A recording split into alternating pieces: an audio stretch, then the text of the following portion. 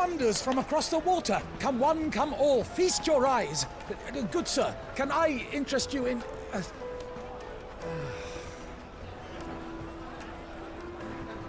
How much?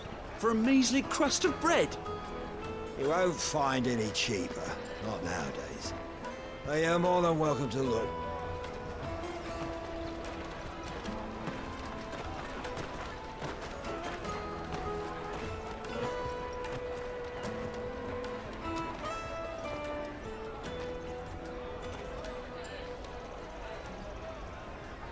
The Empire's unlawful and illegitimate occupation of the Crystalline Dominion is still in effect.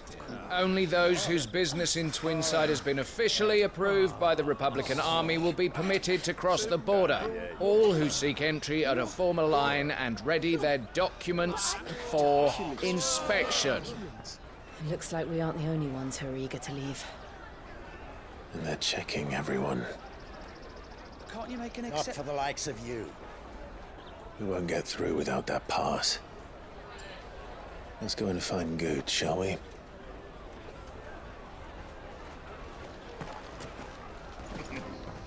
Ah, Good. There you are. Clive, I'm so sorry. Don't tell Nan, will you?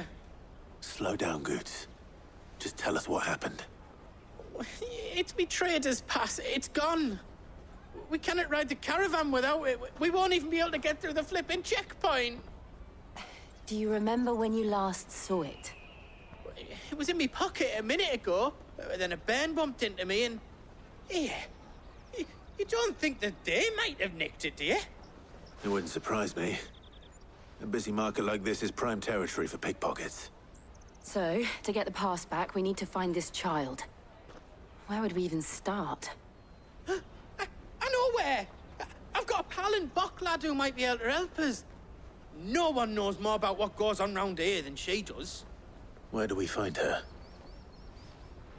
She's the owner of the Crimson Caravans, up that way. Sign's got a red chocobo on it. No time like the present. You two go on ahead. I'm gonna check the rest of my stuff, make sure no one else is missing. All right. We'll meet you there. Looking to hire a coach? It's 10 million for a two-birder to the Crystalline Dominion. Take it or leave it. Oh, we're not here for that. Then I bid you good day. Oh, wait! Don't go, El. He's me mate. As I live and breathe. Goots, what are you doing back in Bocklad?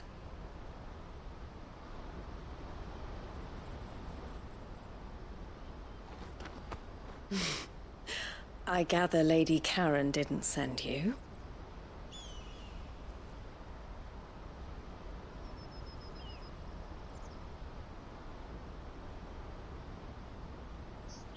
So what trouble have you got yourself into this time? It's me trader's pass. It got stolen. By a little bairn. Of all the... You're the size of a marble. Honestly. Ugh. Goots told us that you know the markets well. Might you have an idea which little bairn could have done this? We don't intend to punish them. We just need our pass back. Then, we can be on our way. I see. So neither of you has a trader's pass either. Not that anyone would take you for traders, but I suppose that's why you came to me, correct? Now, I can't say for sure who took your pass, but I suspect I know why they did it. Let me explain.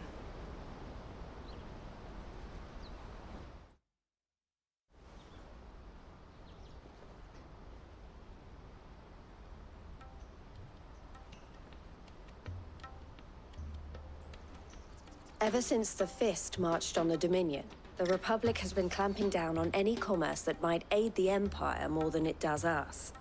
Which means traders' passes have gone from being merely a way of easing one's progress to being essential if one wishes to cross the border at all. And with demand outstripping supply, they've become a precious commodity. leading some to seek to acquire them by less than legitimate means. So the children are stealing passes to sell on the black market. Yes and no. Passes are inscribed with the names of their owners, and yet none of the victims' names have appeared on the register of those passing through the checkpoint. Which means? That someone is doctoring the stolen passes. The same someone who is encouraging the children to steal them. And the same someone who has Goots's pass, no doubt. Whoever they are, they're ruining the livelihoods of honest merchants, which is why we've decided to take a stand. Will you stand with us? You want to get your pass back, and we want to ensure that no more are stolen. Catch whoever's behind it all, and 2 birds shall be slain with a single stone. Is there any other way of getting to the Crystalline Dominion, Goots? They won't let you in if you're not with the caravan. It's that, I don't know, try swimming across the strait. But the guards will definitely spot you if you try and do that. Like, we don't want to get spotted, right? So either we find the people who took the pass, or give up all hope of entering the Dominion. All right. We'll help. Thank you kindly. But I don't know your name. Eloise at your service. Clive. A pleasure doing business with you, Clive.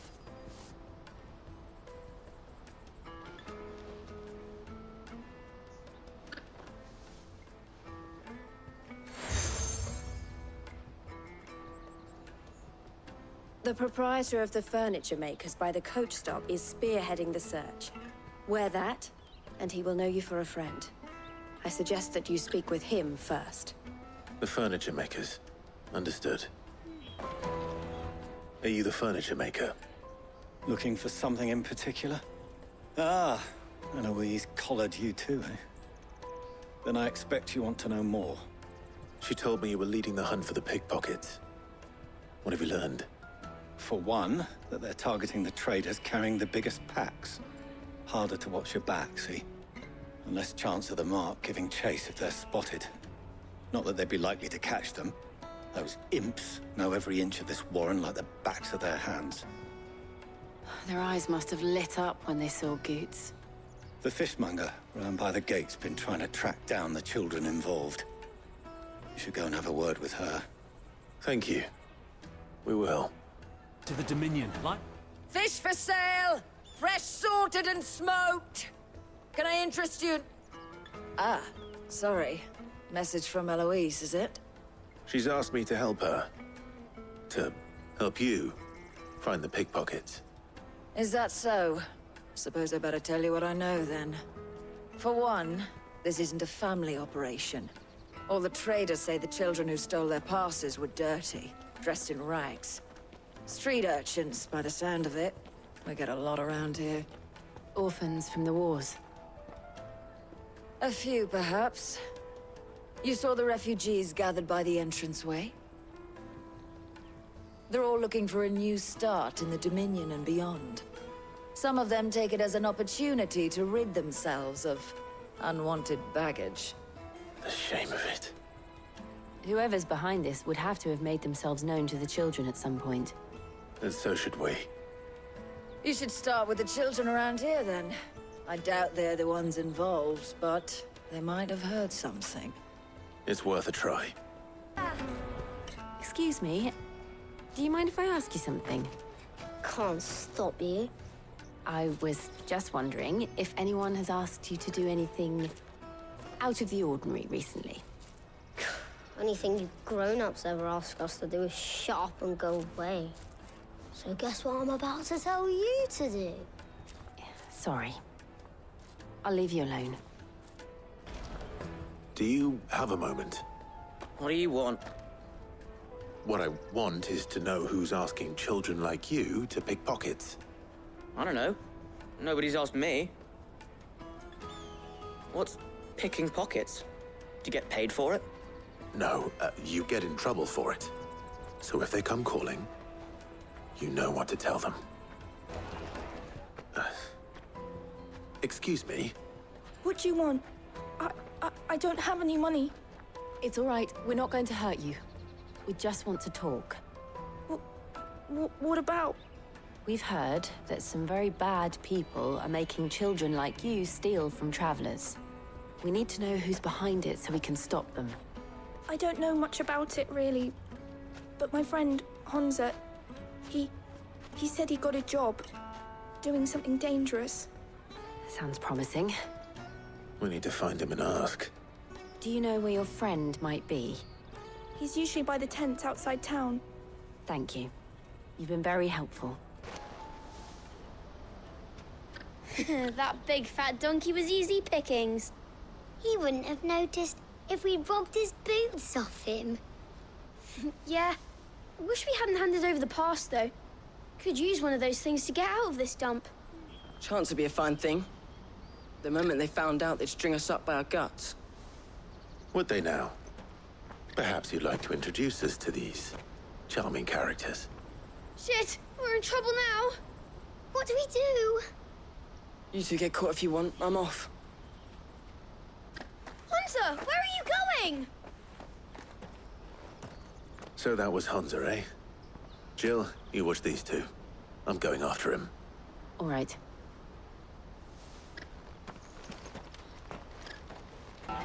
Did you see a boy run past? He stole something from a friend of mine. There was a boy ran back there towards the chocobo pen, but...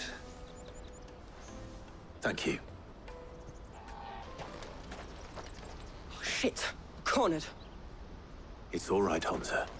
I'm not going to hurt you. I just want to ask you some questions.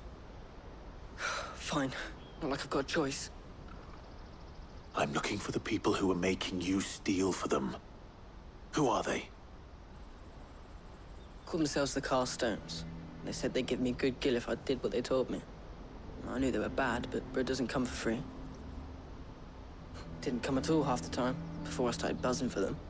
You know, if I didn't do it, they'd just pick on someone else. Someone they could push around easier. Honza. You found him, then? Jill. Where are the other two? Eloise is watching over them. She sent Goots and I to look for you. You're... him! I haven't got your pass anymore, if that's what you're after. I gave it to the Carstones. Whatever you do to me, I can't get it back. Not that I go against them anyway. If it weren't for their gill, me and my mates would have starved.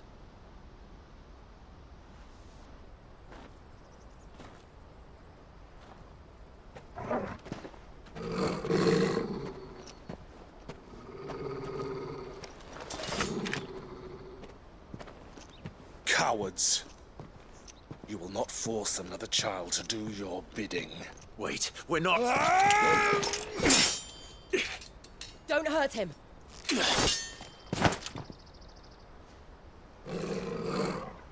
You're making a mistake. We're on the same side. Like hell we are. That brooch. Where did you get it? Master Theo? Goots. What are you doing with these people? Unless you're the ones my sister was talking about. Your sister?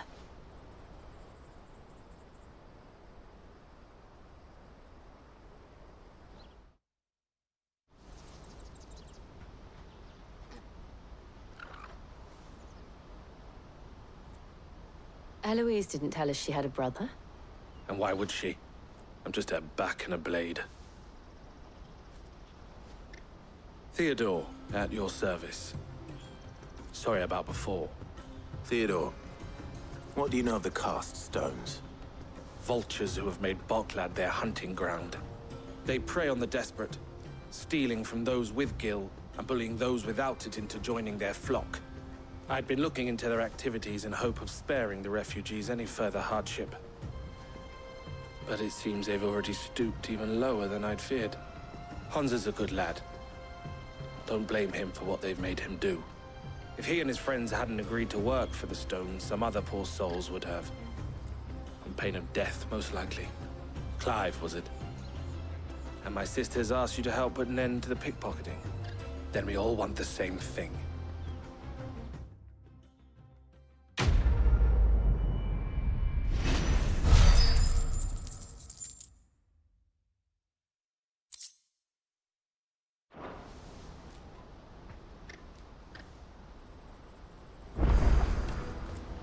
Oh, where is it?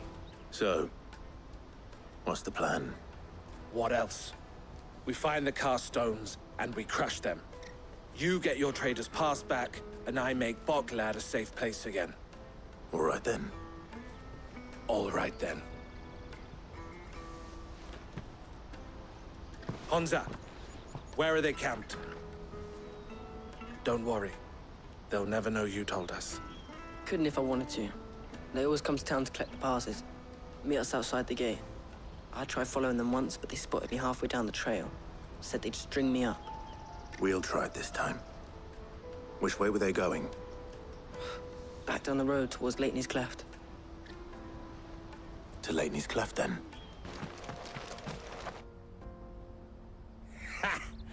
Not a bad haul today, eh? Aye. Some of our new recruits are natural-born ne'er-do-wells. Especially the little ones. That Hans has got nimble fingers, all right. It will be a shame when they chop them off. But till then, let's make the most of it. Scum. The leaders of the cast stones, I take it. They don't deserve any mercy, Clive. I wasn't planning on showing them any. We're ready when you are, Theodore. Oh, I'm ready.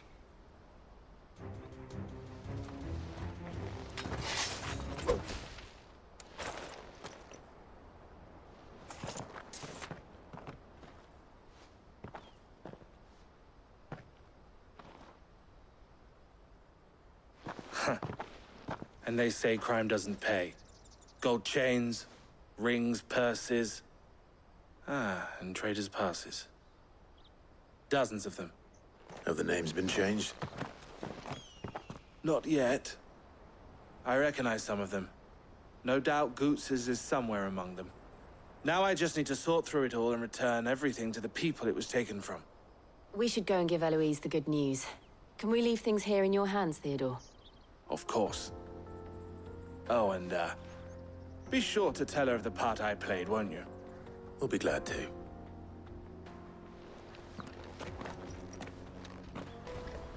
Ah, Clive. How goes the hunt? My brother isn't getting in your way, I trust? Quite the opposite.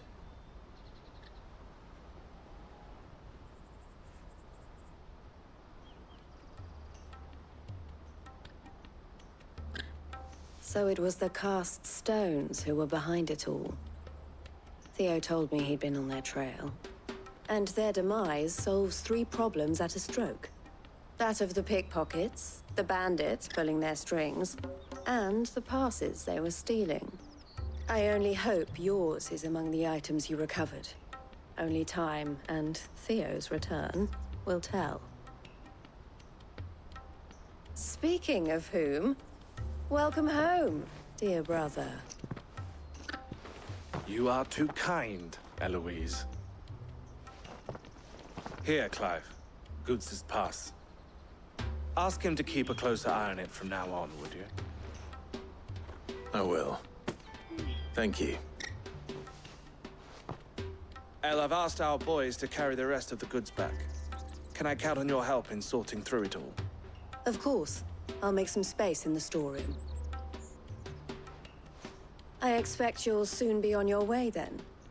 But it wouldn't do to leave without introducing yourself properly. Would it now? Sid. Don't look so shocked. We're on the same side. I don't understand. As you now know all too well, we at the Crimson Caravans are always happy to help those in need. For a small fee, we will move anything that needs moving. Be that goods to market, or bearers away from it. I was the first my sister helped escape. If it wasn't for her, I'd have been branded as a boy. I had no idea. It just so happens that we are seeking to expand our operation. And who better to join forces with than the leader in the field? Wouldn't you agree, Theo? I would. It seems our purpose is the same in more ways than one. So what would you say to working together again? It would be our pleasure. And our honor. The honor is ours. Here, Clive. This is for you.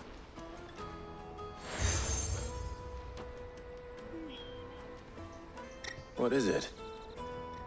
Elle has friends in high places, while I have associates in, lower ones.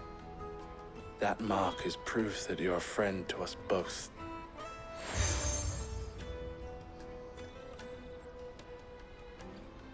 I shall bear it with pride. Well, all that remains is to wish you a safe onward journey.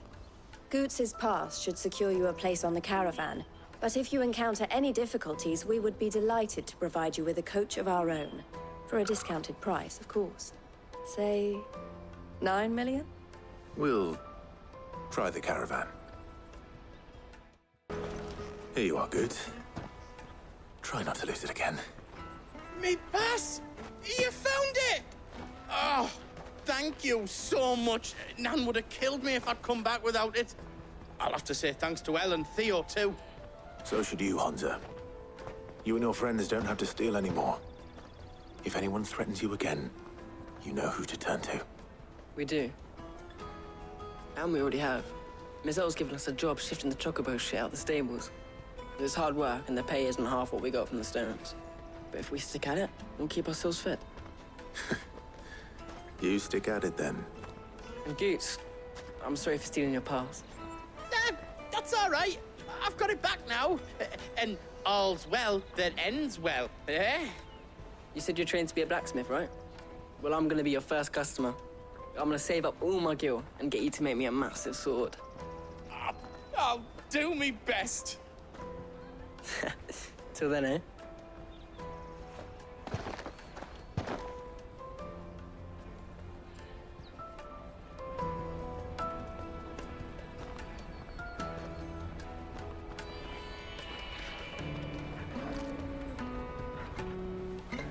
All right. We have a place on the wagon.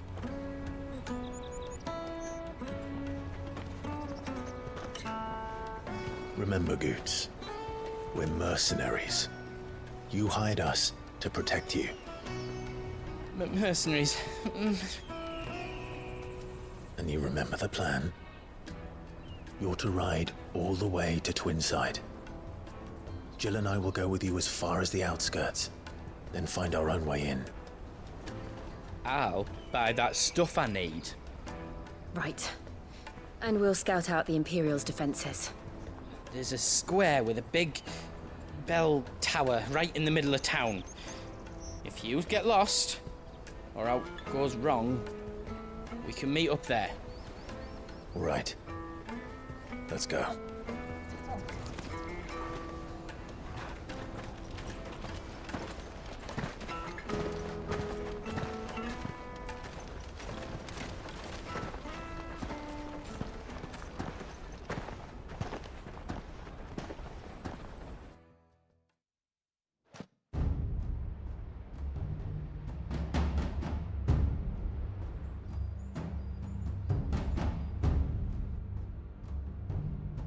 I see. And you're quite certain your father has no knowledge of Ultima? I am. I have no difficulty believing a sinister force has come to exert an influence on Sanbreque. But be that as it may, it is yet to claim my father.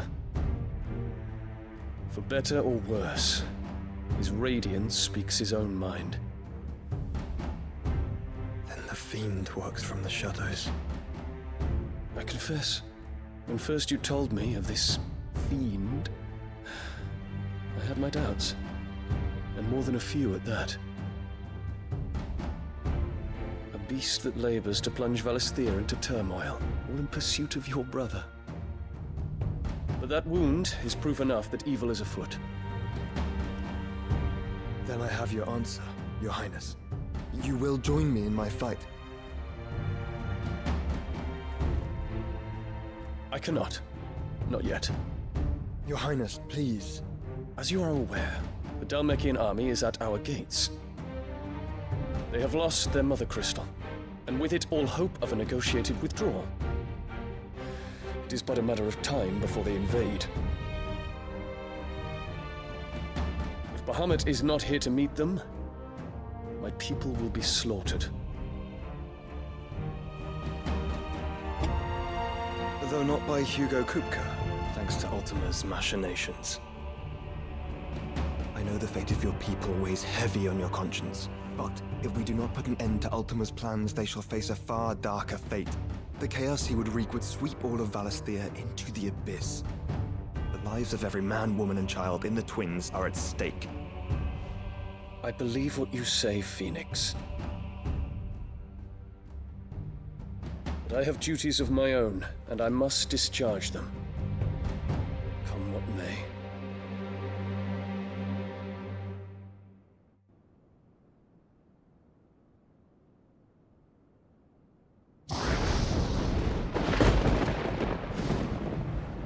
What do you know of my blood?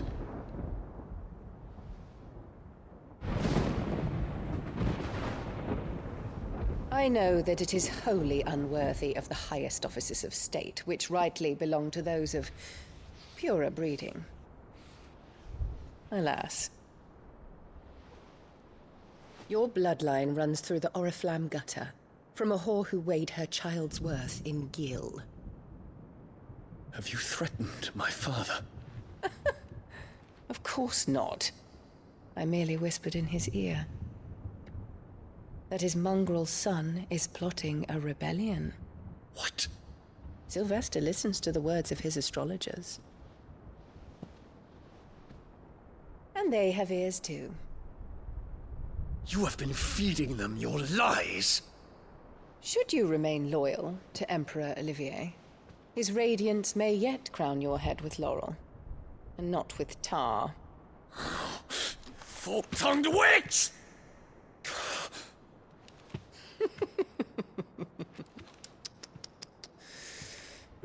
In consideration of your long years of service to the Empire, I shall forgive this uncharacteristic rudeness. Now hurry and make ready, Your Imperial Highness. Emperor Olivier expects much of you, Dion. Or should I say, of Bahamut. May your fire reduce his enemies to ash, till all of Valisthea bows to its rightful ruler.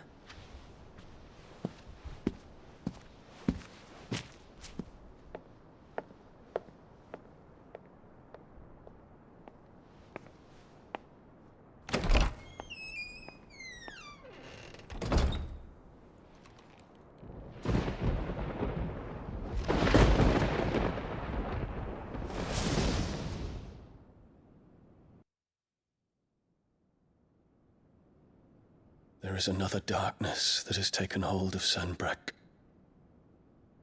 And until its grip is released, the flames of war shall spread ever wider, just as Ultima wishes. Forgive me. My family has caused you much grief. You are not her keeper, Phoenix. This is a matter for the Imperial household now, and as a member of that household, it falls to me to resolve it. At such time as that is done, what strength I have shall be yours.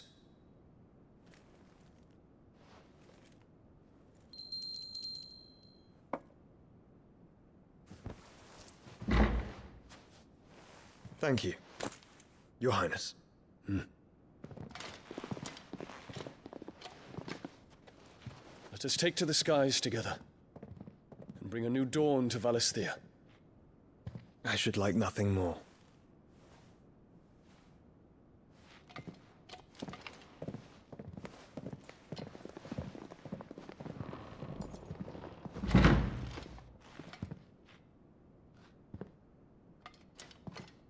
Terence, My prince. tell me true. Do you believe what I'm about to do is wrong? We dragoons have but one leader, your highness. And we shall follow him unto the very end. Thank you. And this is my decree. For their crimes against the crown, the traitoress Annabella and her usurping son shall be put to death, and the Empire restored.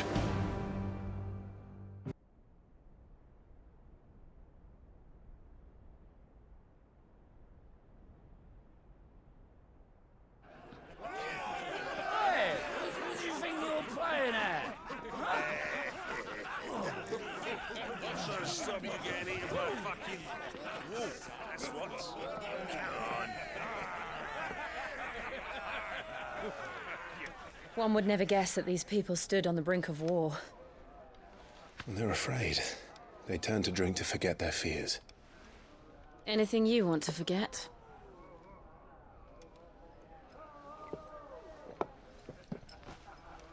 The harbor is empty, and half the market stalls too. The city may seem peaceful on the surface, but it's balanced on a knife edge.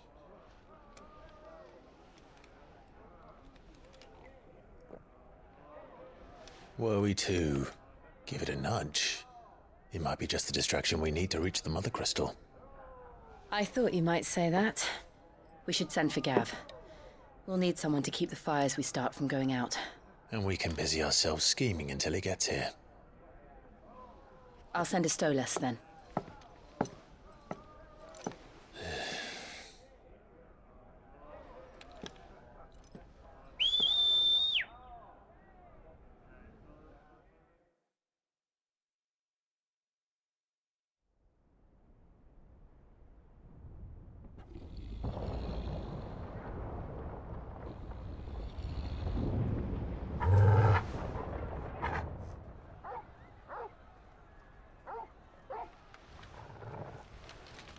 What is it, boy?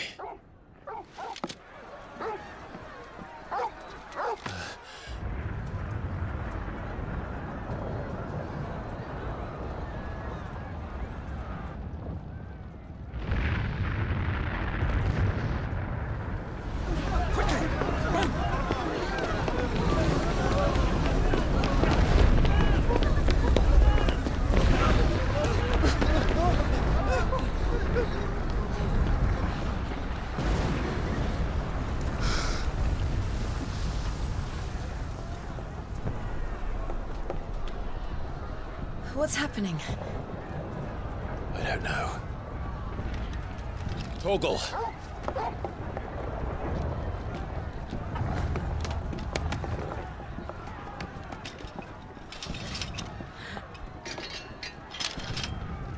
This way.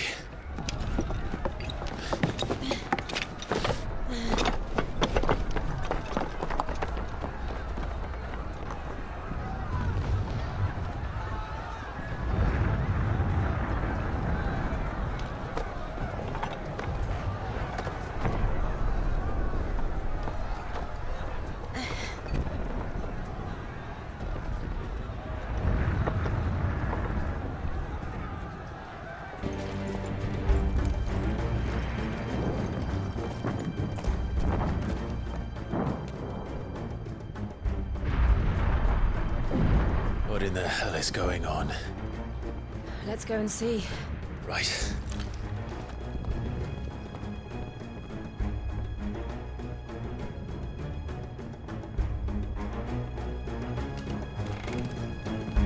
But first we find Goots.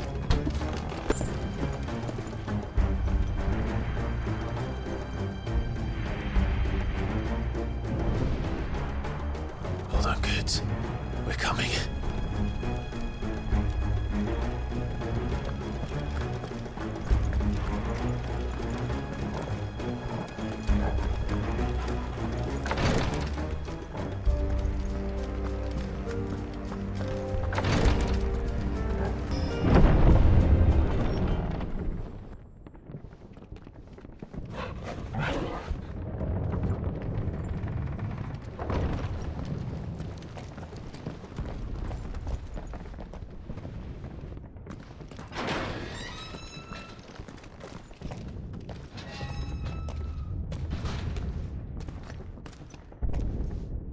Can you see him anywhere?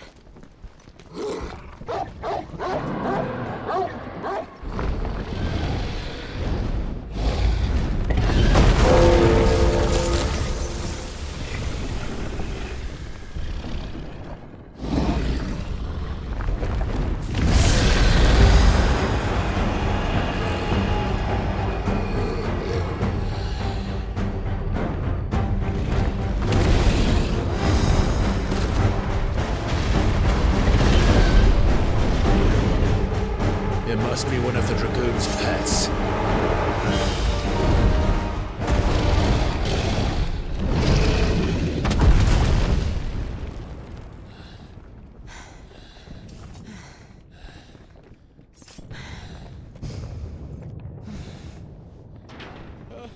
Over here, Clive! Are you alright? Goods, there you are.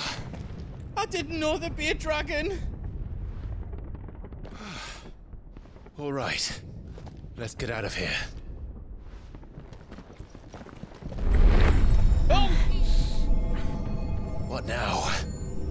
Is that Mother Crystal's heart? What the hell is it doing up there?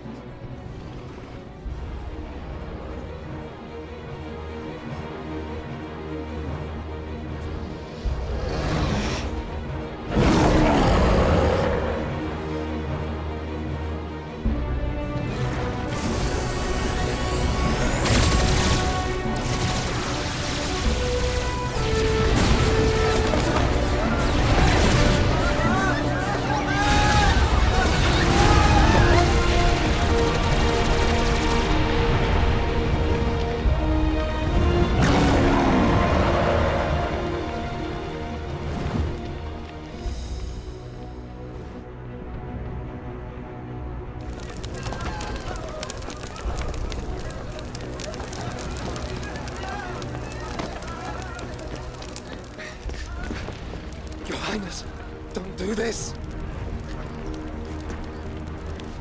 We must leave. Now, Your Grace. I beg of you. This is not what he wanted. Something's happened. Forgive me, Yoda, but I must put a stop to this. Your Grace!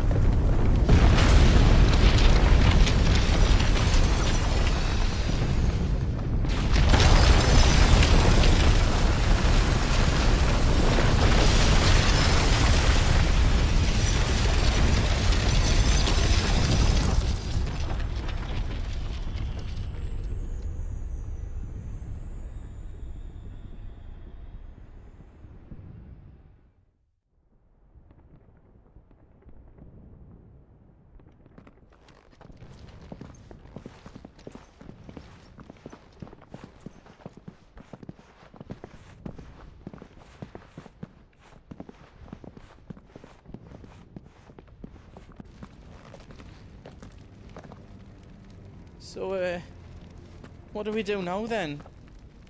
We destroy the heart. We might come back! As soon as the flames die down, the Imperials and the Dalmex will move in. This may be our only chance. And Bahamut has gone for now. You should get as far away as you can, Goots.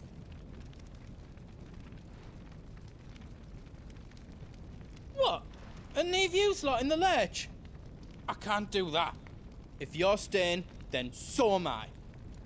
I packed everything up before I made a run for it, so if there's out you need, just ask. But I won't be giving it away for free. Nana'd never forgive us if I did. Thank you, Goot.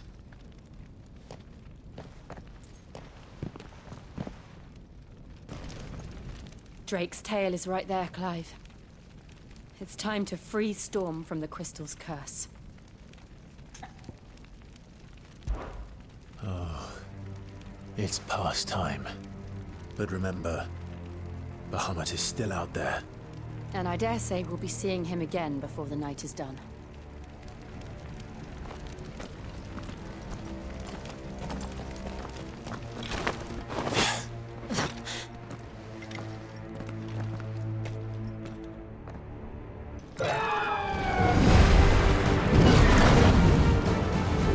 Is that the Phoenix? Joshua! What is he doing? Keeping Bahamut occupied.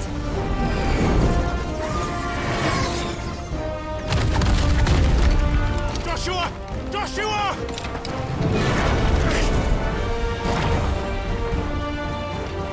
Don't, Clive. It's too dangerous. Fuck! Hold on, Joshua! I'm coming!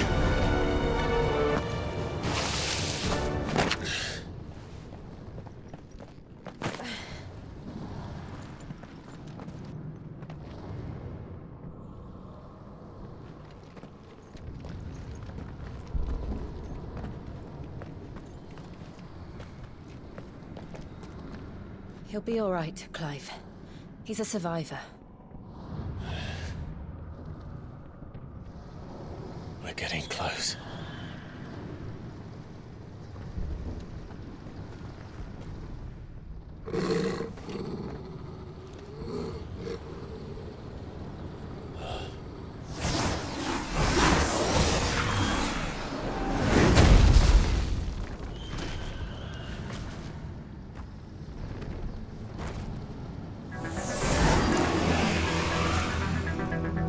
It looks like somebody doesn't want us getting any closer. I don't care what it wants. Neither do I.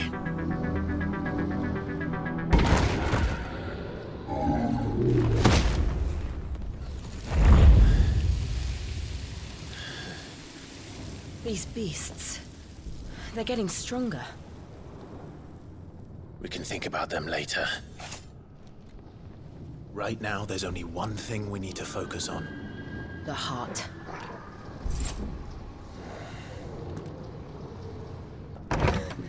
Is someone there?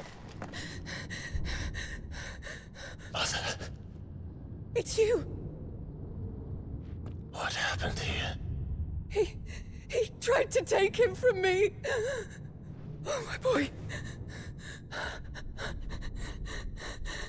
My darling boy. Is this the child you made with the Emperor? Why, Mother? Why did you betray us all? You have no right.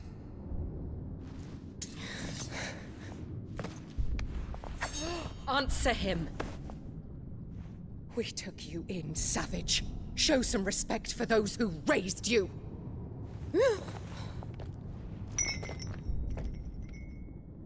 Honorable Elwyn, always thinking of his precious homeland. But what worth is a homeland in a world beset by the Blight? Father did not seek to protect his country. He sought to protect his people. A leader's duty is not to protect his people. It is to protect the source of his sovereignty. The noble blood that runs in his family's veins. So long as this bloodline remains unbroken, what does it matter if a nation falls? One can always found another. Unlike him, I did my duty. I preserved my line. I bore a son of the noblest blood, to whom the whole world might kneel. That is why I gave Rosaria to Sambrek, that I might join my line with the Lesages and birth a savior of this benighted land, blessed by both Bahamut and the Phoenix! You sold your country for a child. Why did he need another? You had Joshua. I had nothing. You were always your father's son, so very strong and bold and daring. And yet you failed to awaken. Would that Joshua had been granted 1/10 of your strength? Oh! How the nobles laughed that Elwyn's firstborn was surely the son of a concubine, and my own, not long for this world. The shame of it! The shame of being slandered by one's inferiors! How could you ever know how that feels? It should have been you! Why didn't the Phoenix choose you? Joshua's every waking moment was spent trying to shoulder the burden that you and the Phoenix and the Duchy foisted on him. That's why I became his shield. To help bear the weight. But what did you do? You betrayed your own blood and surrendered your son to his fate! Joshua, my darling boy.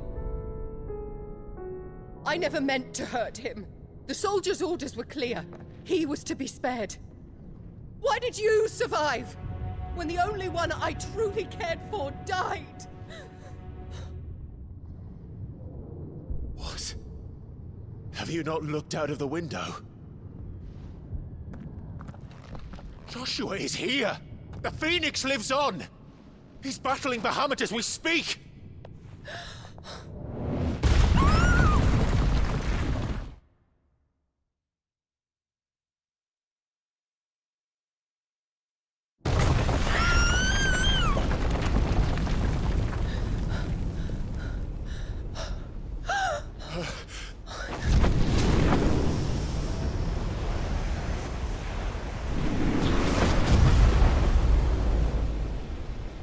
Joshua!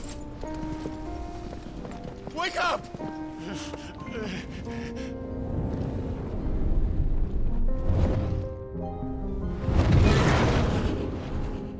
I am a shield of Rosaria.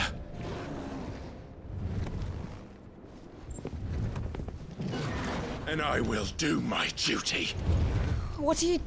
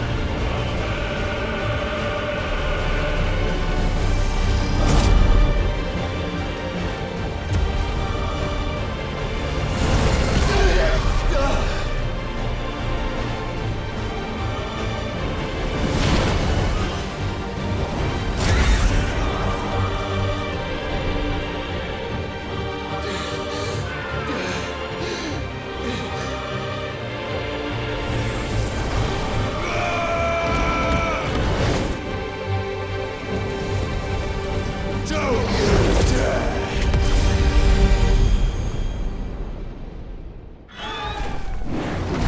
Clive! Thank the Founder!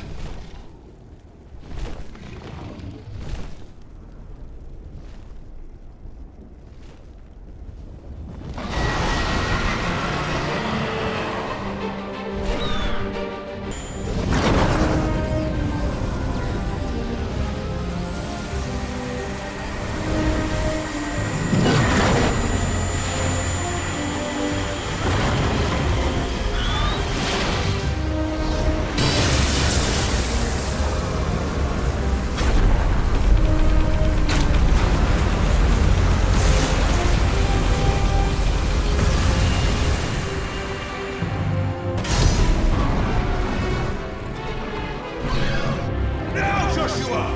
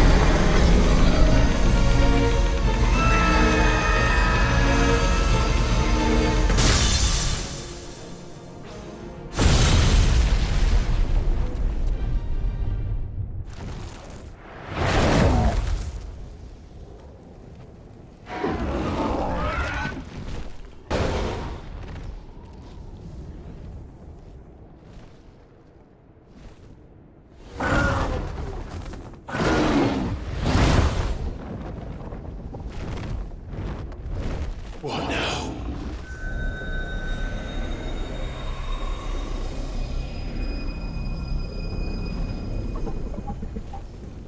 This is drinking me. We have to stop him.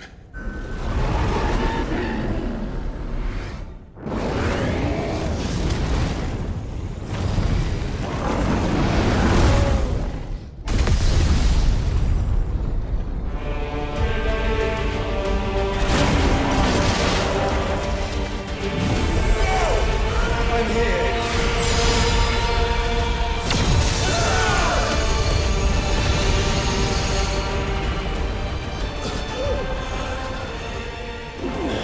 Joshua, are you all right?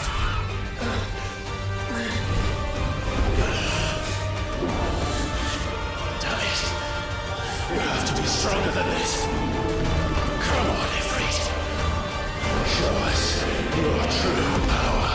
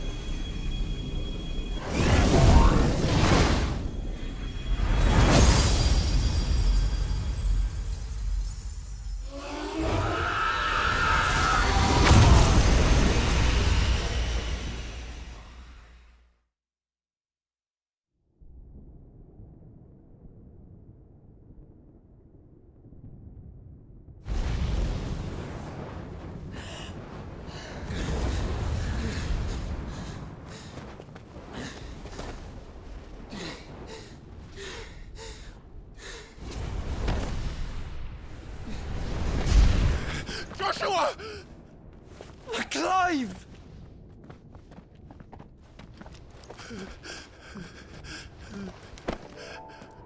My brother. I'm sorry. I'm so sorry. You're alive. We both are. Nothing else matters.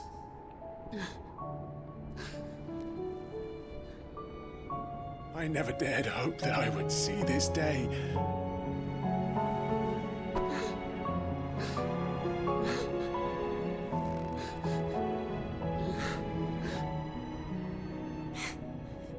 Reunited at last. Jill.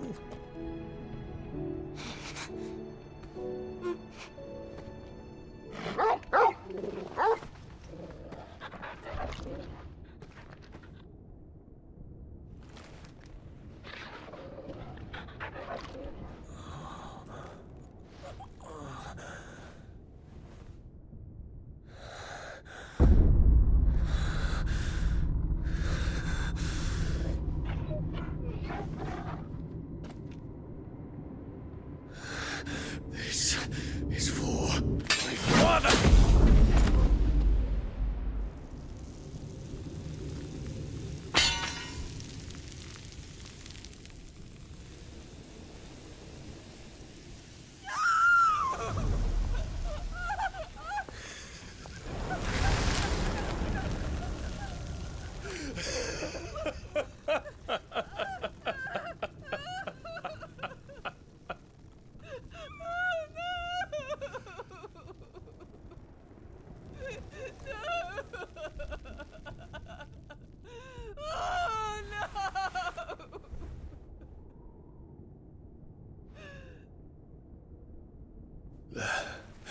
It is done.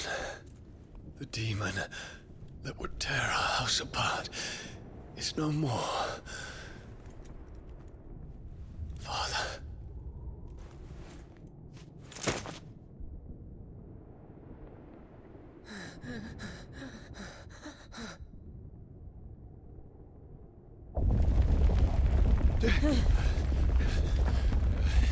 The Mother Crystal. It's collapsing. Right. We need to leave. No. Wait.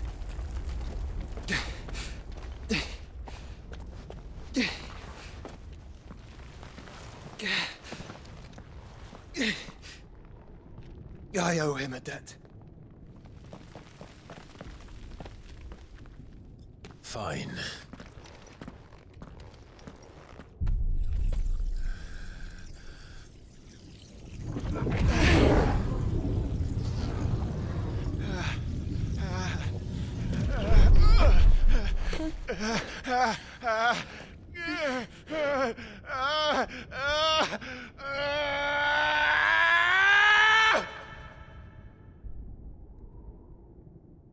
You there. Don't reinforce the Situation. Report, Captain. Can nothing be done to call them off? I regret not, Your Radiance. The Dragoons answer to none but His Imperial Highness. The Council is powerless to intervene. We're hearing reports of rebel Madness is this, Dion. throughout the neighboring districts.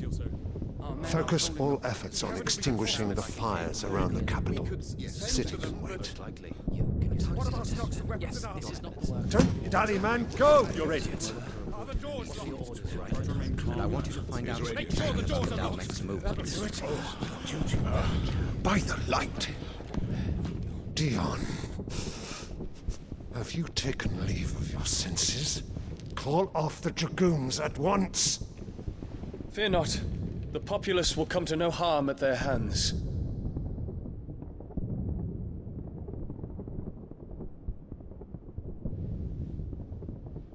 I am here to save you, Father. Save me? A creeping darkness hides in the heart of Sanbrek. It stems from your wife, the traitorous Annabella.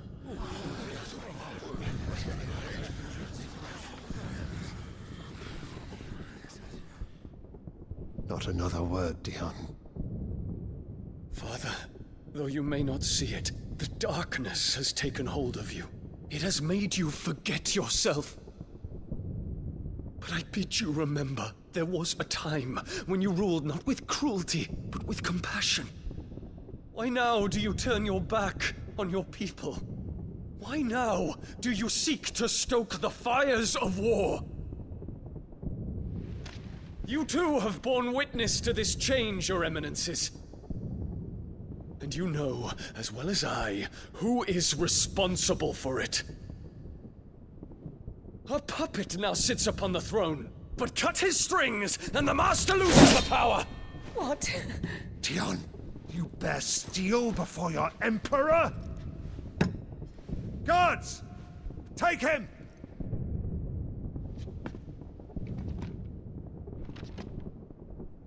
For every citizen who falls, another can be bred. For every home that burns, another can be built. Those were your words. But when the last of your citizens has fallen, and all of their homes have been reduced to ash, what will become of your empire, of its rulers, of your god? As the mother crystals crumble one by one, and the blight sweeps in to claim all that we hold dear, our people look to their emperor for protection. Yet he labors not to secure their futures, but to seize what is left of the twins for himself. Even if it should come at the cost of everything his loyal citizens have labored to build. Dion, you must understand. A small price to pay, is it not? You've been blessed with great power, Dion. Enough to win me the world. So go, claim Valisthea for me, brother.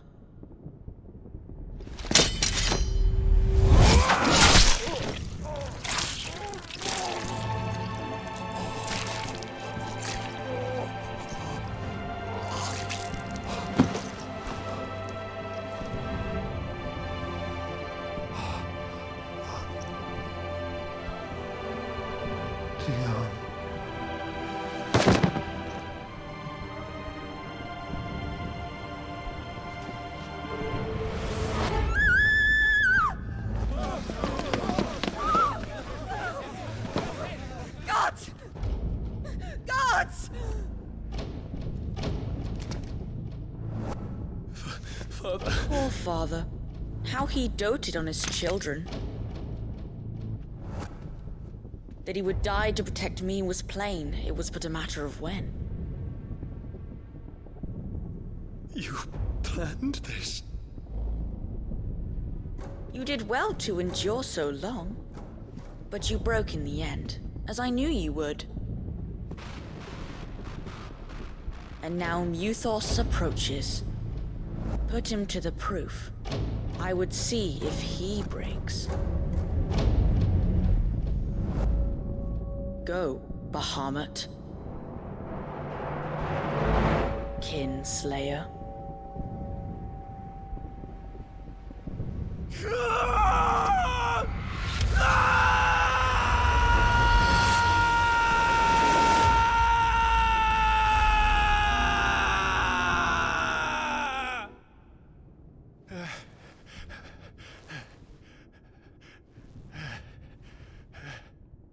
Not again. Brother? It's a long story.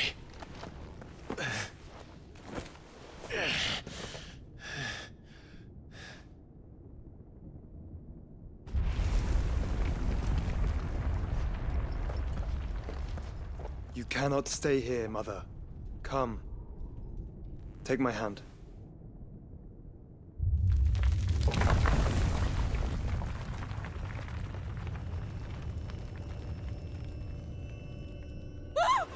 Get away from me! This is all just a dream, just a bad dream! You will not take me, Shadow! You will not take me!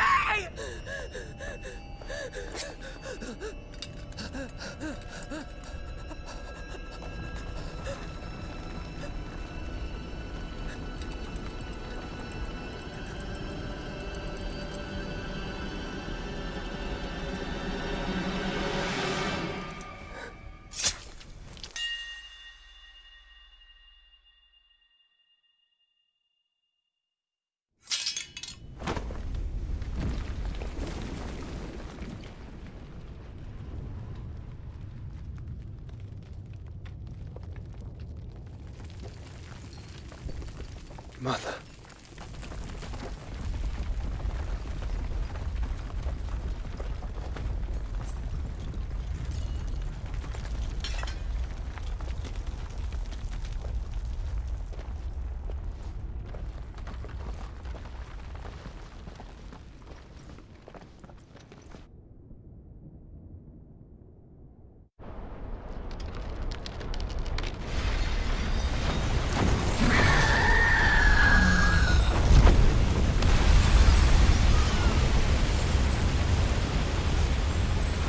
If it is consciousness that weaves your wills together,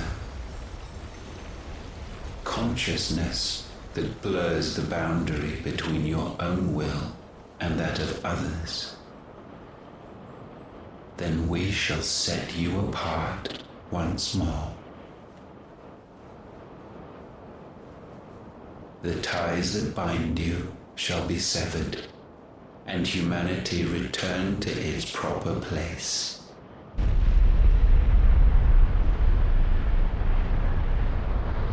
By primogenesis shall a new age of reason begin.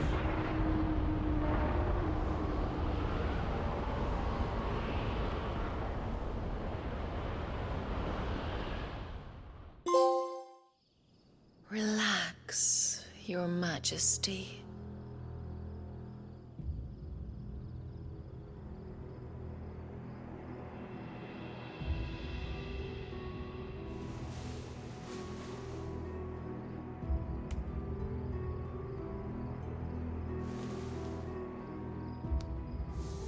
Don't you want to play?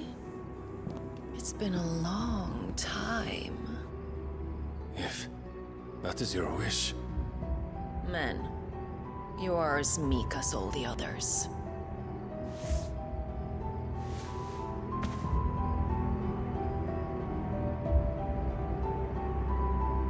Such feeble creatures.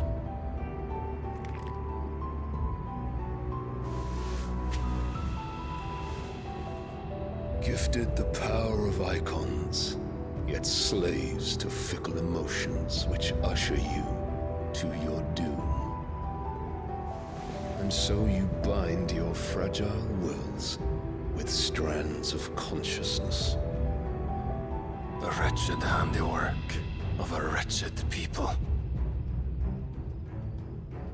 The Sons of Fire were united at last, and for but a moment, their flame burned bright. Soon, Muthos shall become our perfect vessel. And then shall the world be remade. Not before the bonds are severed, of trust, of respect, of love.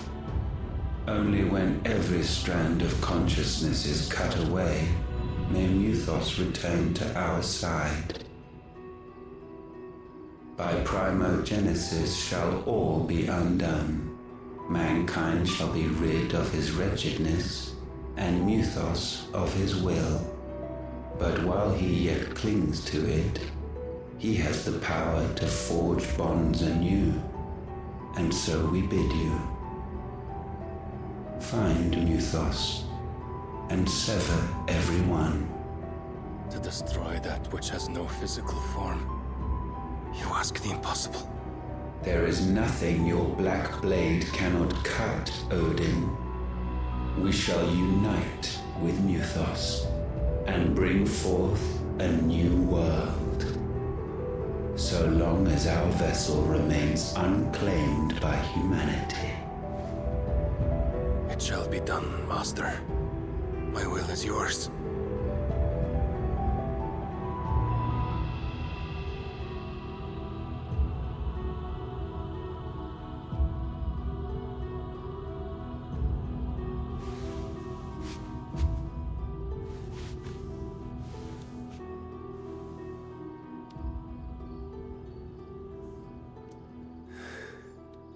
Mother.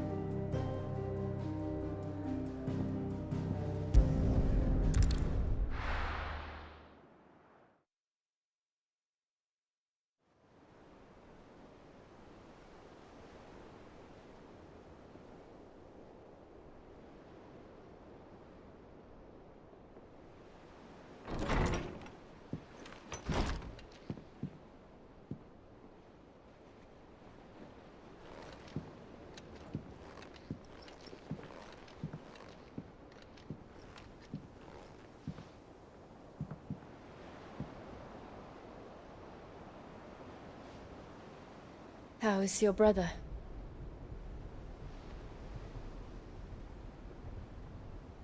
Asleep since I returned from the Dominion.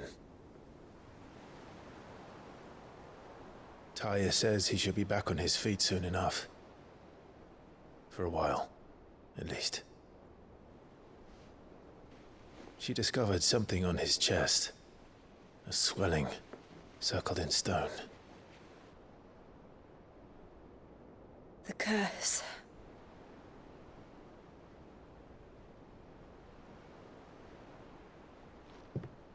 For every mountain we climb, another rises up to greet us, doesn't it? It's never ending.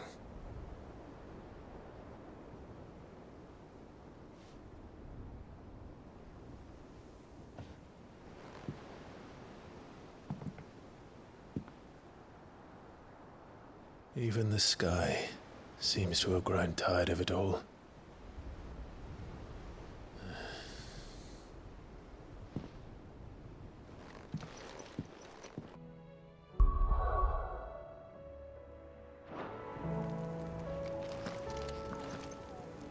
Otto, how fares the realm? The realm? Oh, she's just fine. As long as you look past the fat storms out mother crystals and her skies are a roiling cesspit.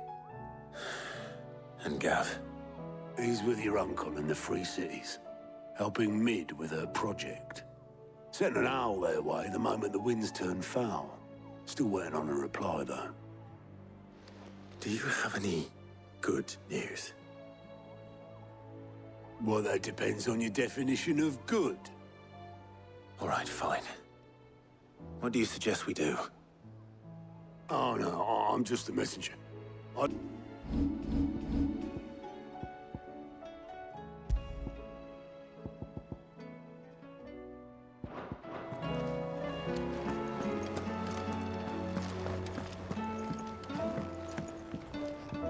How is it that every one of your little excursions presages some inexplicable catastrophe?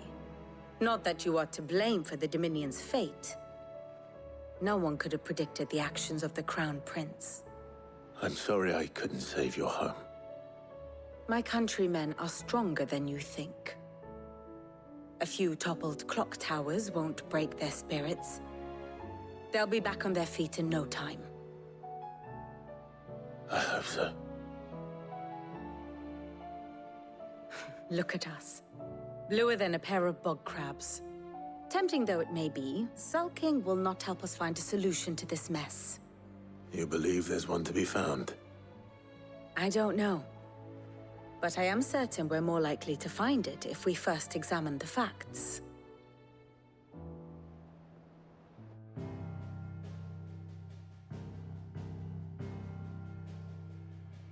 Beneath these darkened skies, fear and confusion reign over Valisthea.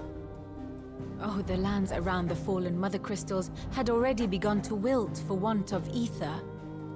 But not like this. Crystals that filled wells and fueled furnaces. Now nothing but pretty shards of rock. And those that hang from the people's necks cast nary a glimmer of light to keep the dark at bay. It is only a matter of time before the common folk convince themselves that the end of days is upon us. Yet I fear a swift end is more than we can hope for.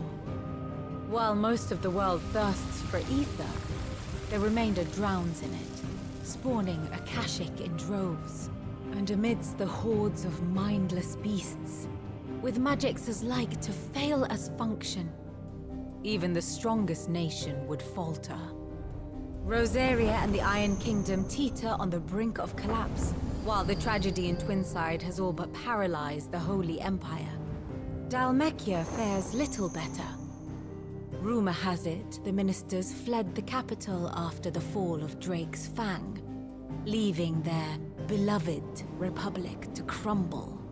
Waloed, meanwhile, moves in earnest. The Einherjar has been sighted off Storm. The world, in short, is in chaos. It would seem our civilization was nothing but a castle of sand, to be washed away at the whim of the waves.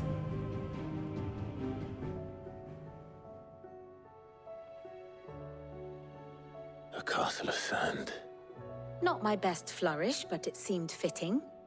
The reports I've received are considerably more blunt in their appraisal. Without the protection of their nations, it will fall to the people to defend themselves against those who would take what is theirs. Which is only ever going to end one way. Defending a farmhouse against a band of chocobo thieves is one thing, but pitchforks and palisades seems the highways.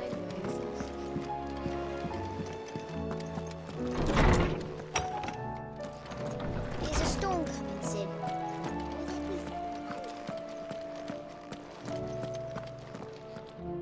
Let me guess. You're here about the skies. Is there anything you don't know, Lawsman? It doesn't take a court astrologer to augur the obvious. As for what has disturbed the heavens, that, I believe, is a question the Fallen might be better placed to answer than I. And on the 6th day did the gods tear the sun from the firmament, visiting darkness upon their prideful sons and daughters. But I dare say you remember your childhood lessons on the sins of Zemeckis only too well. You think they're connected? That Ultima was one of the gods responsible? Well, he has certainly exhibited powers that we mortals would associate with the divine. There is nothing divine about him. But he wouldn't be the first god of whom that could be said, now would he? Yet for all the fairy tales that tell of the sins, there is almost nothing in the way of actual historical accounts. Had I the Journal of Moss the Chronicler, I may have been able to tell you more, but alas, I fear...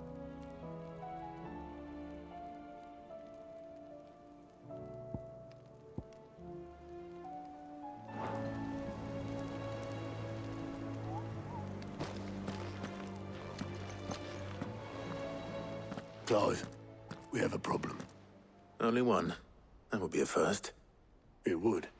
Actually, there are 3. We had as many owls arrive while you were at the shelves.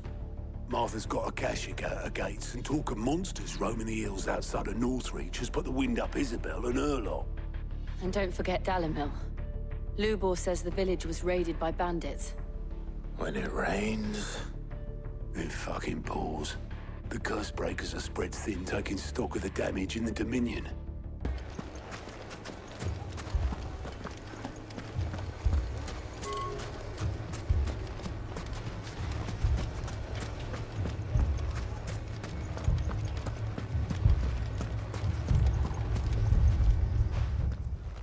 Sid!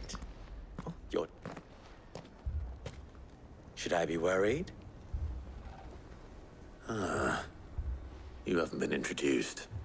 Jill. Clive has told me much about you. All lies, I'm sure. Your Stolas said that Dalimil has a bandit problem. Indeed. Although, you're a little late. They left with our food and guild days ago. Any idea where they went? The desert's a big place. Your guess is as good as mine.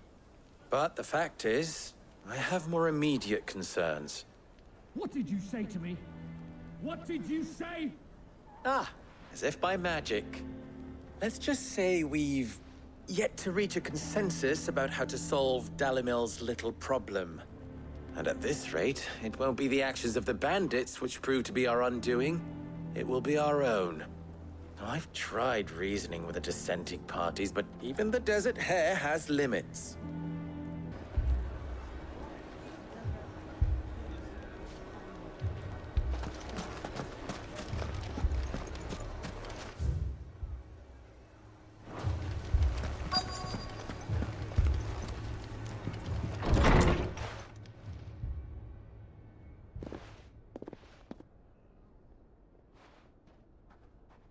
You wouldn't talk like that if it had been your men whose throats were slit. Blood for blood, it's the only way. We hire mercenaries and have them mount the bandits' heads on our walls as a lesson to the rest. And what happens when those mercenaries are slaughtered like your men? Are you going to hire more?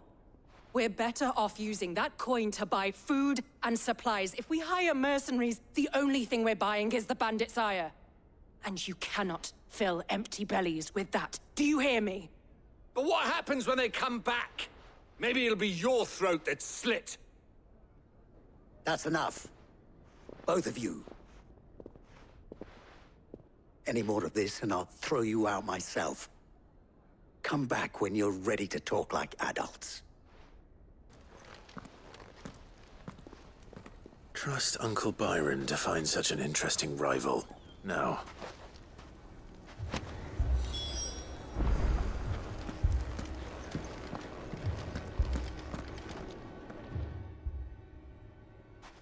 Sid.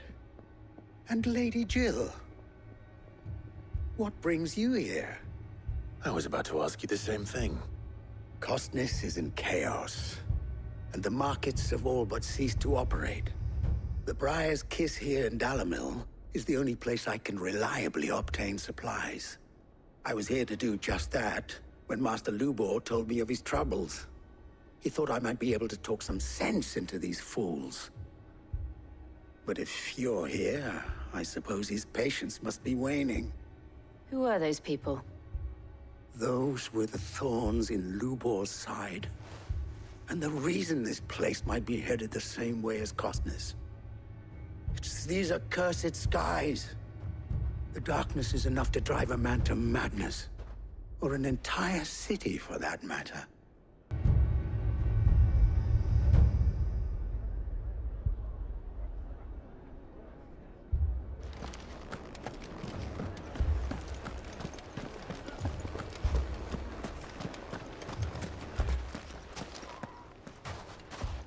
So, you see my predicament?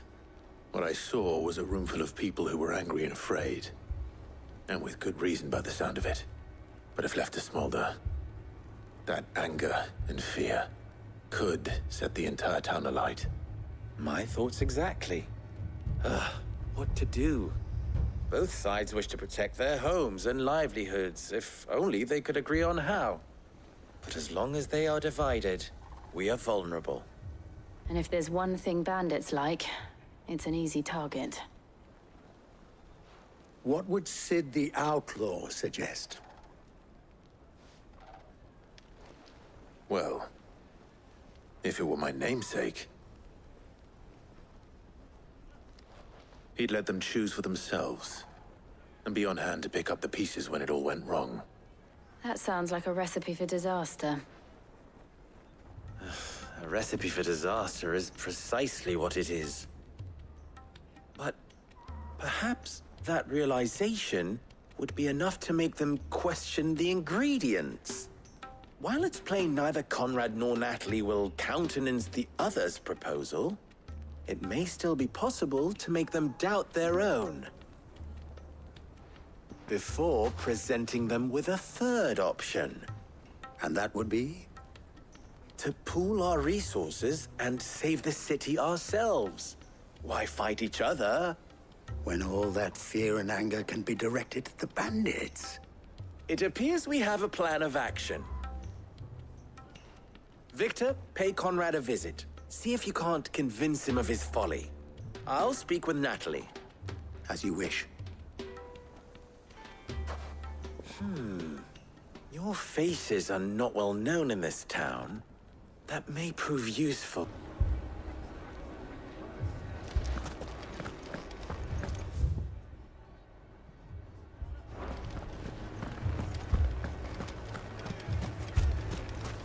Picture it, Conrad.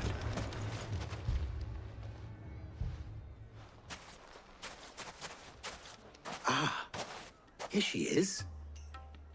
The Lady of the Spear herself. Conrad, may I introduce you to Jane, commander of the Red Wings, the oldest mercenary guild in the Free Cities. A pleasure, my lady. The pleasure is all mine. As I told you, I summoned the commander here from Canver to inquire about a contract. Victor says you told him no.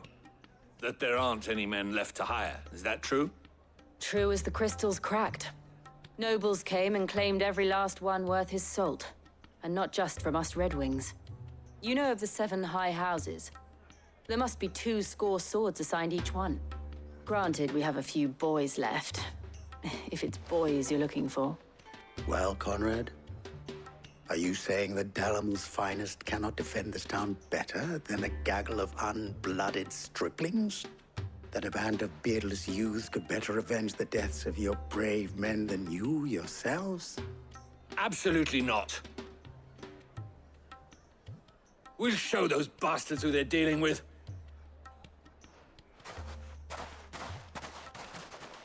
I can't believe that. My shop. If I had my pickaxe, I would... I mean, it may still be possible to buy something. Ah, here he is now. Natalie, allow me to introduce Lord Underhill of Randalar's prestigious League of Merchants. Lord Underhill. At your service. Underhill. I was just telling the good lady of our conversation, my lord, and how you were lamenting the state of the capital's stores. Lubor says that not only are the granaries almost empty, but that war and the Blight mean this season's harvest won't be enough to fill them for winter. Indeed, certainly that is the case. The nobles in the capital are buying up the city's stocks of barley and wine, driving the prices higher than most commoners can afford. It is only a matter of time before the peasants revolt. It is worse than I thought. If what Lord Underhill says is true, I fear we have little hope of supplementing our stores, meager though they regrettably are. And while I applaud your endeavors to dissuade our more bellicose citizens from seeking vengeance, I sense Conrad is not wrong in his assessment of the bandits' likely return.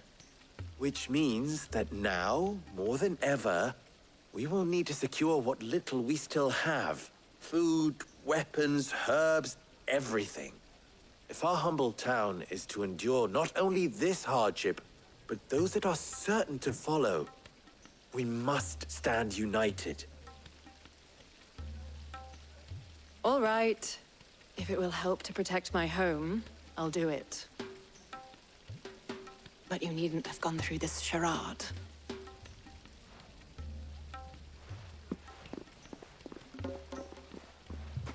Thank you, Clive. Your performance was nothing if not workmanlike. She saw right through it. Mummy, I'm scared. Oh, I'm ruined.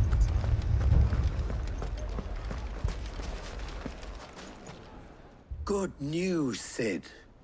Both Conrad and Natalie have somewhat gracefully accepted their new roles.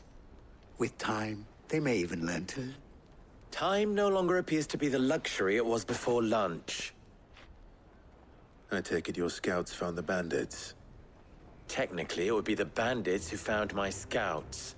It appears they march for Dalamil as we speak. All of them. You're not serious. They don't just want food, they want the whole damn town.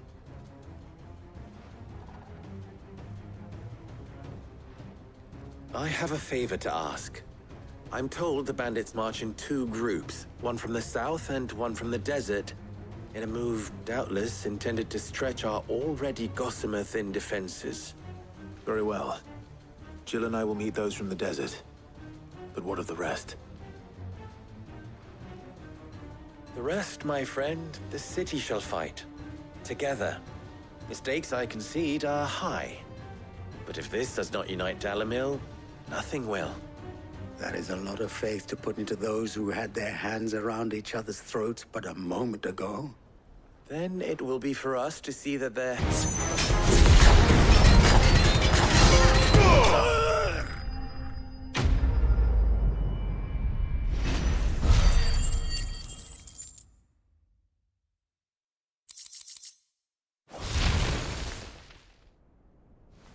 The townspeople.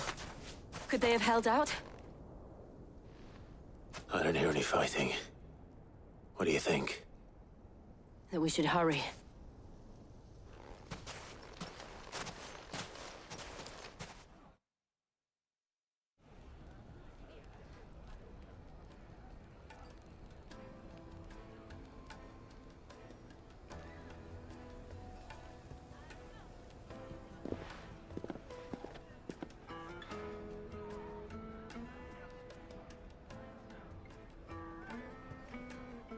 Natalie, I owe you an apology. You did well out there. The inn would have been lost had you not held the line.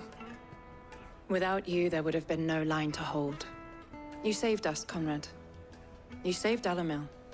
We all saved Dalamil.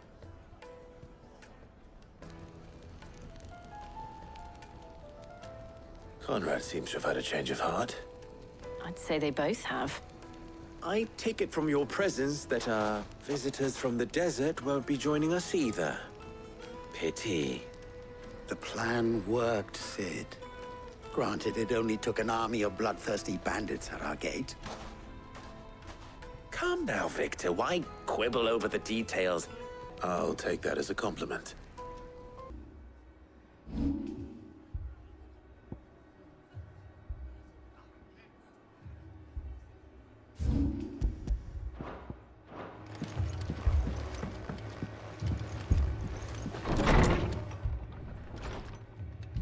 Martha, it's good to see you. And you, Clive. Jill? Otto said you'd been attacked by a Kashik. What exactly happened here? Those skies are what happened. Not long after they fell dark, we had our first visit. There were hundreds of them. Tried to storm the hill. Only a handful made it up here, but that was more than enough. The rest are still down there now. And while we have a few willing fighters holding them back, they're sorely outnumbered. What do you think, Clive? That we join the fight.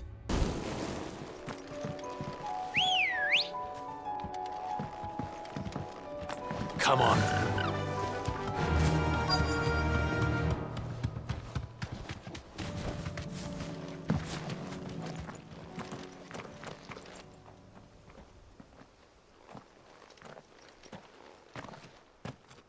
Farewell.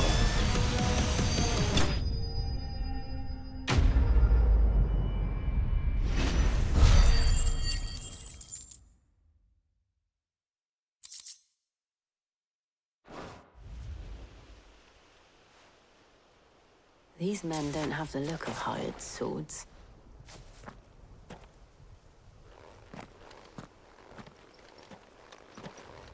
If you've come to rob this place, You are mistaken, my Lord Rosfield. We're here by Madame Martha's leave. how do you know my name? Forgive me, my lord. There wasn't time for introductions. We're with the Guardians of the Flame. Wade's men? But how did you come to be here? Where is your commander? Sir Wade left earlier with a scouting party to find out where the Akashic were coming from. Did he? Take your wounded back to the inn. Martha will see you're looked after. We'll join you anon.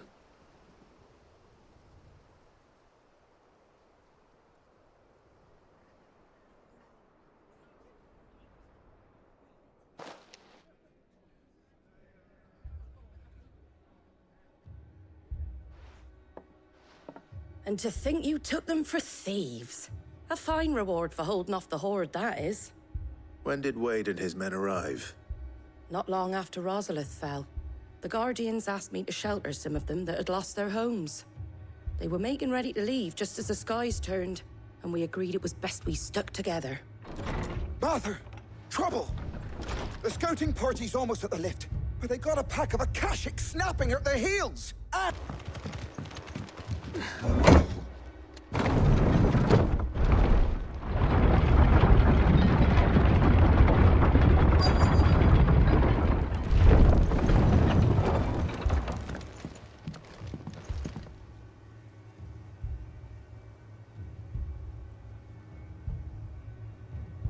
Squire, I need you to get those who can still walk up the lift to Martha's. But what about... I didn't ask, Oscar. Sir. Sir Wade. Lord Rossfield. If you aren't a sight for sore eyes. Martha seemed to think you might need some help. And by the looks of it... We thought we could sneak by them. But we didn't know there would be so many. How could we have? Behind you!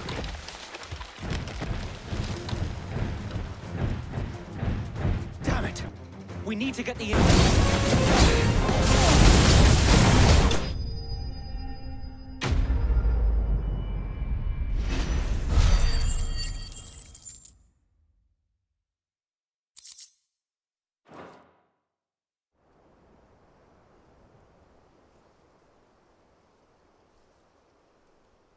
Is anyone hurt?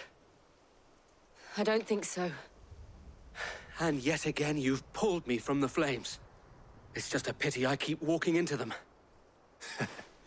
You've never been one to shy away from danger, Sir Wade. Like any shield worthy of the name. I see you're all in one piece. Martha! Is something wrong? The lookout saw smoke coming from down Eastpool way. Too thick to be a hearth. A second horde. Feel like fiddling.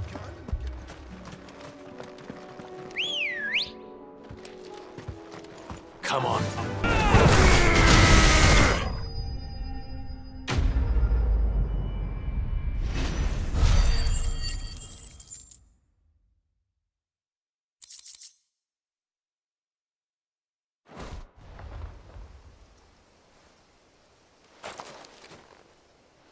Do you see any more? No. I think that was the last of them. But it won't be long before the next lot arrive. Then we make for Martha's while we can.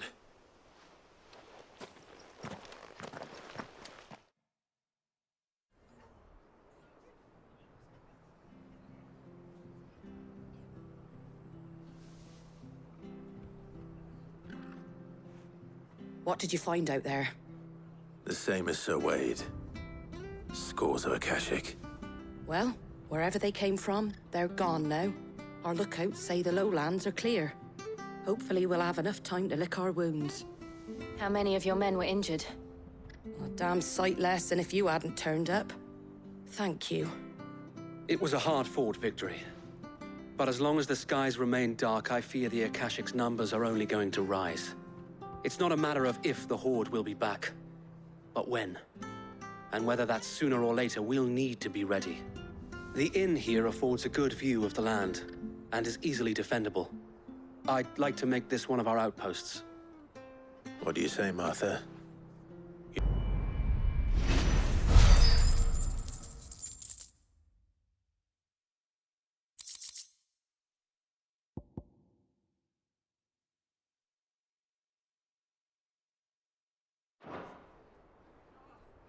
My lord, there's someone I'd like you to meet. Oscar, over here.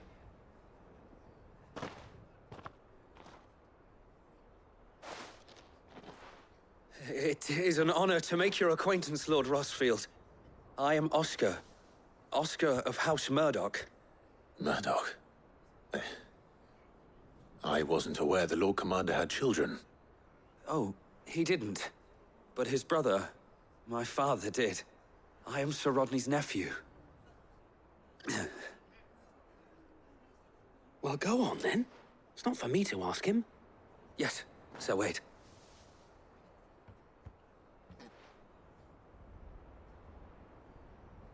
If it please you, my Lord Marquis, might you take me as your squire? I would learn the duties of a shield from the finest. I'm sorry to disappoint you, Oscar, but I'm a shield no longer. Nor was I ever the finest. And spending time in the company of an outlaw hardly seems a fitting education for one aspiring to take his oaths. My Aunt Hannah once told me that a man is not defined by his title, but what he does in its name. You have accomplished much since taking on the mantle of Cid, winning no little honor in so doing. and I would sooner serve under an honorable outlaw than an unworthy shield. Not that Sir Wade and the other Guardians are... I mean to say that, they're... It's all right. We know what you mean. There is only so much the boy can learn from me, my lord. But a squire... Would that really be so bad? You were a squire once. And I'm certain Sir Rodney would...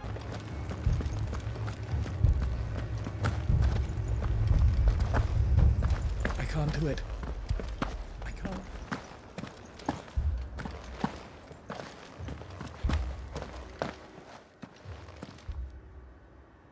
My lord. Milady. We received the dame's message. There have been sightings of strange creatures, I understand. With the blue eyes. Yes. Like a Kashik, but different. They've taken so many. I've lost count. A Kashik, but... On a captain's orders.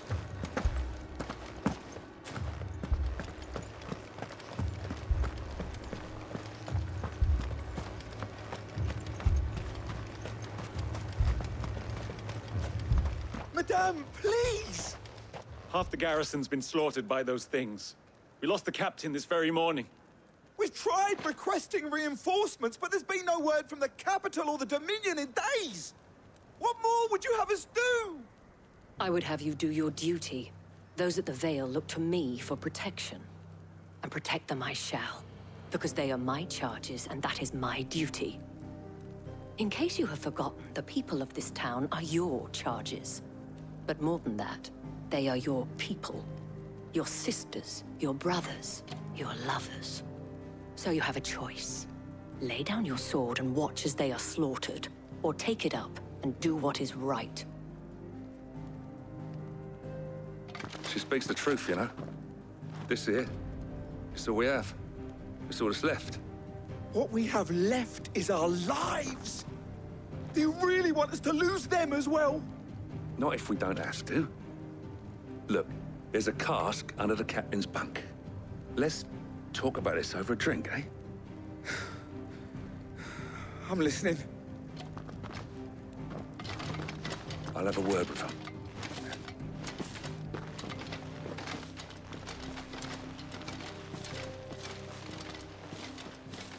Ah, Clive. I didn't expect help to arrive so quickly. And sought to take matters into my own hands. It was a noble effort, but I thought you might still need some support. I'd like you to consider my needs. What we need to consider is where the creature... Don't leave me, Pa. It's all right. Give me your arm. My family. They're still in the capital. I'm sorry, darling. You're a pikeman, yes? What happened? I've got family in Moor. I heard the flood was spreading, so I went to see if they were all...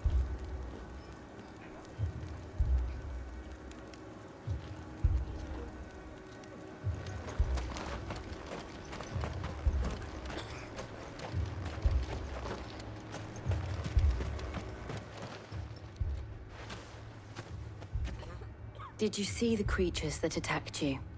Creatures? Yeah, They came out of nowhere.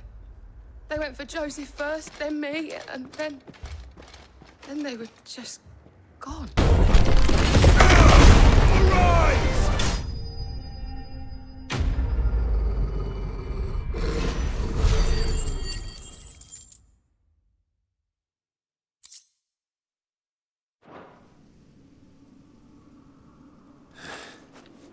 Do you think there are more?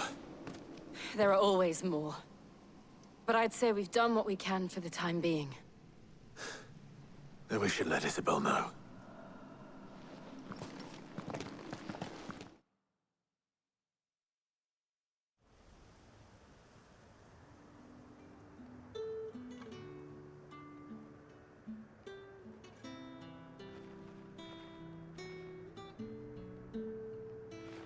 You have the town's thanks. Don't thank us yet. There will be more. Many more. And you'll need to be ready for them. Oh, we shall. Isn't that right, Captain? Yes, milady.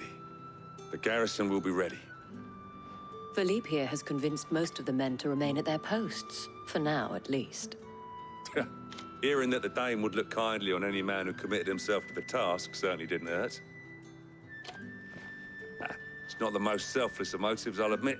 But whatever it takes, eh? Now me, I never needed convincing. I became a soldier to protect the people I love. And the people I love include the ones standing before me. Handsome and chivalrous.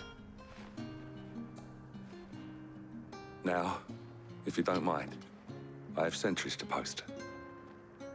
Milady.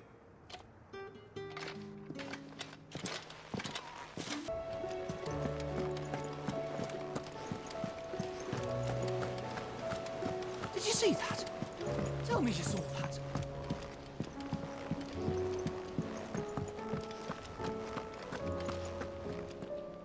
Was wondering when you turn up. Had owls from all our friends thanking you for your timely intervention.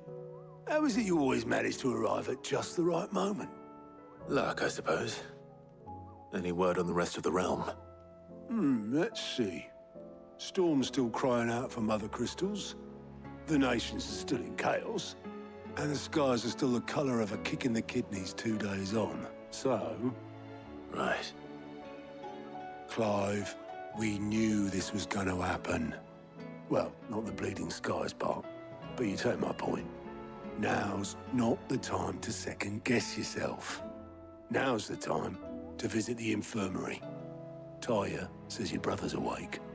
Thank you, Otto.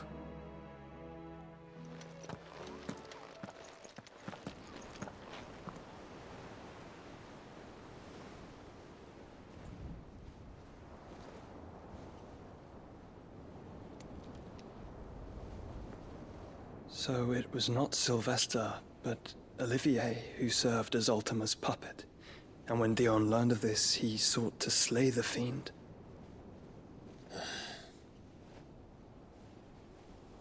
Only for his father to take the spear that would have freed him.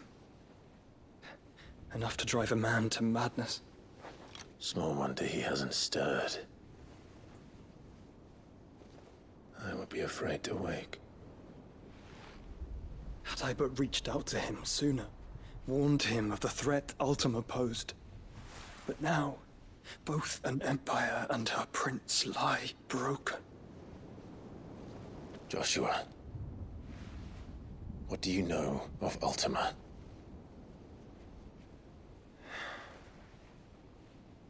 Very little, I'm afraid. Despite my best efforts. 18 years ago, as I lay buried beneath the rubble of Phoenix Gate, it was not death who came for me, but another. And it was while in my rescuer's care, I first heard of Ultima. I've been chasing his shadow ever since. Ultima is driven by some deep, dark purpose, and for whatever reason, it would seem you are crucial to his designs. He will stop at nothing to have you. Even if that means toppling an empire. But why me? What possible use could I be to such a creature? That is one of many answers that have eluded me. Yet, I am certain of this. It is not mere chance. You were chosen for a reason. All dominants carry within them the might of an icon. Nigh limitless power that is at once acutely limited. I wield fire, and only fire. And I only ice. 8 wardens for 8 elements. But you, Clive. You are different. You're special. Your abilities begin with the flames of Ifrit. But they do not end there. The fact Ifrit can even exist goes against everything we thought we knew of dominance. Perhaps Ultima has been waiting for one such as you whose potential is truly limitless.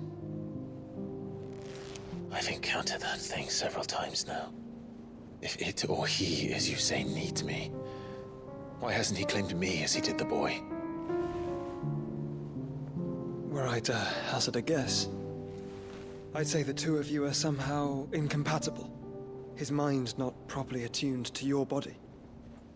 His mind? Mind, awareness, spirit, call it what you wish. But I believe Ultima to be an embodiment of the concept.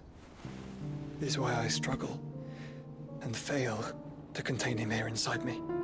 I'm sorry. Inside you? With every setting sun, I feel my strength wane. And though the Phoenix's flames mend the prison I have made for Ultima, they do so at a cost. We must find a means to bring an end to him before I meet my own. What were you thinking? It was that or let him take Clive. And I've always had a soft spot for my brother. But that doesn't mean you should sacrifice yourself to save me.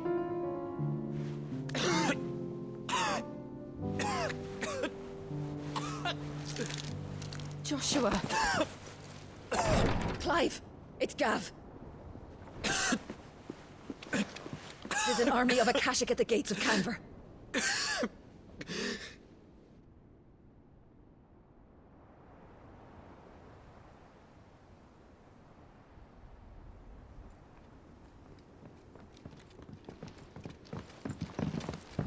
Well, what's the short of it? Thought Tyre told you. The capital of the Free Cities is under siege by an army of monstrosities. The city guard are doing their best to stem the tide, but numbers ain't on their side. What of Lord Byron and Mid? Were they able to escape? No, but they're all right for now. They're hiding with Gav at midship. We have to get them out of there. And we shall. Otto, prepare a Stolas. Tell Gav to stay exactly where he is. Understood. Vivian, what's the swiftest route to the Free Cities? That sounds like a question for the map. Look here. This road, through Tabor, should provide the least trouble. Good. What a coincidence. Tabor is exactly where I'm bound. Joshua, bed is where you should be bound. You don't think I told him the exact same thing? Were Tyre not such a talented healer, I would surely have been inclined to agree. But, thanks to her ministrations, I feel I may safely rejoin my attendant, who was to wait for me in Tabor if we became separated. All right, we travel together.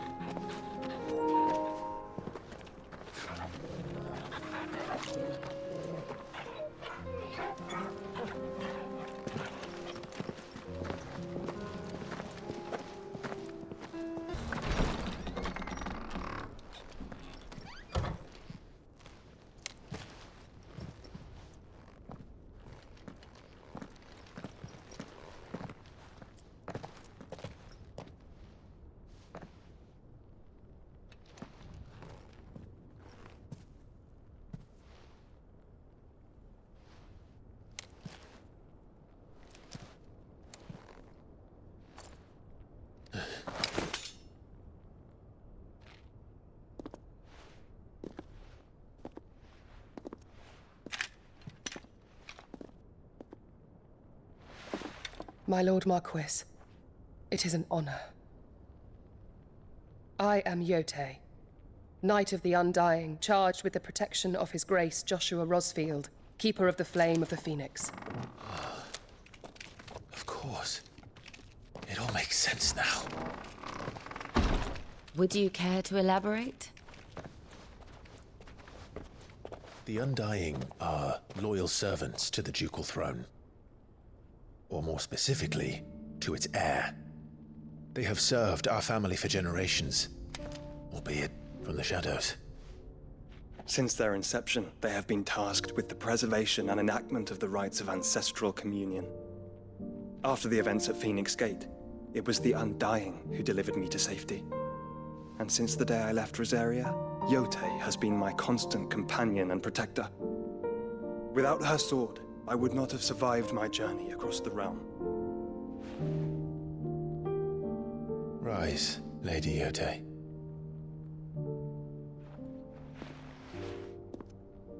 You saved my brother. I owe you a debt I can never repay. I but did my duty. Come now. Tell us what you've discovered. Your Grace. It is as you feared. The vessel we spied off the coast of the Crystalline Dominion on the night of her fall. It was the Einherjar. Beyond any doubt. The Black Galleon. Joshua, the Einherjar is the Royalists' flagship. What business would they have in the Dominion? Upon learning of Waloed's involvement in recent events at Drake's Fang, I sensed the malign influence of Ultima, and bid Yotei and the Undying look into the matter. We have reason to believe that the Black Galleon weighed anchor shortly after the fighting began, and set a course due south. For Canva. Then it is Waloed knights who besiege the cities. What is left of them, yes. And the Black Galleon sails at but one man's behest. Barnabas Tharm.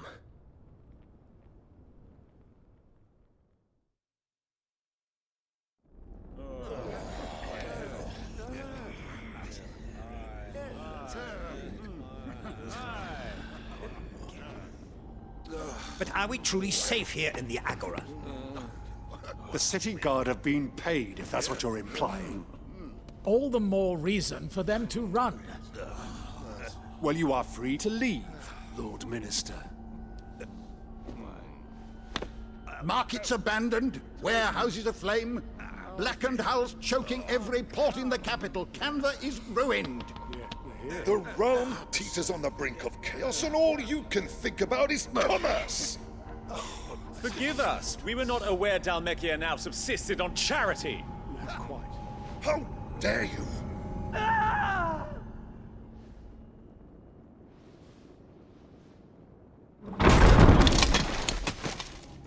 Distinguished members of the Council, you must forgive His Majesty this intrusion. What is the meaning of this? A trifle crowded, but I fear it will have to serve, my liege. Very well. My colleagues, do you not see? The king! He has come to save us from the Akashic!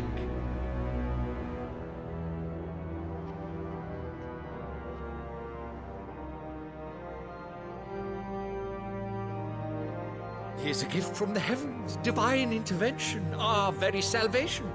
And of course, if it is compensation he requires, we would be most willing to negotiate a fair price for services rendered. Fools. Your ignorance unbecomes you. Your Majesty, correct me if I'm wrong, but I would swear that the fiends washing the cobbles of Canva with the blood of her citizens wear the colors of Waloed. Ha! So you do not deny it. Guards, fetter them, and see our guests to the dungeons!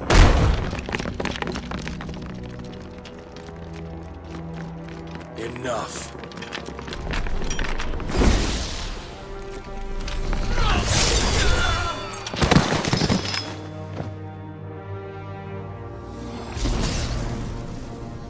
Pathetic creatures.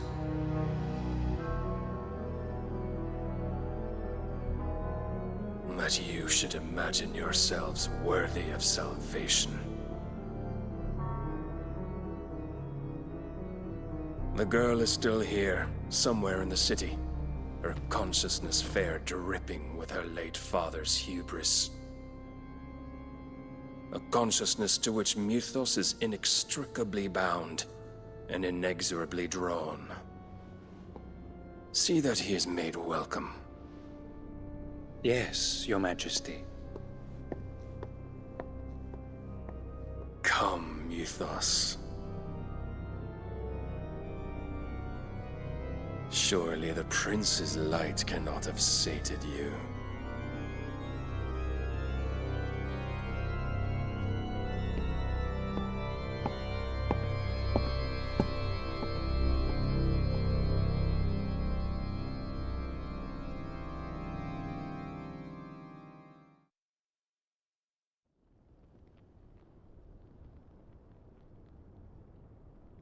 So then, how long has Waloed been under Ultima's control? How long indeed? Based on what we know of Barnabas's actions, I would guess some few years, mayhap more. But to what end? What does Ultima want? The tapestry. Show them.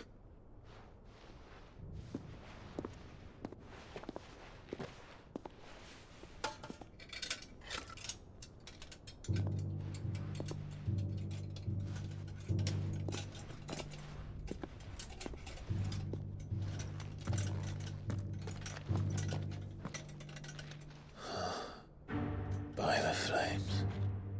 Phoenix Gate, Drake's Breath, and now here. But what is it? It is old, ancient, even. Naught remains of the faith it represents, save what can be gleaned from the image itself. None could tell me what the one in the apothecary meant, even the Undying. But I believe it may be the key to discerning Ultima's purpose.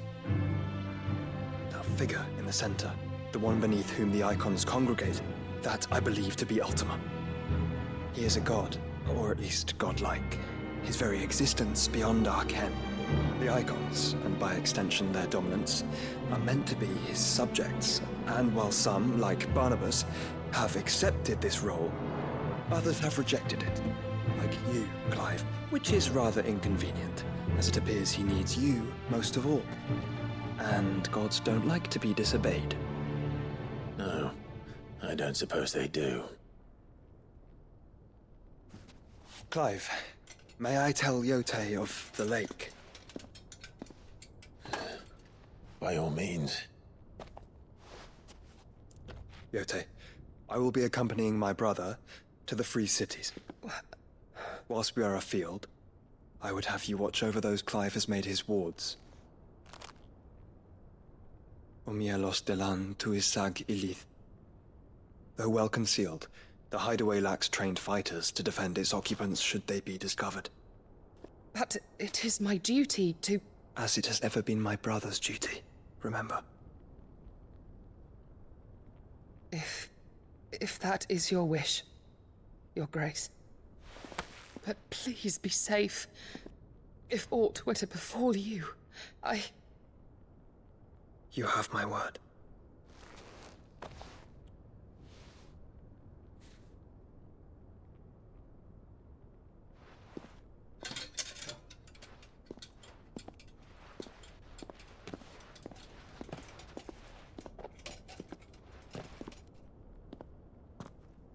Farewell, my lord, my lady. We are in your debt, Yote.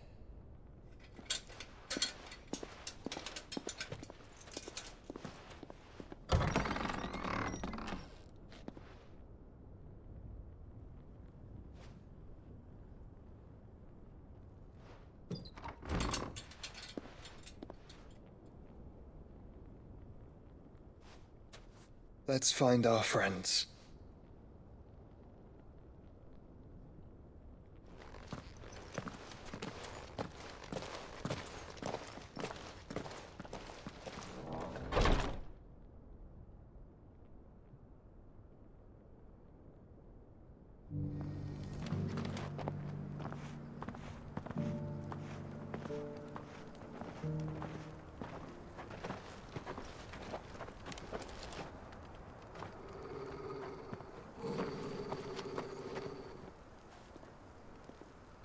Cyril.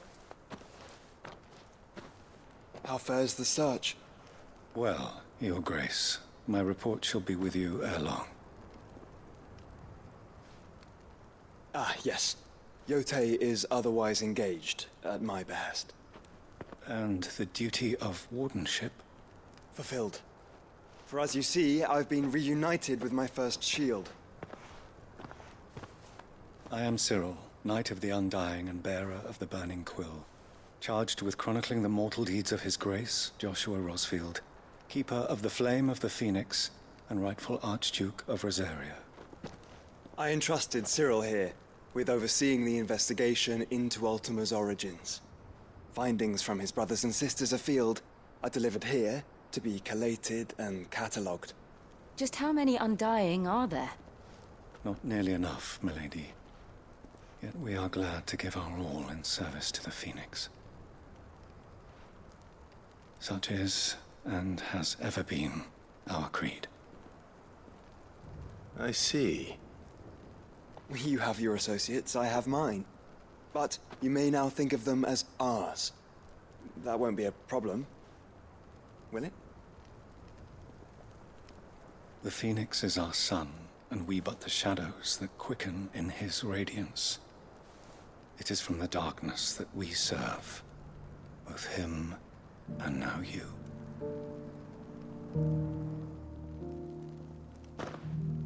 Pray accept this token.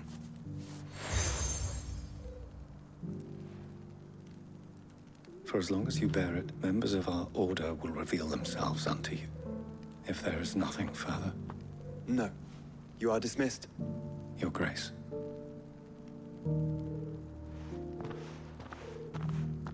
To Canva, then. We'll talk about this later.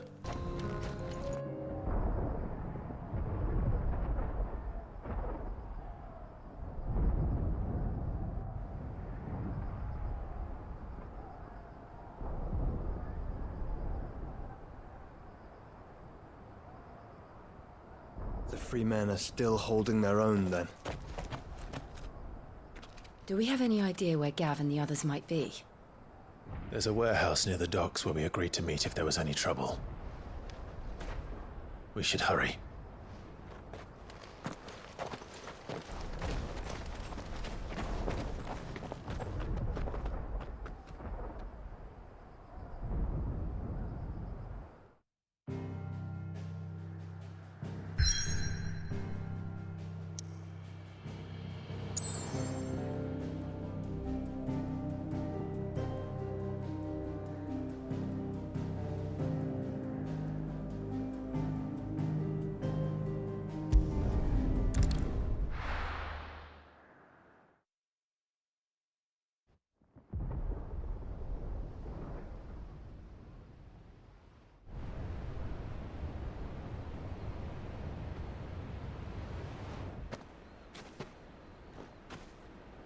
Sounds like thunder.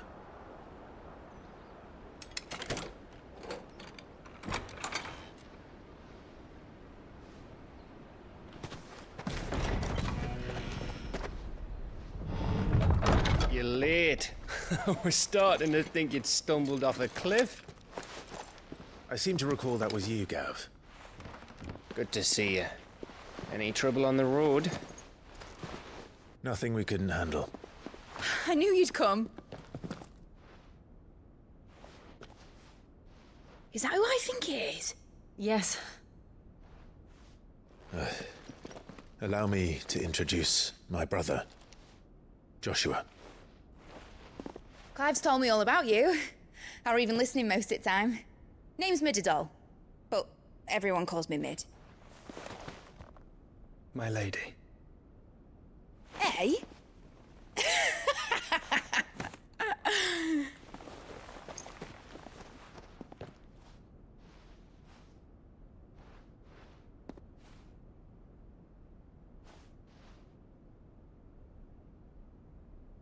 My boy.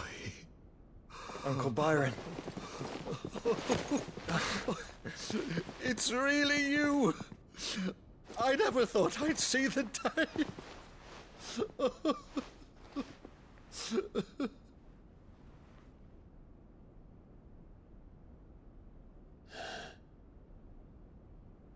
So these Akashic are being controlled? That's what it looked like. Empty eyes, eerie blue glow. No doubt they were turned, but silent as monks, every last one of them. Your man here speaks true, Clive. We saw more than a few in the city. They moved in ranks with a purpose, and not of their own. Ultima's doing. Perhaps. What of the city? The people? Dead, mostly. Mostly, but not all. A handful managed to lock themselves in their villas before the Horde arrived. Some in the Merchants' District to the west, and a few others on the far bank. If the Akashic stumble across either hiding place, a few bolted doors won't hold them for long. We need to find them. And quickly. What do you propose? We split into two parties. I will make for the Merchants' District, while you look to those across the river.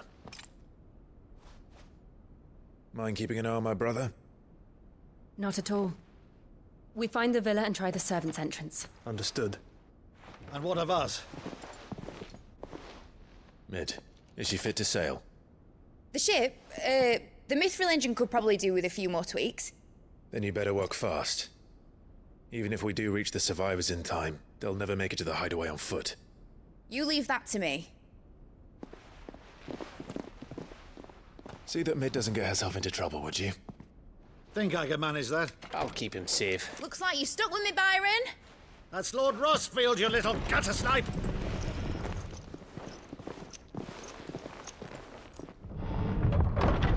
Shall we then? And you keep Clive safe. Be careful.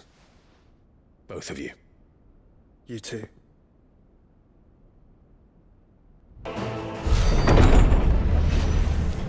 You've caused quite the commotion. But then I would expect no less from you, Muthos. You again. I don't believe we've been introduced. You were in my family's crypt, and now you're here, with an army of Akashic thralls. Manners, Lord Rossfield? They are men, like you and me.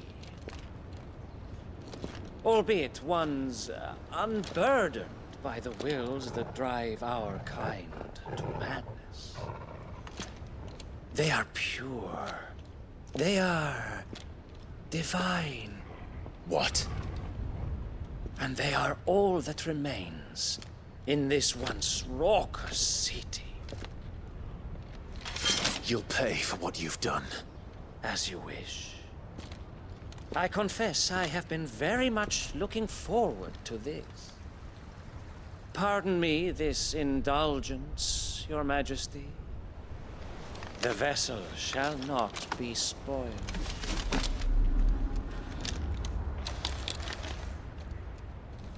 I am Sleipnir of House Harvard, and you will yield. The vessel is strong. My liege.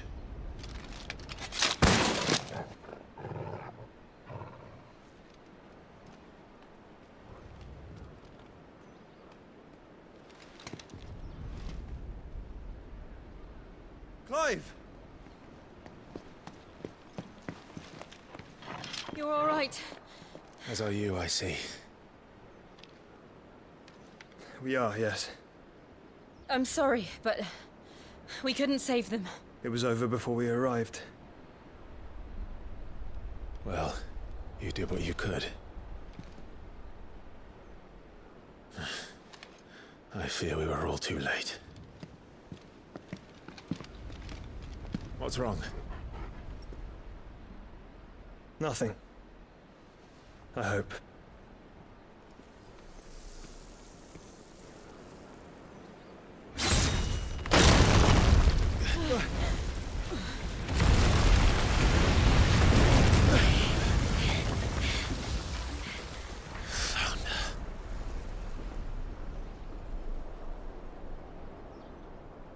Leaving so soon, Mythos?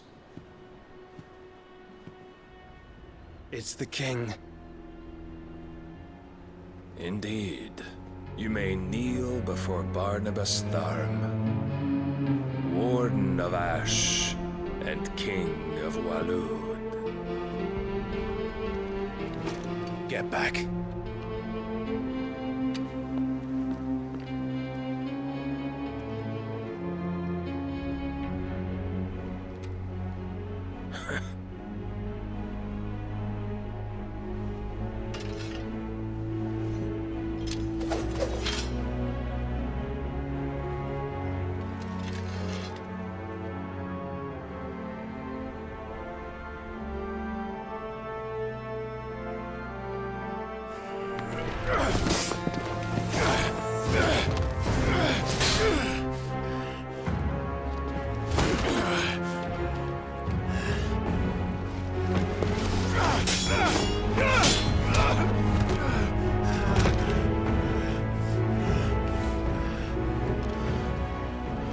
Wild and impetuous. I expected more of the boy who bested my Lord Commander. Yet I see why my master covets you so. The power within you, Mythos. The potential.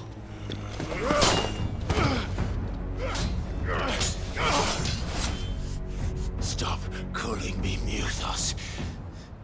But Mythos is everything. The cornerstone of all creation. The Lord's vessel. Your purpose. My purpose? To surrender my mind and body to that thing.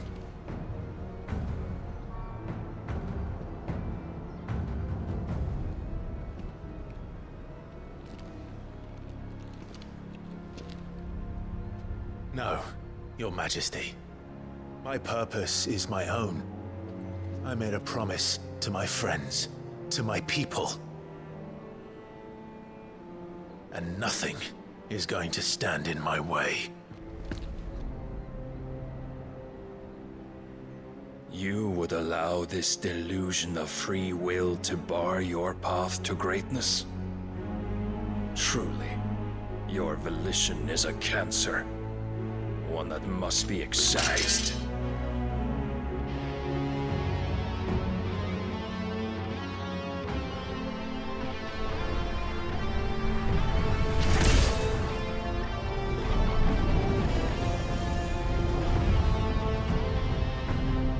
Try it.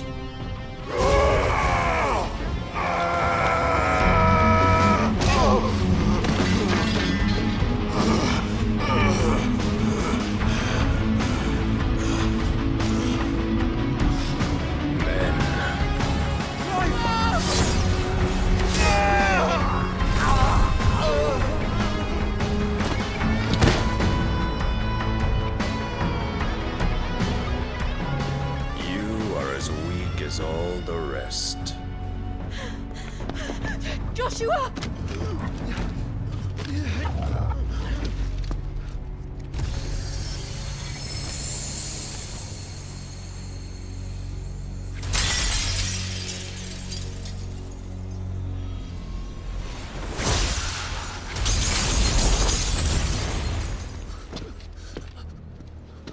Oi!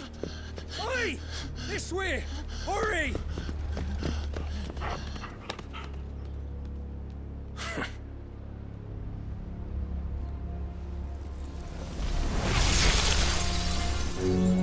Power beyond reckoning, and they use it as a crutch.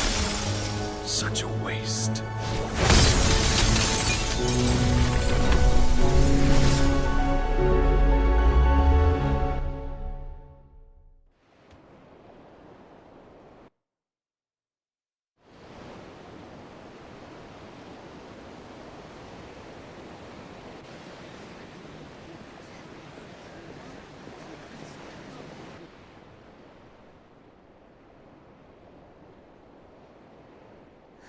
Will he be all right?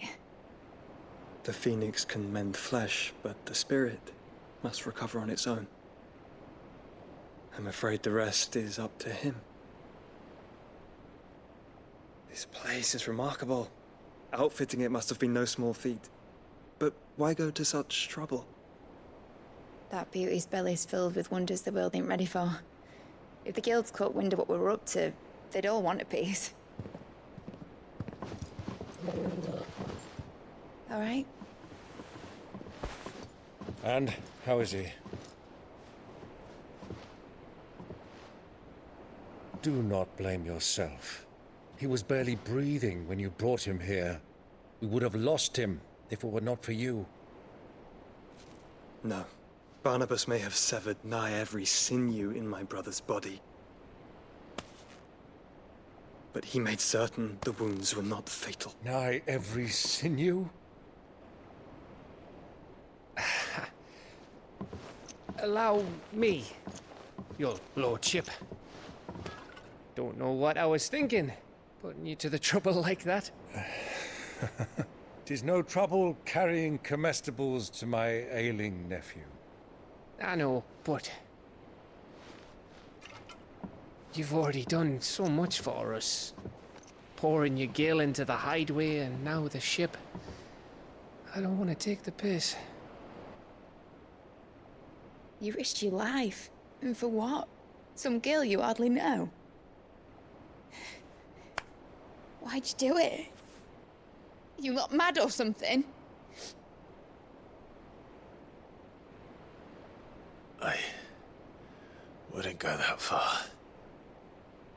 Clive! You're awake, my boy. Oh. All I want to do is help. And the world won't save itself. It was Sid.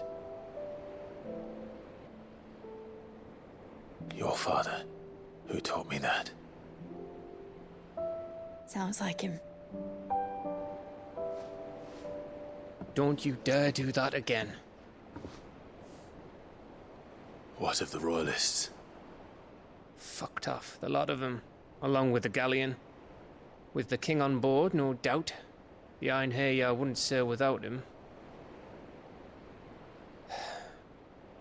Clive. Jill didn't come back. What do you mean? She kept the king busy while the others dragged you out. It's all right, Mid. Jill is fine.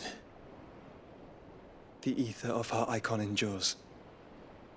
And as long as it does, we can be certain she is alive.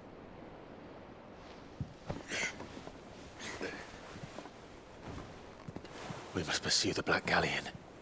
Jill will be with the king, I'm sure of it. Well, good luck catching him, because my ship's going nowhere. It's the Mithril engine. She's got a kick like a wild chocobo and a mind to tear the hull in half. But you have an idea. Well, of course I do. My dad'll have seen this coming a league off. If I had his old writings... If you had his old writings, you'd be sitting under a fuckload of rubble. The ones Otto didn't save anyway. I suppose he might still have a few pages in his stores. We'll have to hope it's enough. Do what you can to ready the ship. I'll speak with Otto. In your condition, you really are mad. Perhaps. But the world really won't save itself. Clive? But if you're here, where the hell is everyone else? Don't tell me. They're all right. But it's a long story.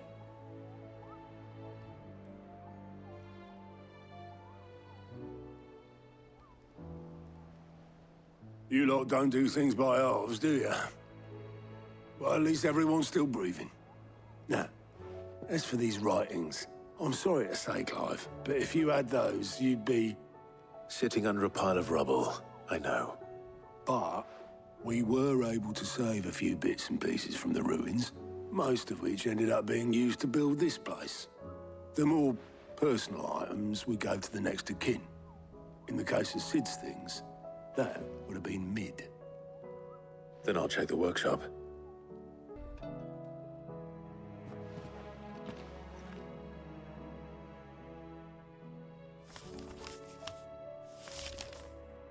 This looks like it's from Sid's old diary.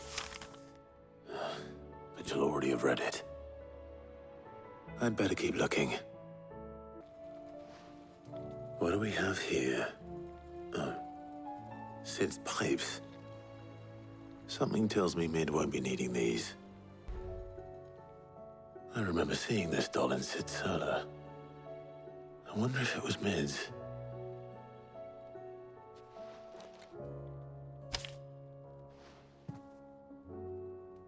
Huh. What's this tucked inside it?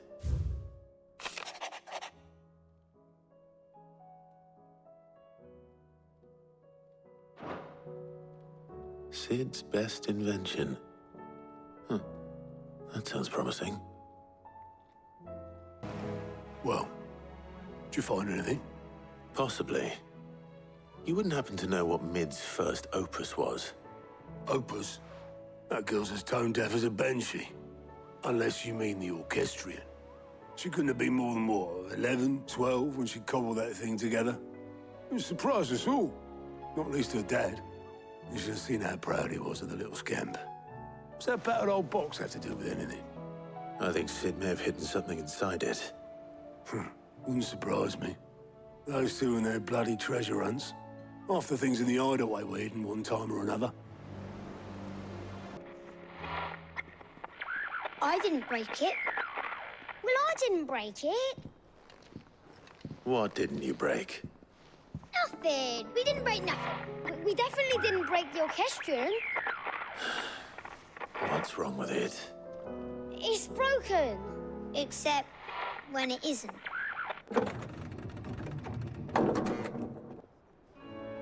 See? And you had nothing to do with this? Nope, nothing. We just wanted to listen to all the songs at once. So we pressed all the buttons. Like this.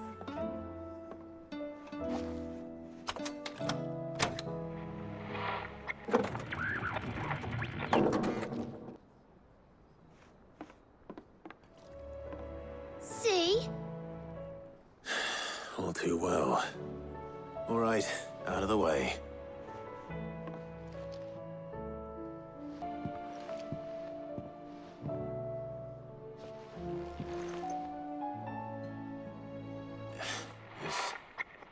Something caught on one of the gears.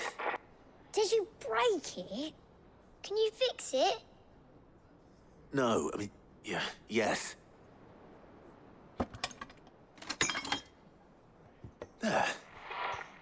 How about now? You fixed it! Sid fixed it!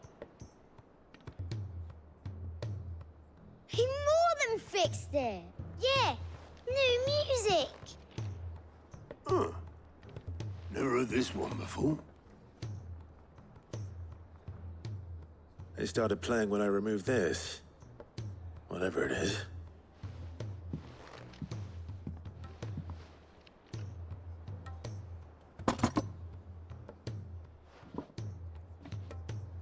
Well, don't look at me.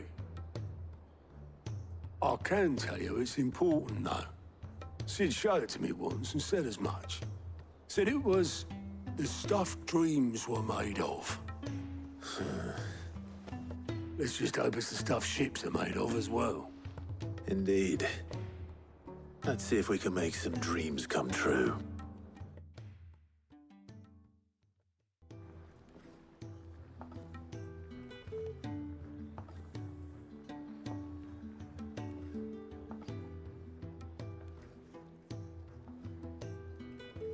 Just the two I was looking for. Aye. Lose a patient? Actually, yes. The Crown Prince just left. Dion left? Unless you've another word for stood up and walked off. Yes, left. He did have the decency to leave a message with Obelisk before commandeering one of his dinghies. Should we go after him? No. We're not the Prince's keepers. He's free to do as he sees fit. I'd rather he did so in bed. His wounds are nowhere near healed. Much like yours, I suspect. Otto told me what happened in Canver. What is it with this realm's princes and their aversion to rest? I Ask me when I get back. Though I may be some time.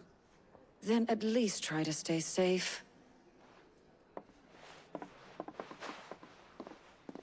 And if that fails, try to stay alive, eh?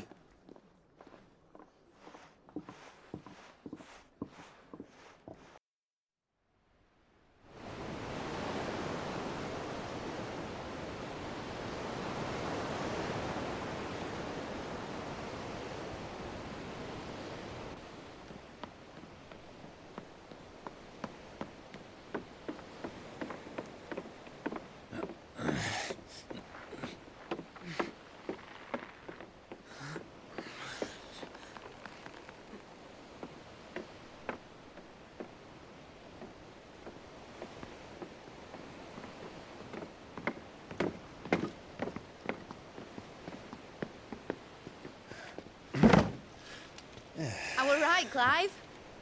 My dad had it all worked out. He'd be proud of you, Mid. His writings may have helped, but this achievement is all yours. Can we catch them? The Ainayar's one of the largest, fastest vessels ever built. And it won't help she has the wind at her back. Any other ship would be hard-pressed to keep pace with her, let alone reel her in. But this isn't any other ship. This is the Enterprise! And the world's never seen anything like my dad's engine. It certainly hasn't.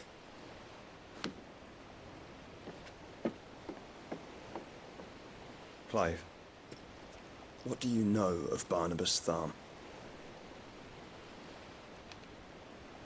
Only what the bards sing. That he sailed to Ash from southern lands. That it was his mastery of the blade which won him the throne. And that his sword, Odin's sword, can sever the very threads of creation. But don't lose any sleep over a last tilt. We'll do what we must to survive. What we must. The light! I thought this cove was meant to be hidden.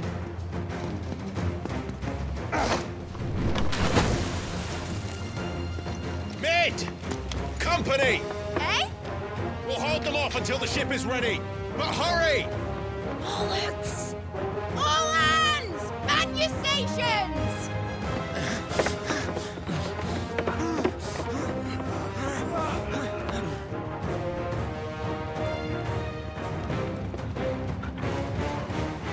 Everyone with me?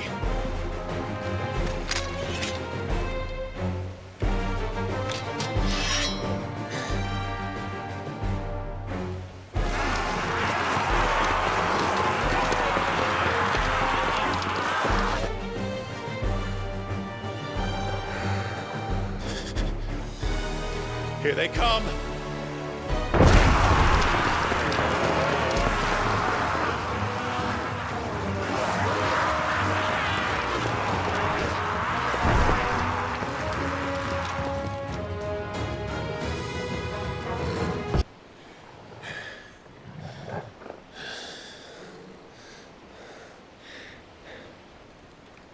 That was easy enough. All right, you lousy lot. Get your asses on board. She's ready to sail. You heard the captain?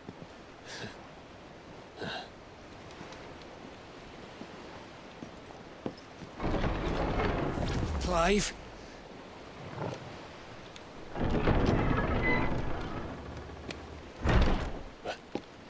But I thought he was...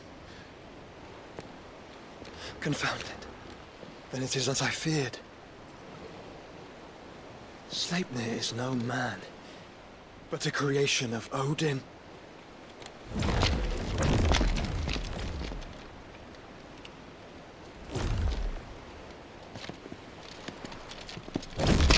Phoenix's fiery fundament. Have you no normal enemies?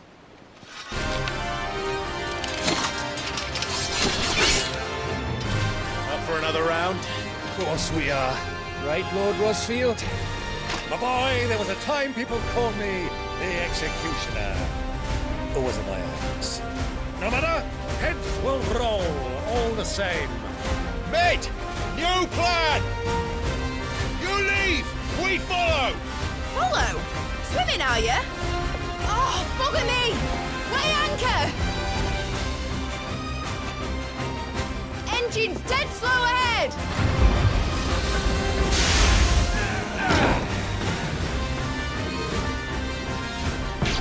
In your own time, Clyde!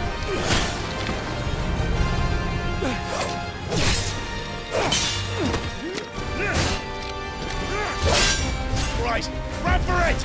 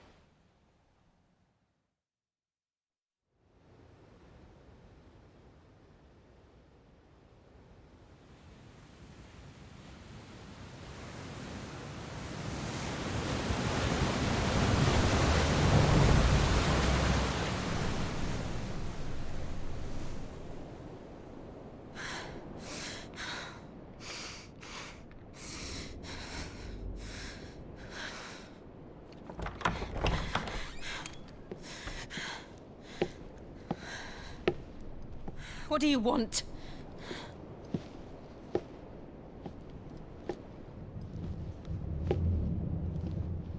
That's quite a mess you've made. And wholly unnecessary. You are my offering to Mythos. I would not see you damaged.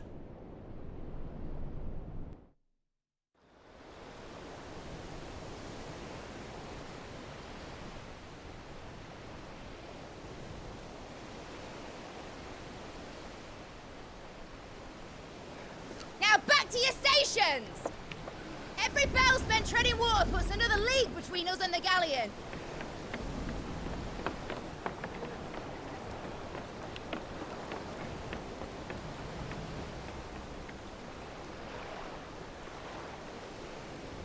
I don't suppose Mid has a spare engine? Since you rose from the grave, my fortunes have plummeted. Are you absolutely certain of this quest of yours, Clive? The foes you face are as terrible as they are numerous.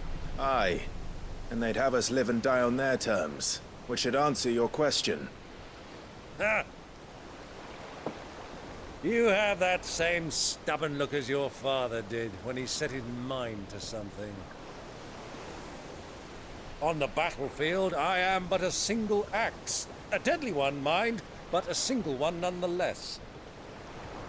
Yet what you require is 1,000, and I believe my old friend in Randalar can provide them.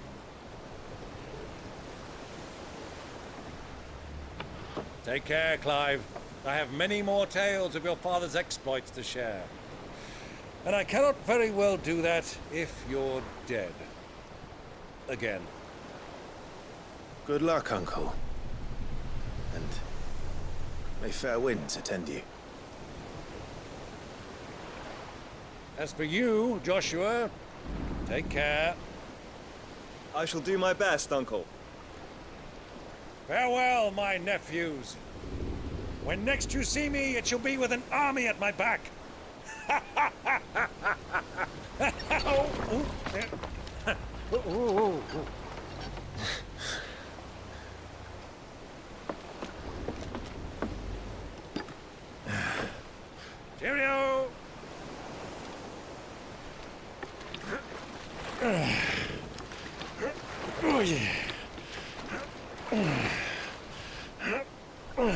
Do keep up, my boy.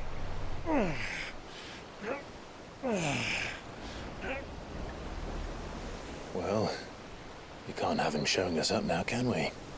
We would never hear the end of it.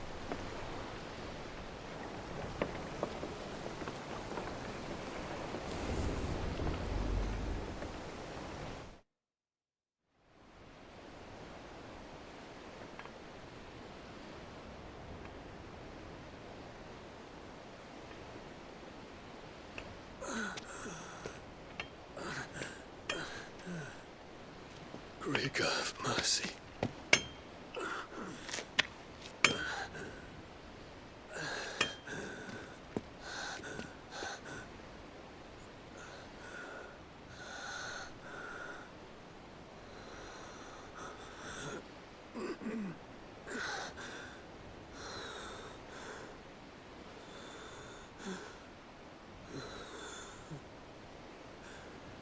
All this.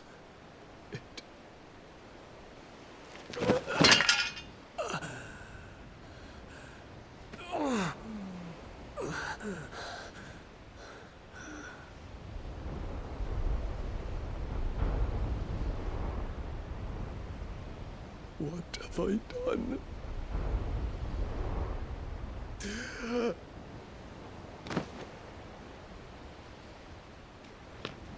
My lord.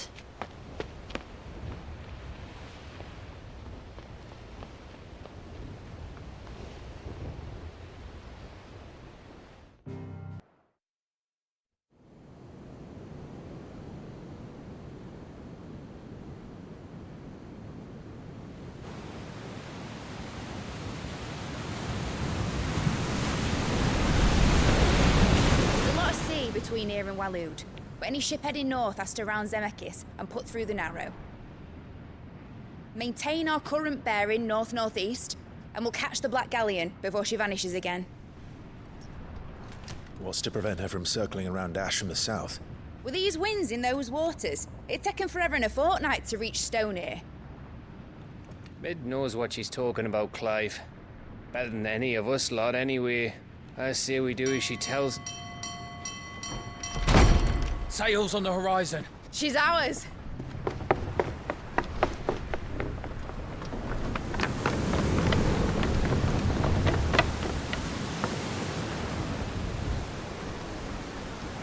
Look alive, boys! Full ahead! And keep those furnaces fed! Aye, aye! Do you feel that? Jill. All hands! Battle stations!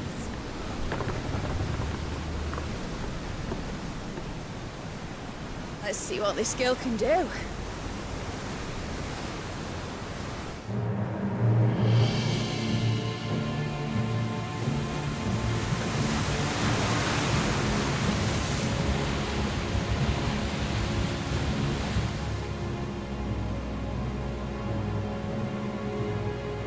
Where one leads, so does the other follow. The bond of consciousness which joins them condemning both to the same fate. Yet my every attempt to strike it from their hearts serves only to tighten its hold.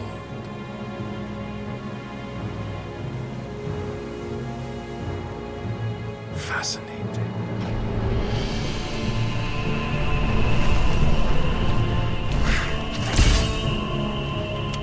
But then, there is naught my blade cannot sever.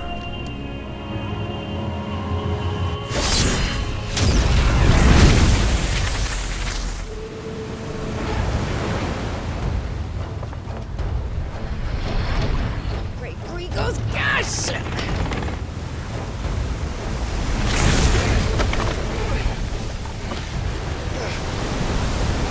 Barnabas.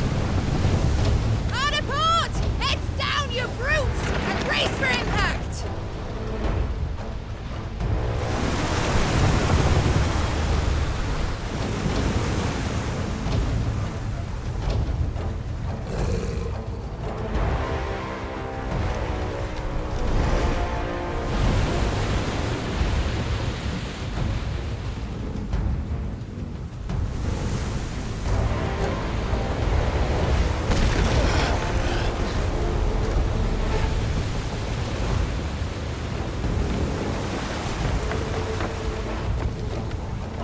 never...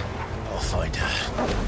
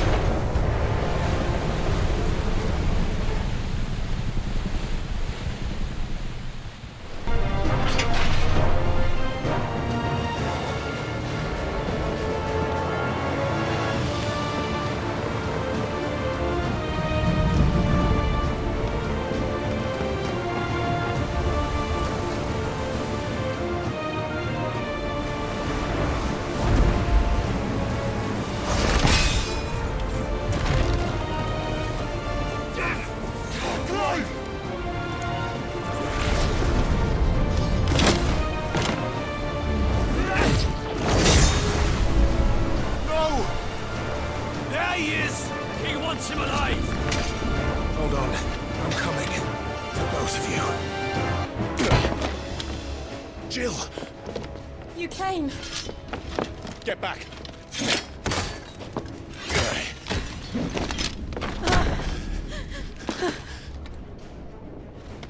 Clive, how did you... I'll explain later. Hands.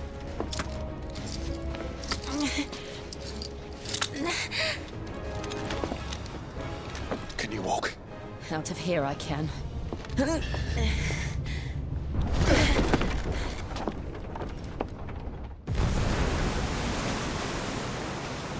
Stand still! Phoenix. Are you not the dominant of fire? I see naught before me but a guttering flame.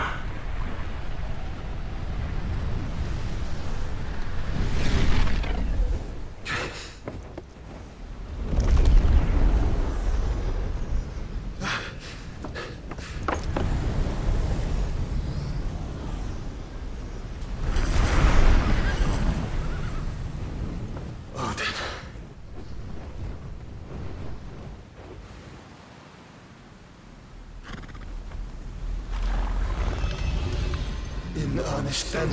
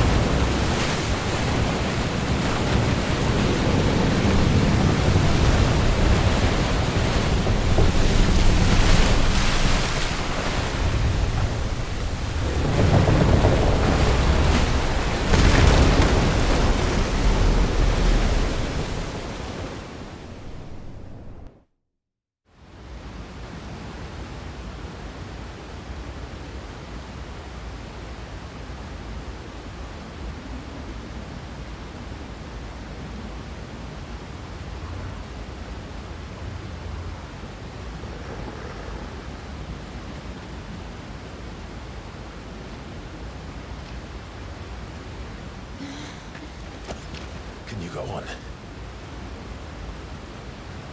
I think so.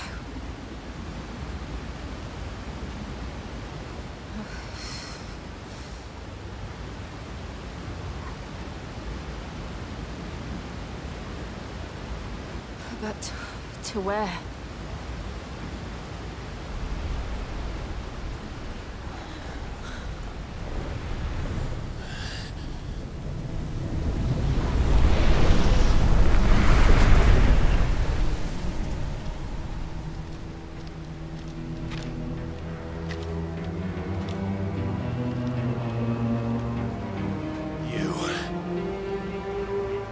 What did you do to Joshua? The Phoenix? Oh, I expect he will survive. This consciousness in which you coil your feeble souls is grown thick with desperation. And thus has my master turned to my blade.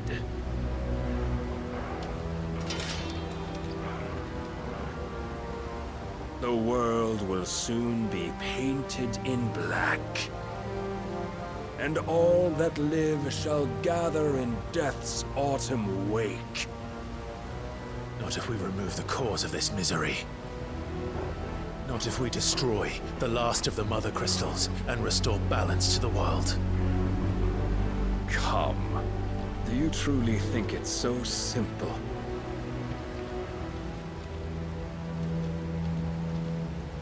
The Blight is inevitable. Not even the Almighty might stop its endless march. Your efforts will avail us naught. Naught, that is, but suffering. You must embrace the truth, Mythos. Accept your place with the Lord. Keep it. As long as there's a chance, there's a choice. Ever led astray by your blind resolve.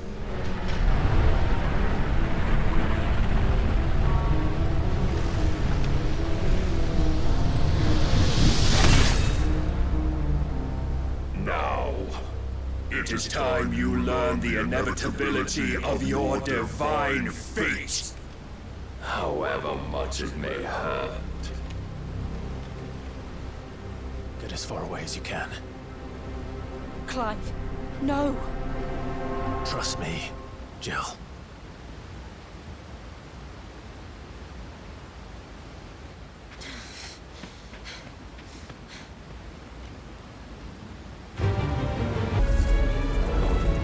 And thus is the light of hope severed.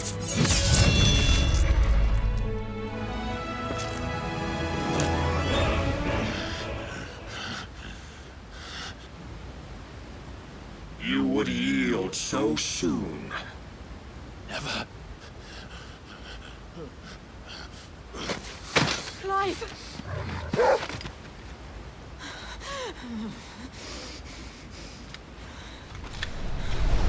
Do you not see? Your iron will weighs you down, dragging you ever further from your purpose. And what is my purpose? Mythos. Who are we? What are the dominants? The breath of the Creator still warm on our lips. We carry his light that we might guide the masses in his name. We are but mighty acts of God. We are more than that. You would be nothing without what he has granted you. The power we wield is his. And yet, every time we draw upon it, it wears away at our very being. It breaks us. It unmakes us. That its immaculate aspect might reveal itself. The icon. It is too much for even his chosen few. Apart from you, Mythos, you wield the might of many, yet your body does not answer for its avarice. What are you saying? What I am saying is that we dominants are a means to an end. We were created for you, that you might drink deep of our strength and thereby fulfill your divine purpose. Which is? To feed. As you would know, could you only look beyond the walls of your prison of self-regard. As long as you choose to ignore this, you shall never penetrate my defenses. Still, you may take solace in the fact that you are not alone in your plight. The chains of volition shackle all of mankind, but there is yet cause to rejoice. For the Lord, in his mercy, has taken pity on his flawed creations, and shall see them restored to their proper forms. And what exactly would that be? Why, loyal servants to God. No.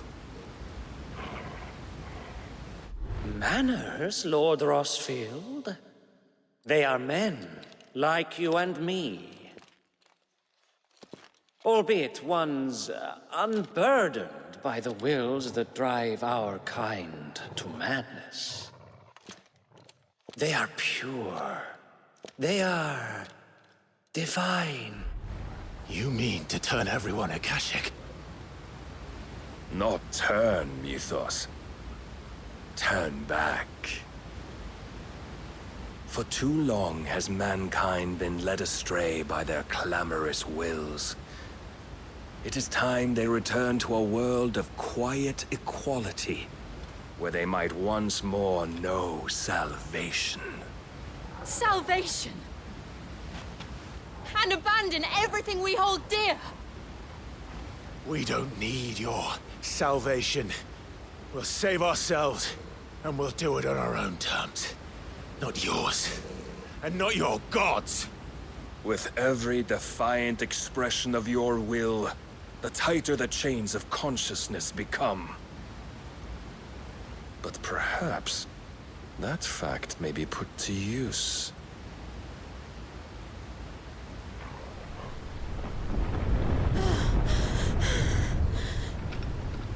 Clive! The faster it binds you to the remaining dominance, the stronger your hunger will become. Until it leads you back to the only answer there ever was. Mayhap not by the path my master intended, but back all the same.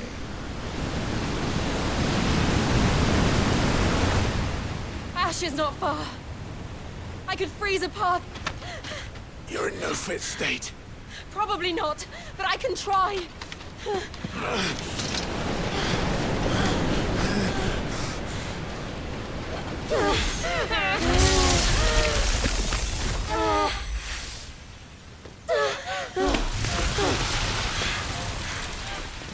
Don't look back!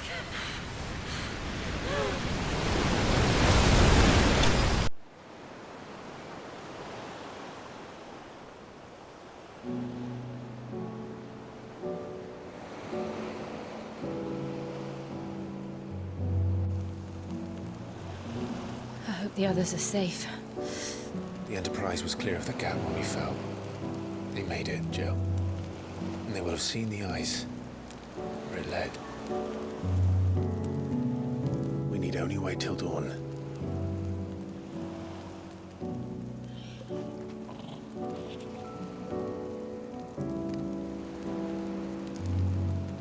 This is the second time Barnabas has bested me. I'm powerless against him.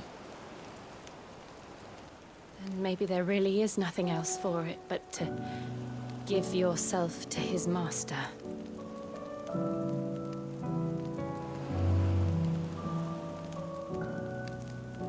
Only you won't do that.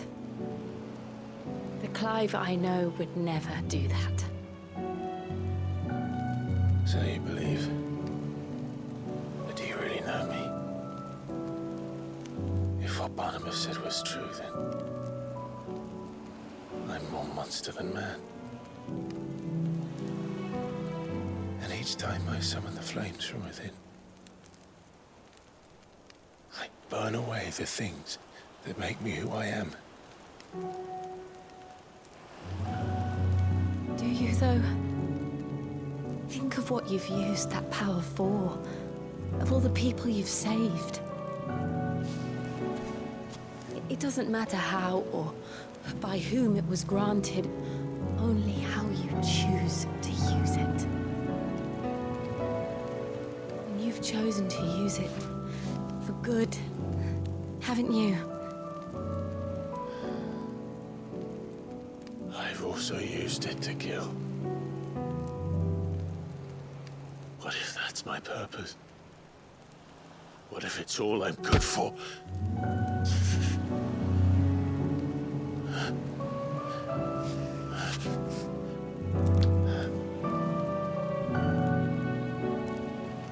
You're still that same boy I grew up with. Always so eager to save everyone around you, and yet always so low.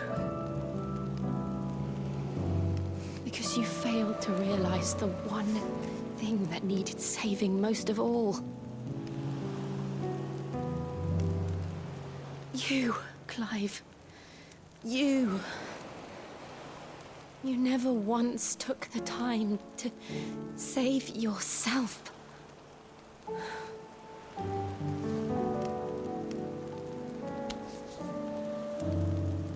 Myself. I think I might be beyond saving. No one is beyond saving, provided they want to be saved. You fight to survive. And you survive so that you may protect those you love. It's what you do. What you've always done.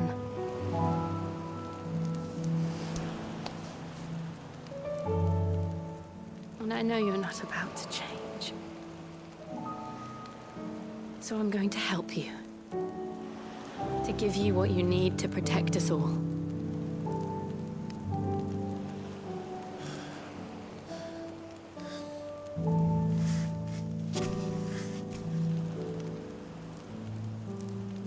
Jill. Are you sure?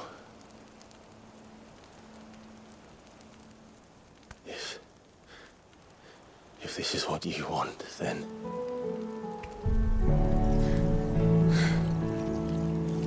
Don't worry, Clive. It is.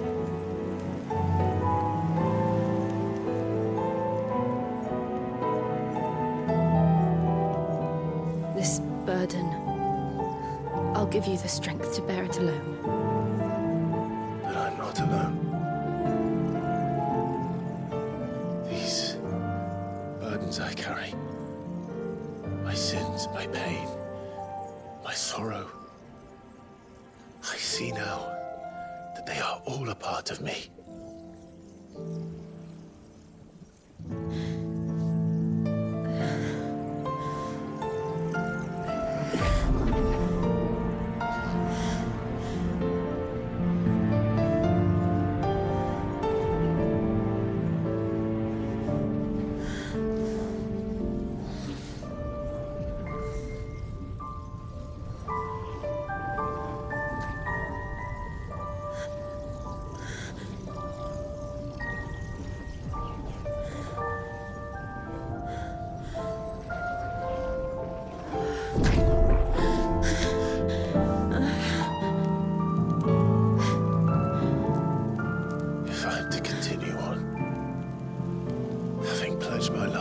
I love, then I will gladly bear your burdens too, until my last breath. Clive.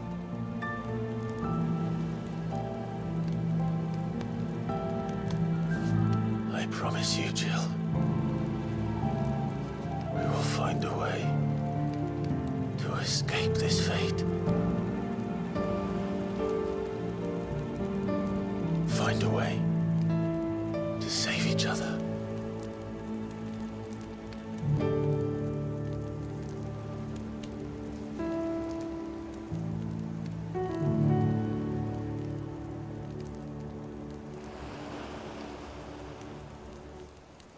That we might one day look upon the moon again, together.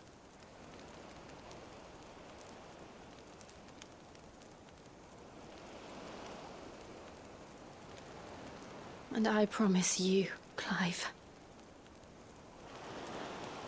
that I will be there, no matter what you must become. I know.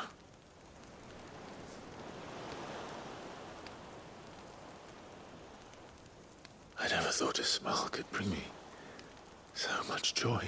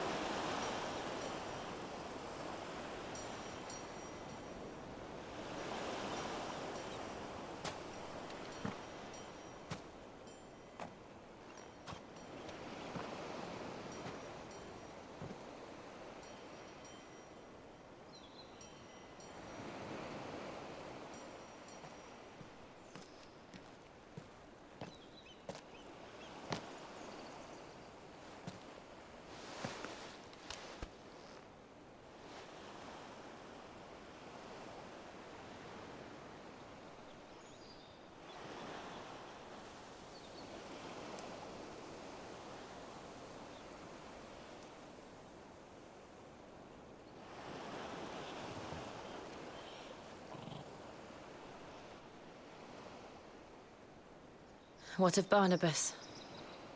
Do we pursue him? No.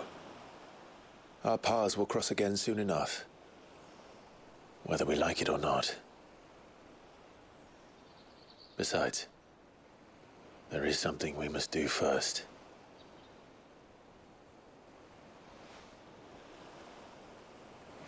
Of course. Drake's spine. The last Mother Crystal. The Einherjar is at the bottom of the sea. Waloed won't dare move on Storm without her. But they know we're coming now. We'll need a plan. And a damn good one at that. Then let's go home and find one. Ash will have to wait.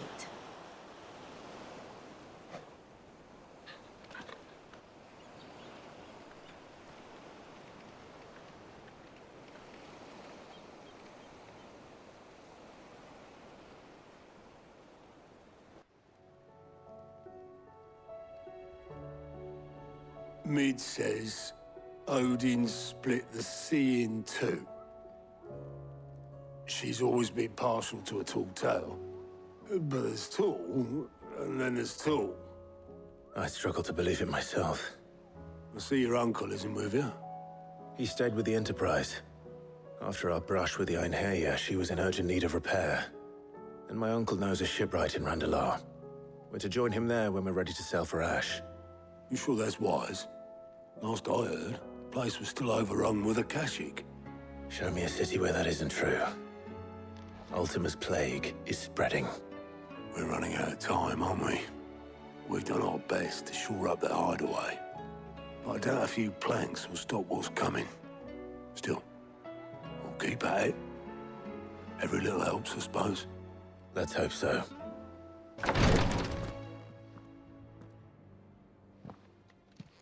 How are you feeling, Joshua? Better than I was. But not nearly as well as you should be. Your cuts and burns may have healed, but your body still bears the burden of every spell cast. And what would you have had me do? It was no ordinary foe we faced. It was the Warden of Darkness. Yet still, it was not enough. The king could have ended me at any moment, but instead chose to toy with me like a curl does a mouse. You underestimate yourself. Oh, it was crystal clear. Only one man established his dominance that day, and that man was Barnabas. I'm sorry, brother. That was ill-spoken. It's just, I have never felt so powerless. And when so many are looking to us for strength, perhaps the prince feels the same.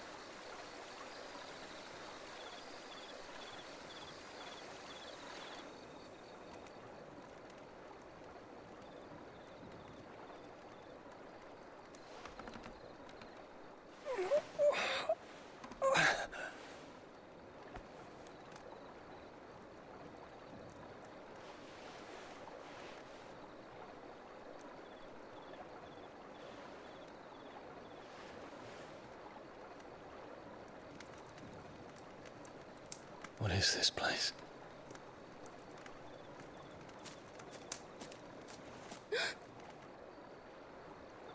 Don't move.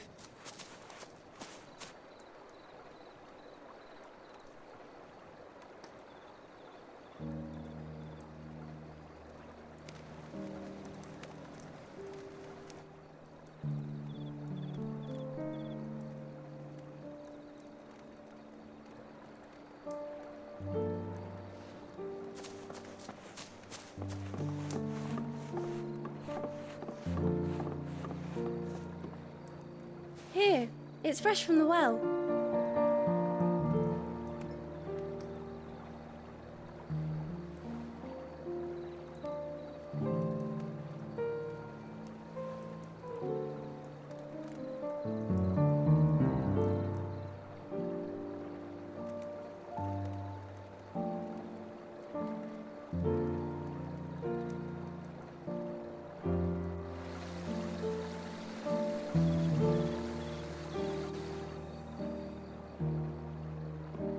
Grandmother told me spirits sometimes get lost, and that the lanterns guide them to their proper place. I set one on the river for her when she passed away.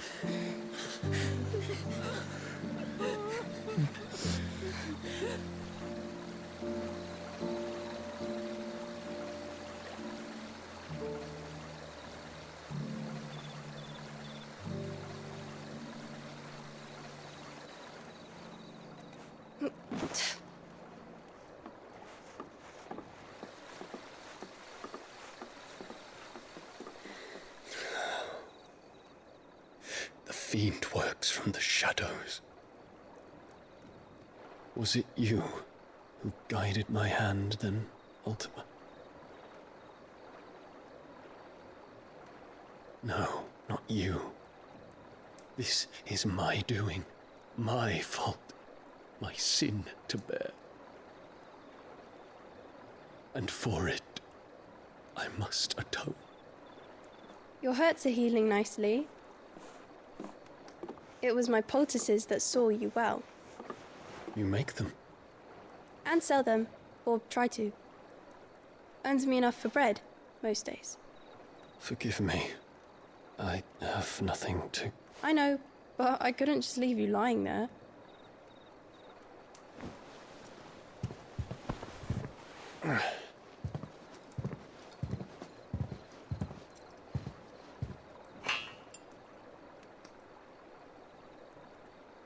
You're going then?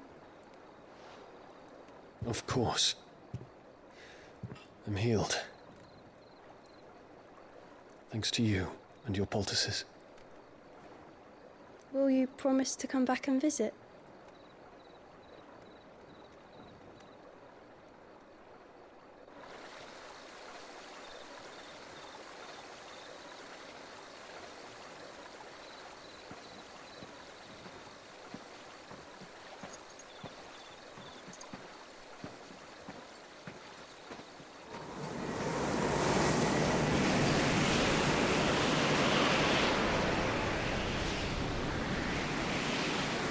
Well, Phoenix, it would seem that I owe you my wings.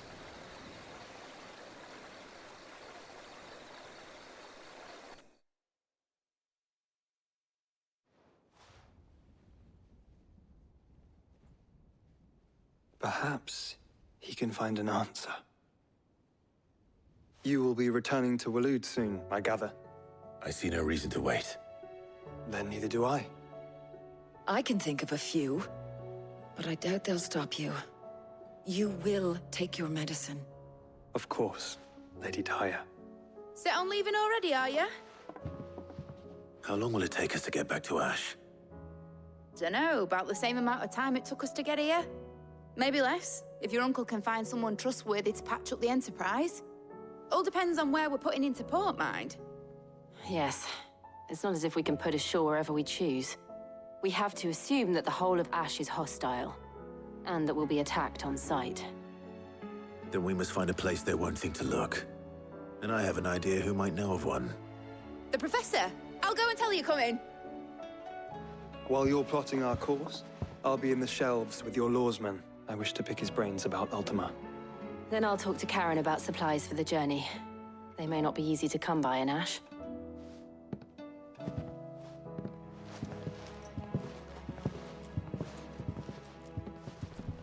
Your brother's body won't take much more of this recklessness. You know that, don't you? I do. Ah, Clive. I was wondering when you'd arrive. Please tell me you've come to take our young prodigy here off my hands. I'm not here for Mid. I need information on Ash. Then why not ask Molly if you can look in one of her ovens? Go on. As soon as the Enterprise is ready, we'll be setting out for Drake's Spine. And we're going to need a safe place to land. Preferably one that won't see my ship blown to shit and splinters. If it were that easy, do you think Waloed would have resisted invasion for so long? Very little is known of Ash, and the information we do have is spotty and outdated. We have the good King Barnabas to thank for that. Waloed's borders have been closed to outsiders since the day he seized the throne. If there is anywhere safe to land, you won't find it on my map. Then tell us what we will find. I'm sure you know better than we do. But no splinters. All right, if it will get you out of my hair. But interrupt me, and it's over. Understood?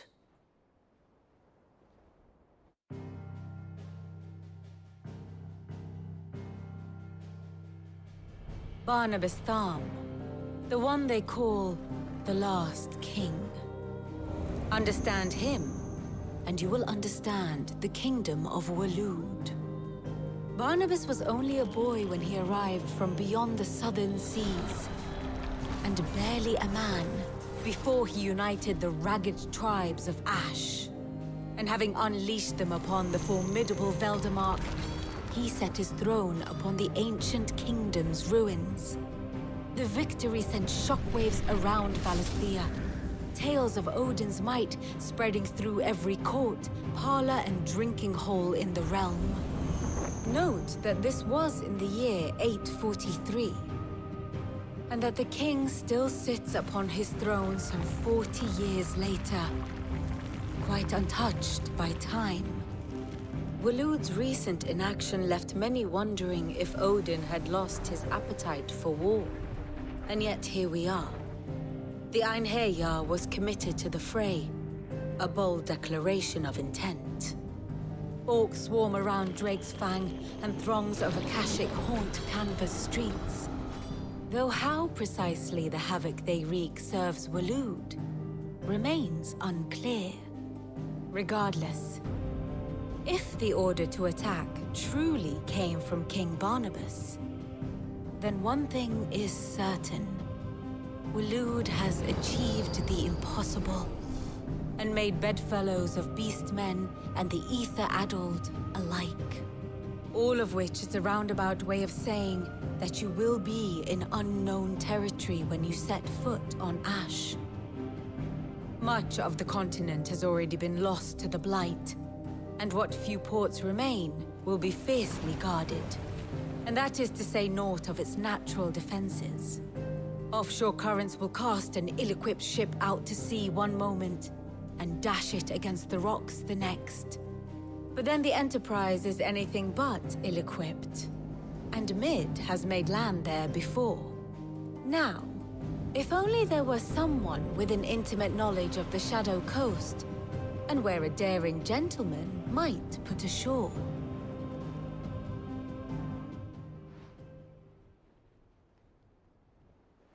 You see, Clive, you had the answer all along. Do you think you can get us back to that beach, Mid? Picked you up from it, didn't I? Not that it were easy. The currents were a right bastard.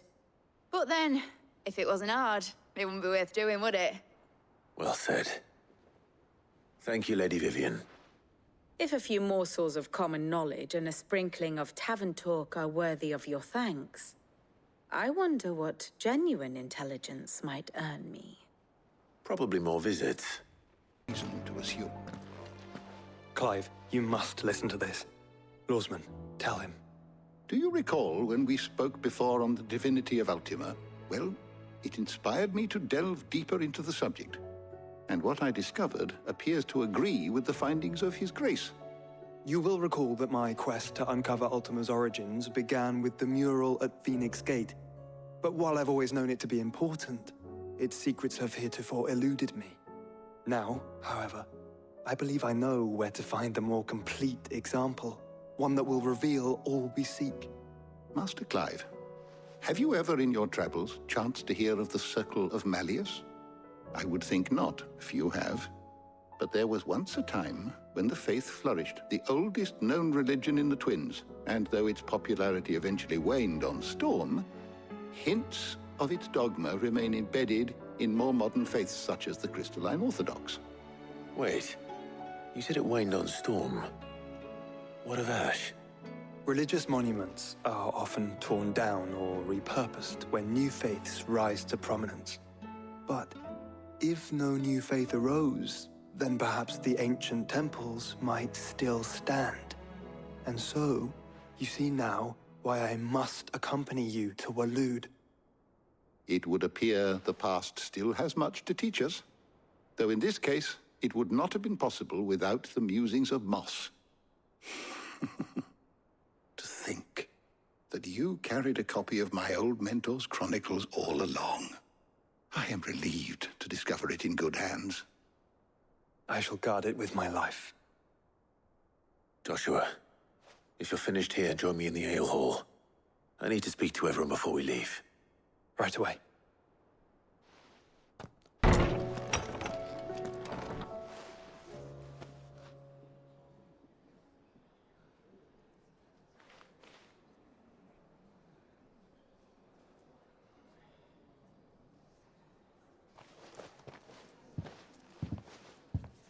My apologies.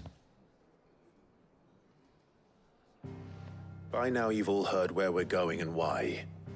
So I won't bother you with the boring details, only the important ones.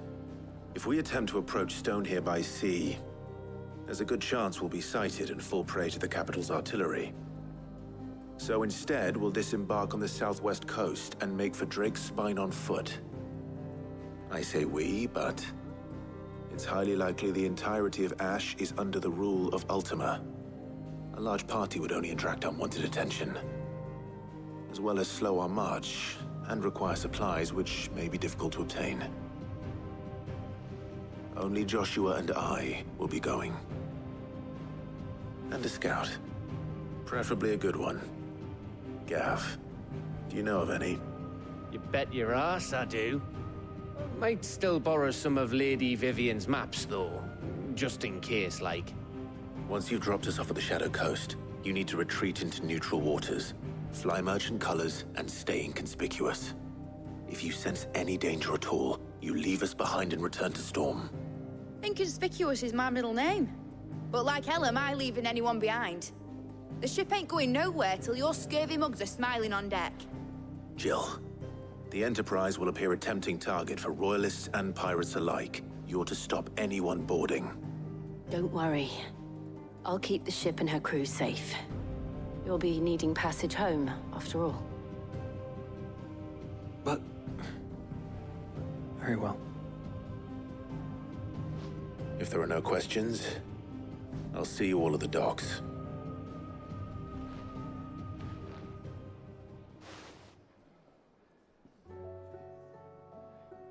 Let me know when you're leaving.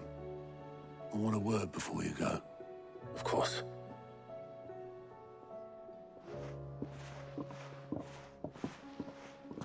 You reckon? Is something wrong? Not at all. Honestly. Can't a man wish his friend farewell?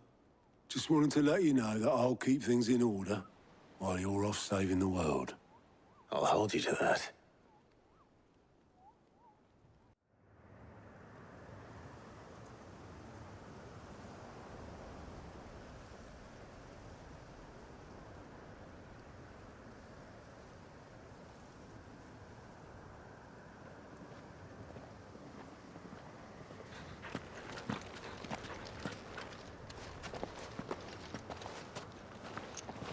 Reckon it'll be a long walk to the capital if we follow the cliffs.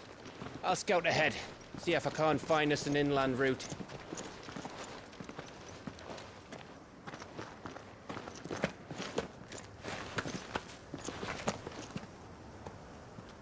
Clive.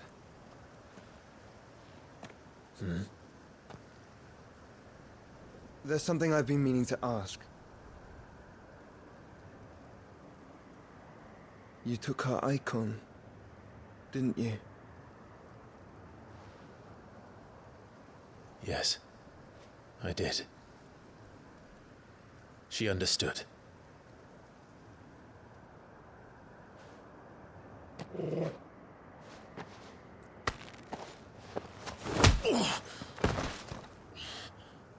Oh, she understood. Understood that you decided to save the world all on your own, and that you'd die without her power. How dare you make her choose? You knew damn well she'd never refuse you. But I will. You can't keep pushing us away, Clive. The world is ours to save, not yours.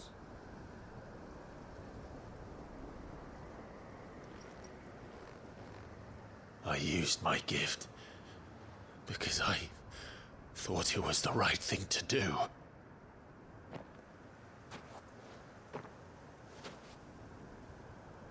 And you truly believe this will save you? Will save us all? I do.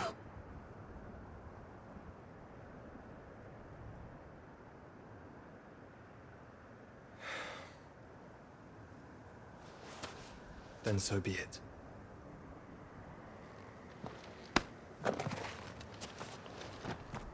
Just don't forget, you're not alone.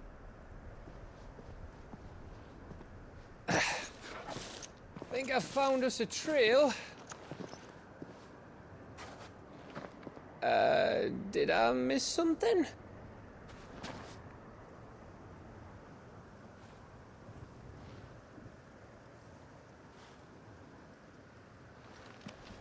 Only that Joshua didn't.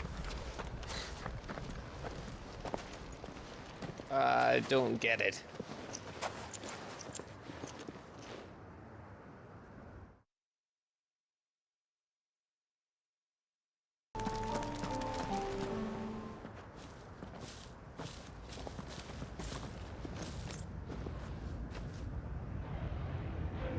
Aye, aye.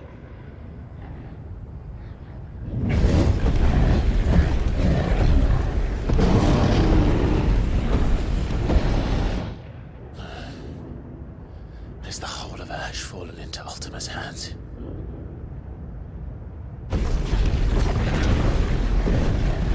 That's no peace delegation. We should send a warning to the others. No. My uncle will have an eye on the coast.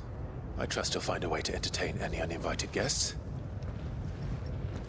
Our mark is Drake's Spine, and there's a lot of road between us and it. We press on to Stone here. Aye, you never know. It might not be a nest of slavering monsters.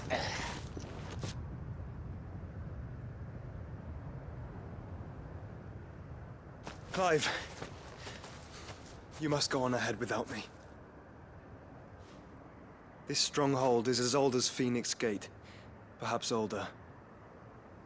It may yet hide Ultima's remaining secrets, and if we are to best him, they must be unearthed.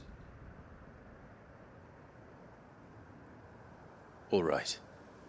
Stay out of trouble. I always do. Mostly.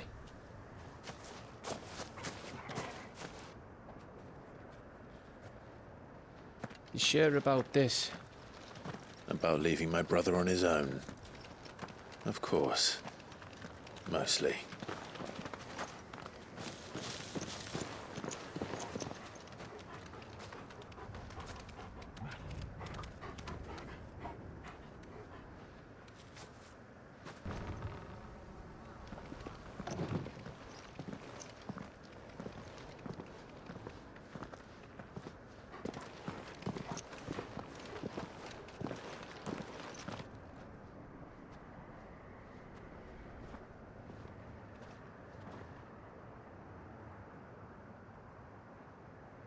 What do you think, Clive?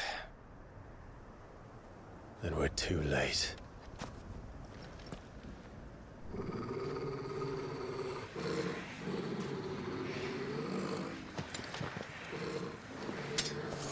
Damn it. They're all turned. There's nothing we can do. I wouldn't say nothing.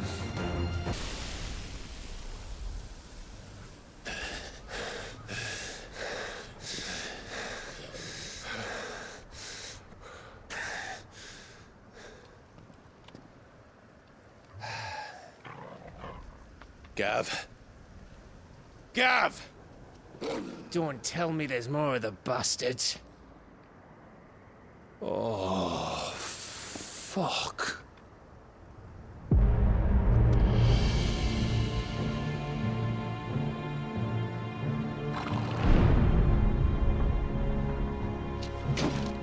Have you come to watch, Odin? Bound for stone here. Good. My master awaits you in the capital, though I cannot allow you to attend him in your present state.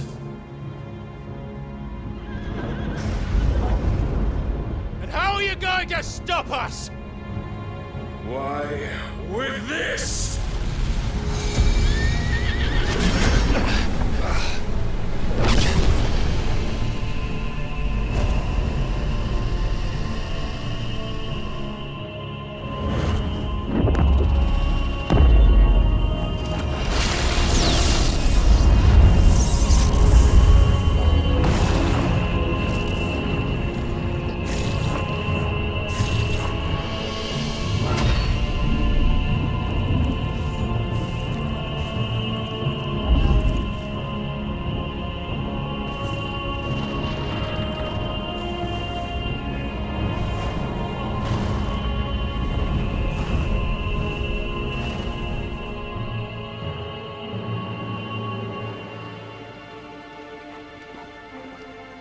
What did you do?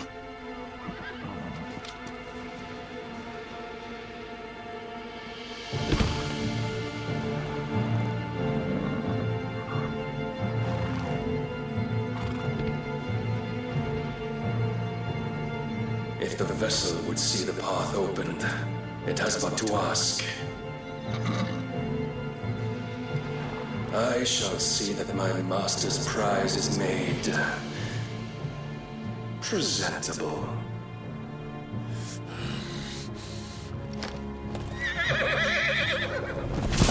Shit! No!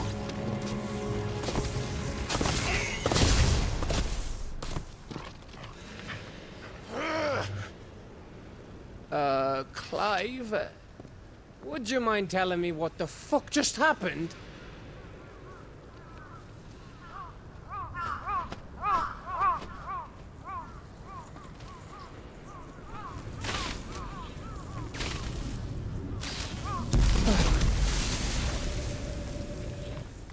Oh, you've got to be. How are we supposed to get through that? We seek an audience with the king. If His Majesty wants me to come and ask him,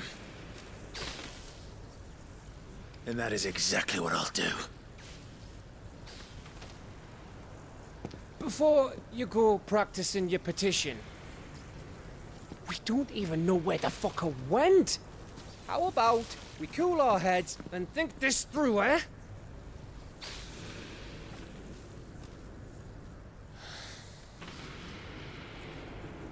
All right.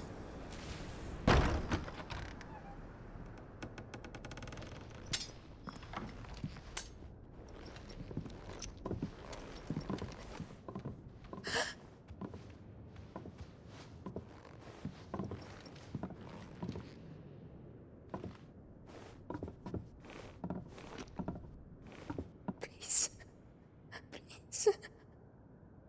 Please, no.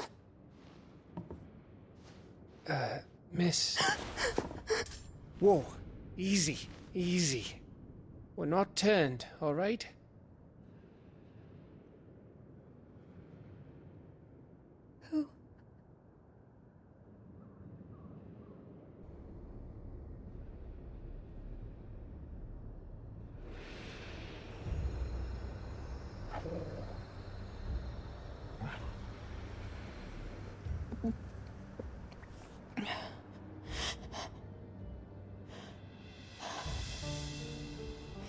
My thanks, kind travelers.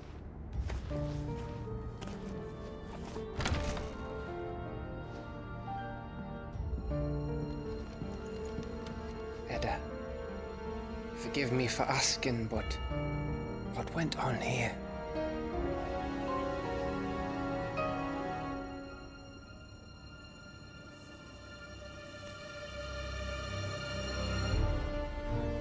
It all started when the skies changed. The elders said it was the Arche. One by one, people went mad. Minds taken by the ether. Till only I remained. By then, I was too far along to run. And then the nights came. And I didn't know what to do.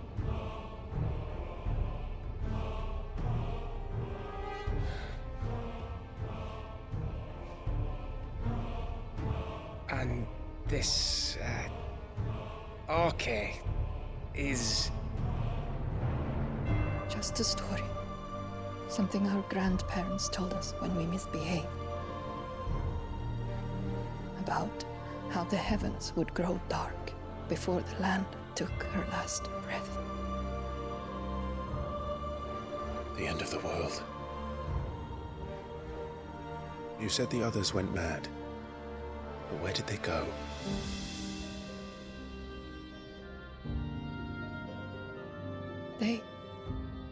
They all left. Drawn east to the tower, to reverie.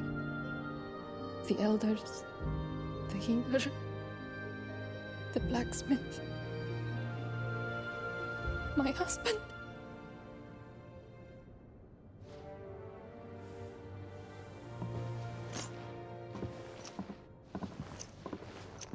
You thinking he did this? Of course. Who else could it be? You were in Canva. You saw what he did to the people. But then what about her? How come her nut hasn't cracked? The baby, perhaps? Could be protecting her from the ether. I can't think of any other explanation. You mean... it's a bearer?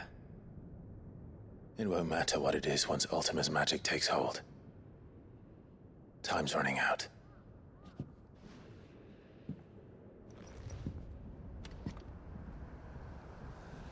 This tower. That's where we'll find the king.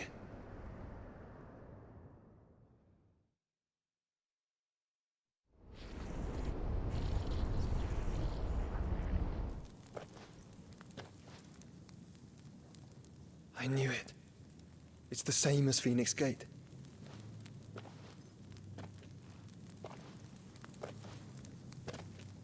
Which means at the end of these stairs should be...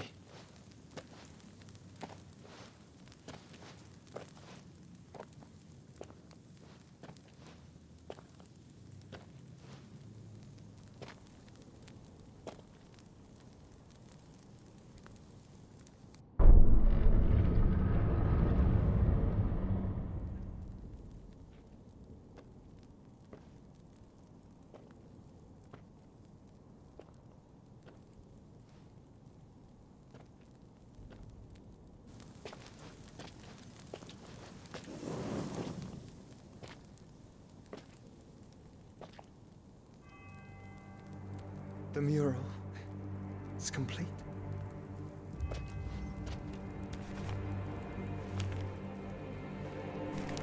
Ultima and his vessel, Ifrit. Garuda, Ramu, Shiva, Titan, Bahamut, Odin.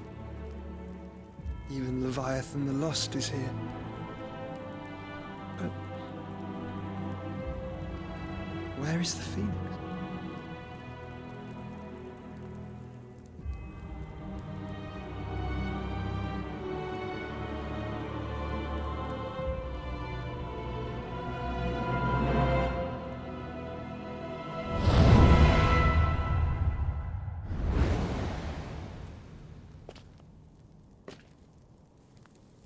by the Founder.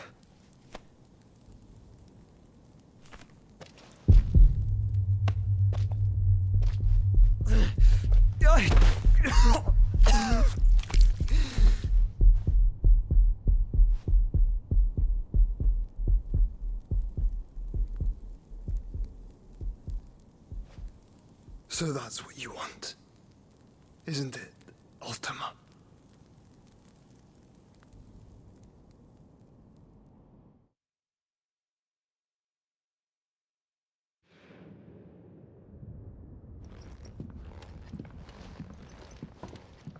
So that's how it's gonna be then? I'm not asking, Gav. I need you to stay with Edda.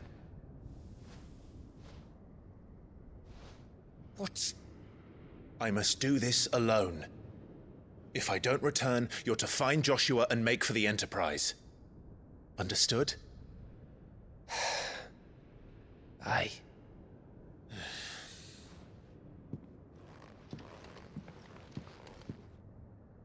Just don't you go dying on me. Sid's name suits your miserable mug better than mine. Don't worry. I haven't finished with it yet.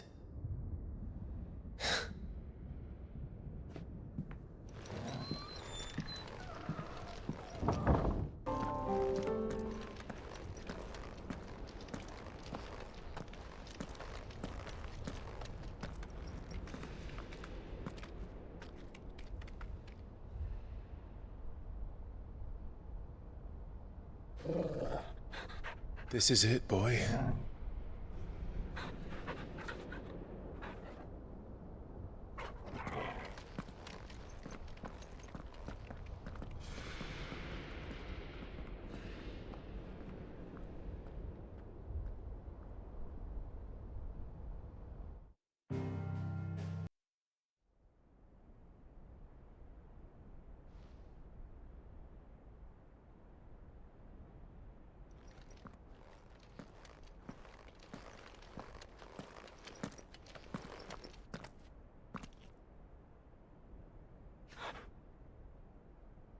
I've come for you, Barnabas.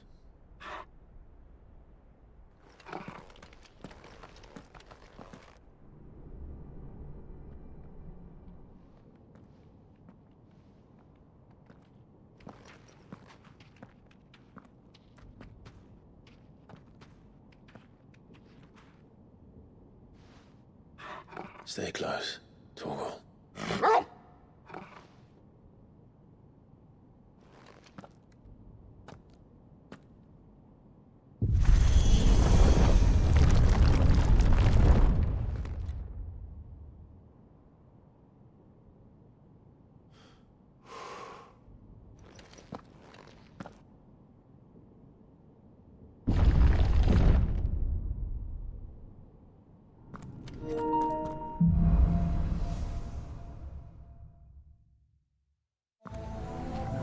The tower. It's alive.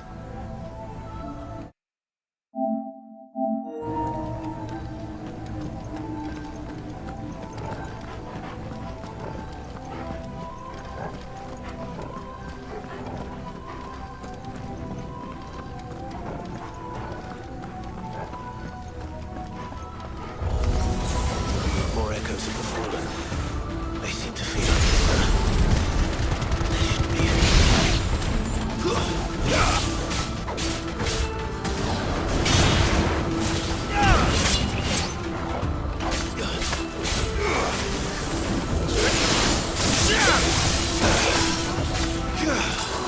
you're a fine hound.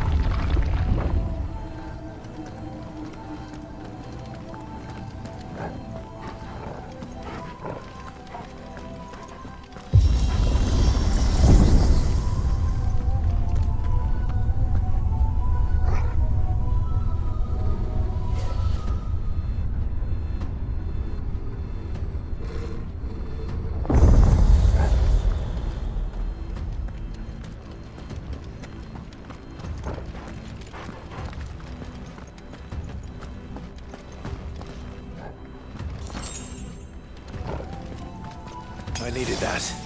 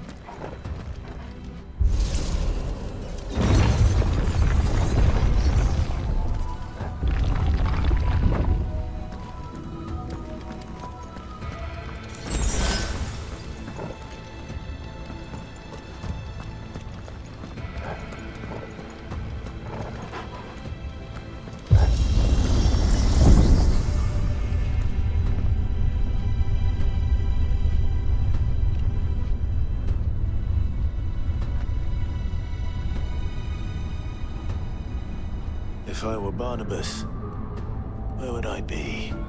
The top. So I could look down on the world.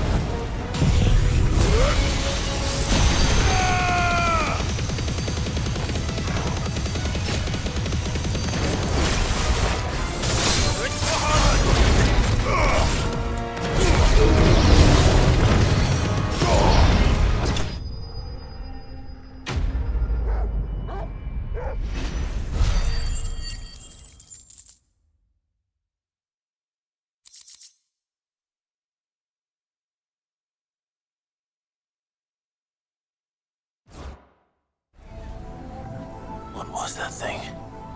Hopefully there aren't any more.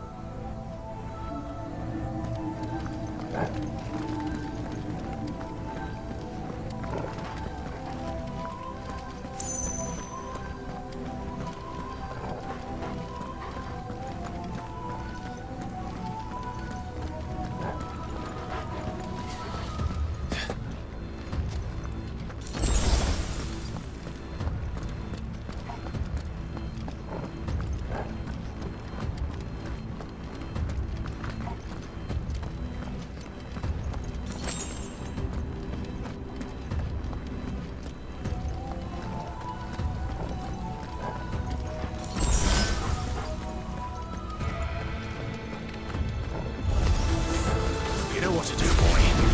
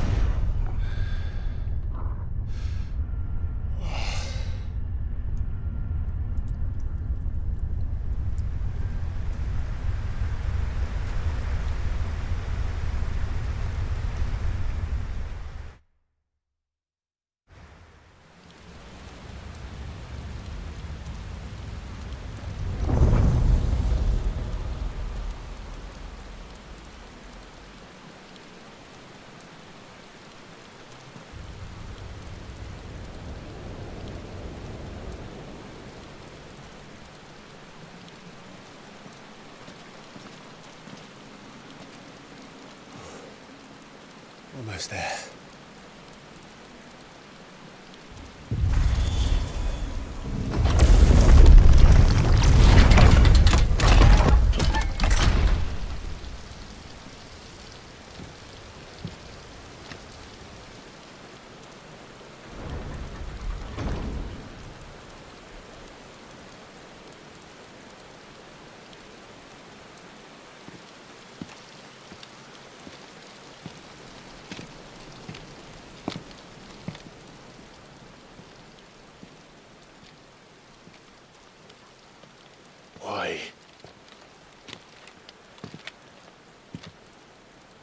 The blade must ever feed if her edge is to remain keen.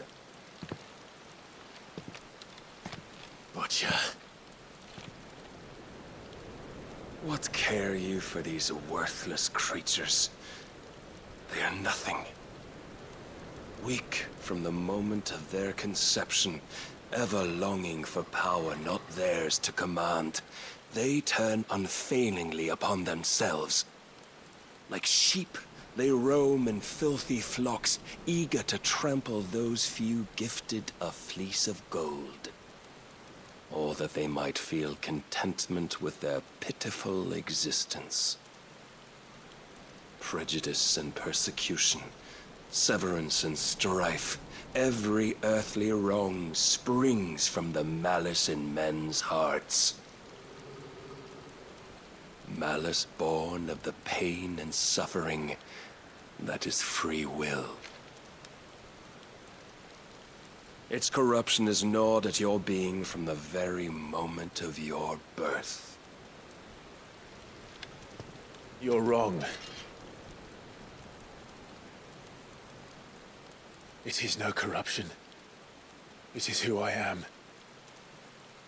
Every choice I make, right or wrong, gives me reason to carry on. And carry on I shall. Not as a puppet, but as a man. Which are you? There was a time I too thought those the only choices. What? Long ago, God granted man the gift of magic. And with that gift did he build great civilizations. Yet over time, man lost sight of the gift's true meaning, stepping from the path of shared prosperity to one of avarice. He abandoned his creator for sword and flame, and through his folly, beckoned the blight. Yet, there were those few who refused to turn their eyes from the heavens, and they prayed to God that he might lead them back to righteousness. And the Lord, he did answer. Before the worthy shall the gates of paradise open. And so did I spread my arms to the ether, and cast my soul upon its gentle waters. I gave myself unto him.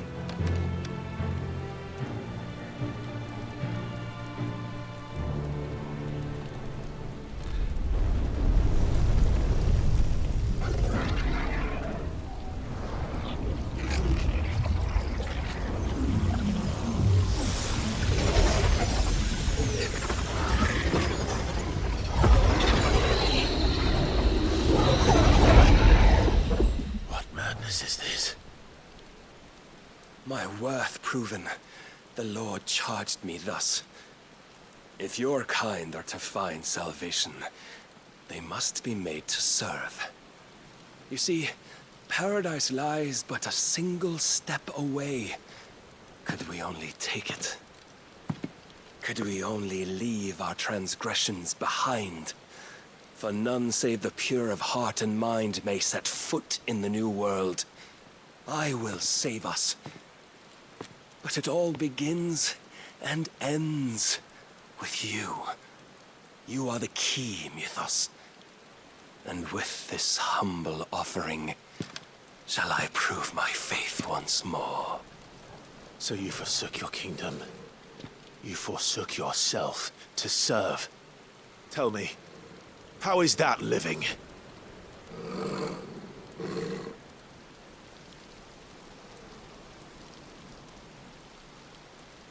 What you seek to provide is not salvation. It's anything but. Life is about always having a choice. Take that away, and we might as well be dead.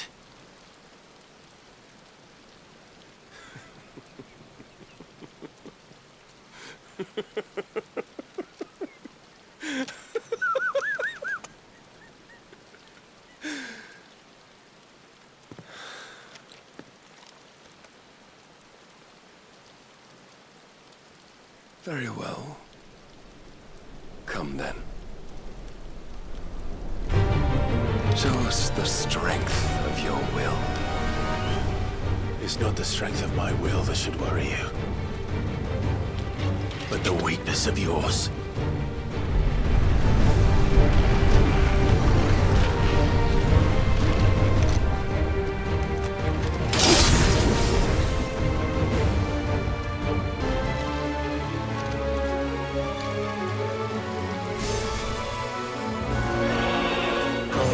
You to serve as his vessel, and you cling to this foolish notion of hope when there is none.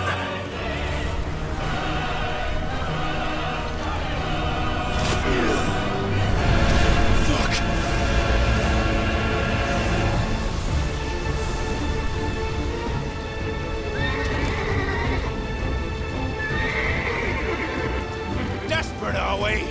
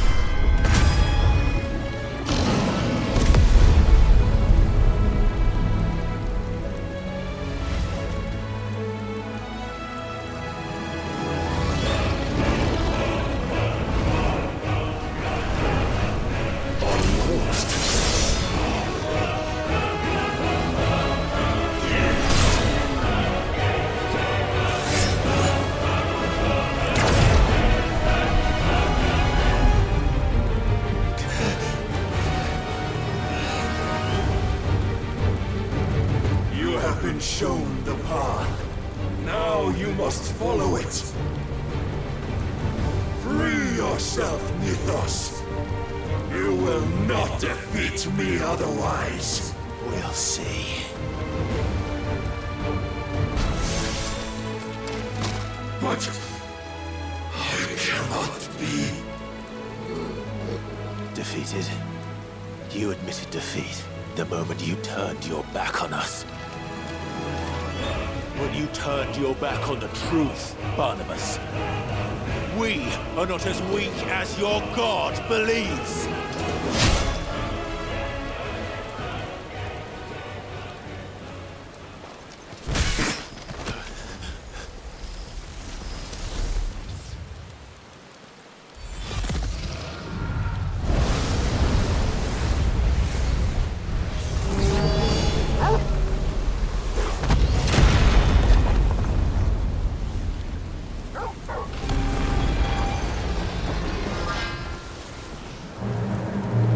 Damn it!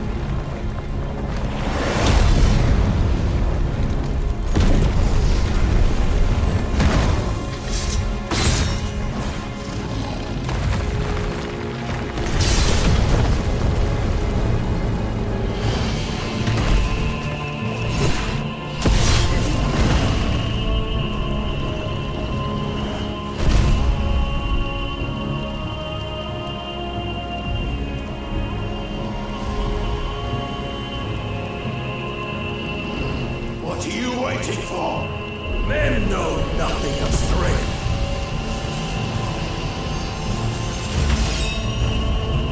But you will.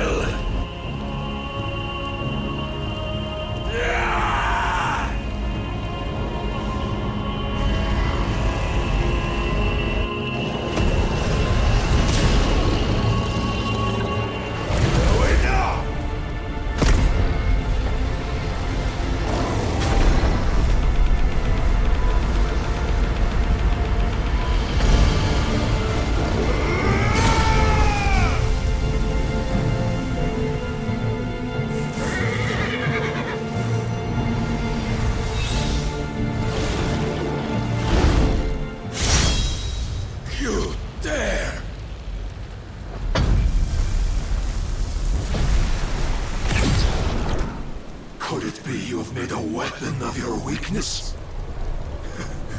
My apologies.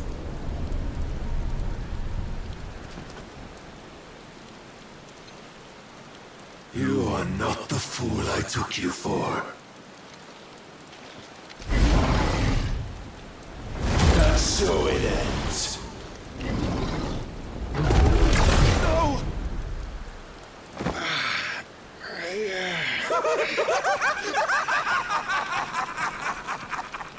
Don't tell me you are tired, Mythos!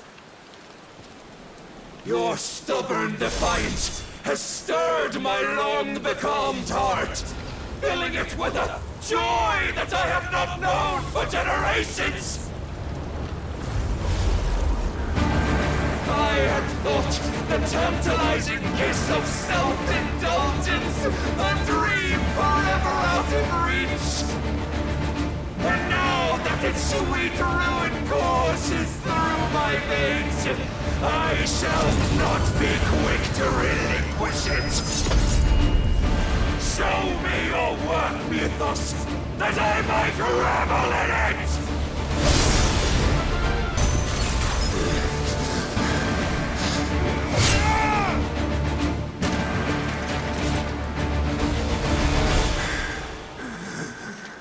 Well,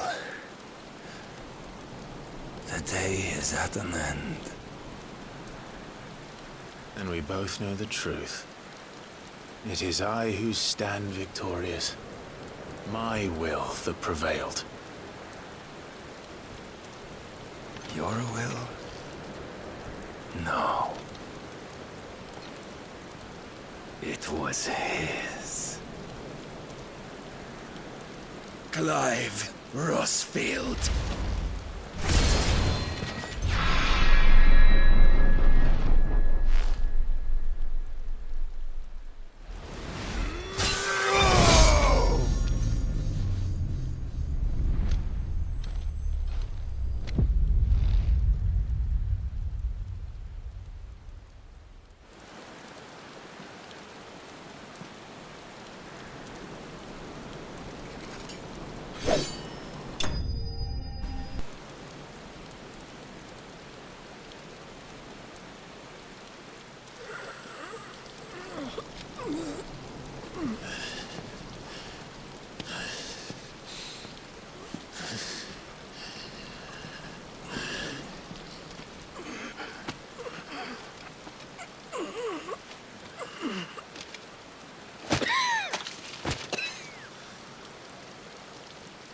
Perhaps there is strength in will. Would that I had not relinquished my own.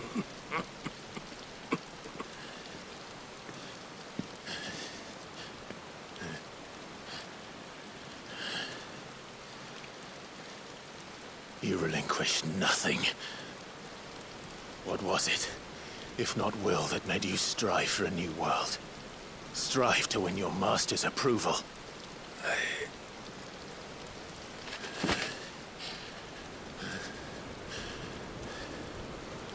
You were shown a fantasy, and you chose to believe it. But you were wrong. There is no world but the one we live in. And that world is worth saving, even if it means killing a god.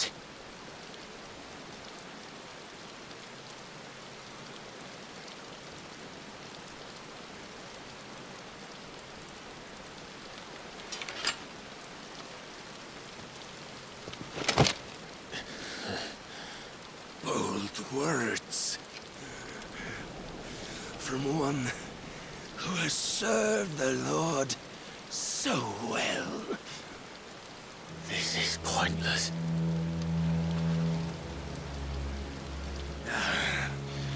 But I almost forgot. I promised that I would make you presentable. Did I not?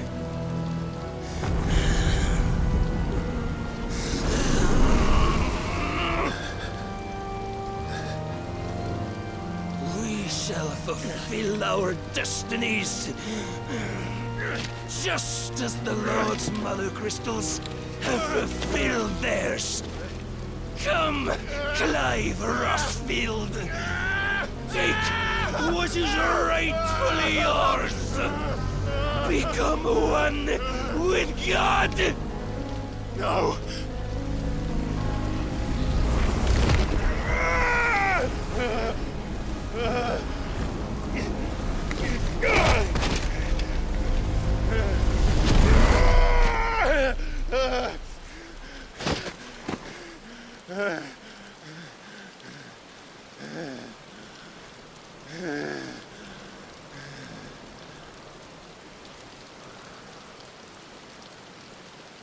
At long last, salvation. I'm coming home. Mother.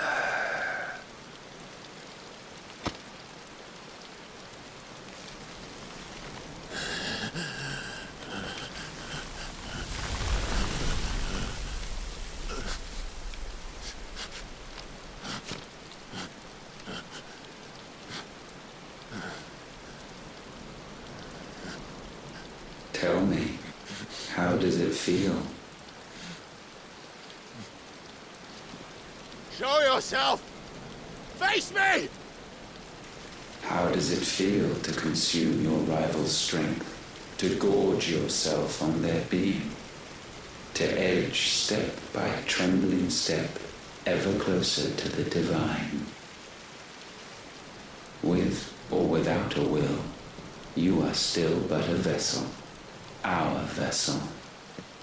Behold, how your body shudders in anticipation of its fate.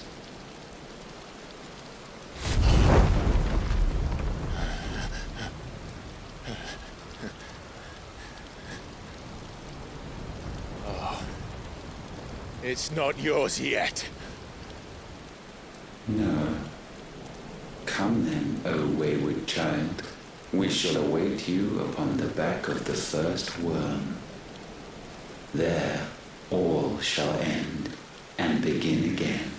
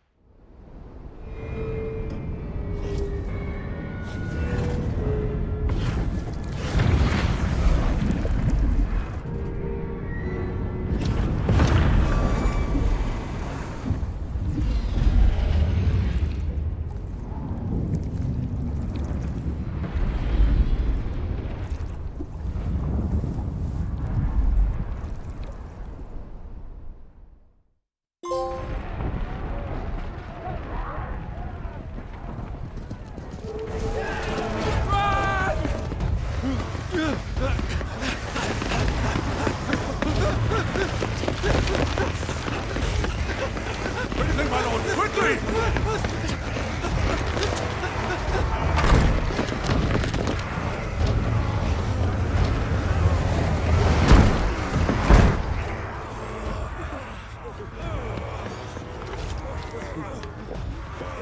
Why the hell is my city falling with the captain?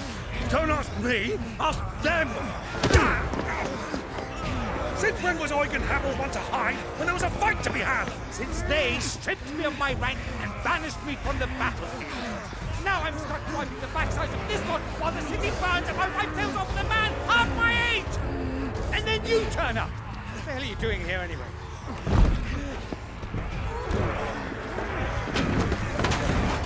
What indeed?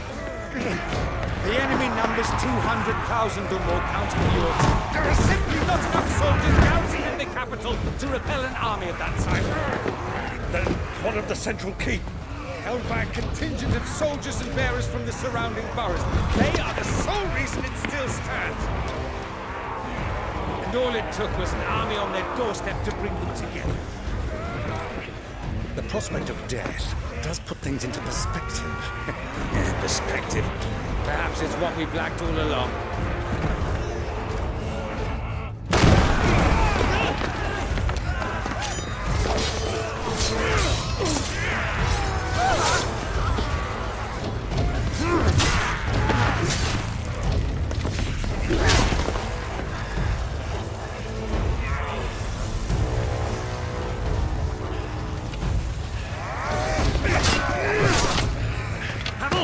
I need you to lend me some of your best men, preferably all of them. My best men? Does it look like I really want... I admit this might not be the most convenient time, but my nephew's in trouble, and I may have already promised him my help. Your nephew, the outlaw? Never! My soldiers have better things to do than die for nothing. And you and he are of the same mind. Clive fights for the opposite. He fights for a world in which we shouldn't have to live and die for nothing. And he fights today to give us all a chance of a better tomorrow. Be that as it may, a handful of men cannot stand against a kingdom.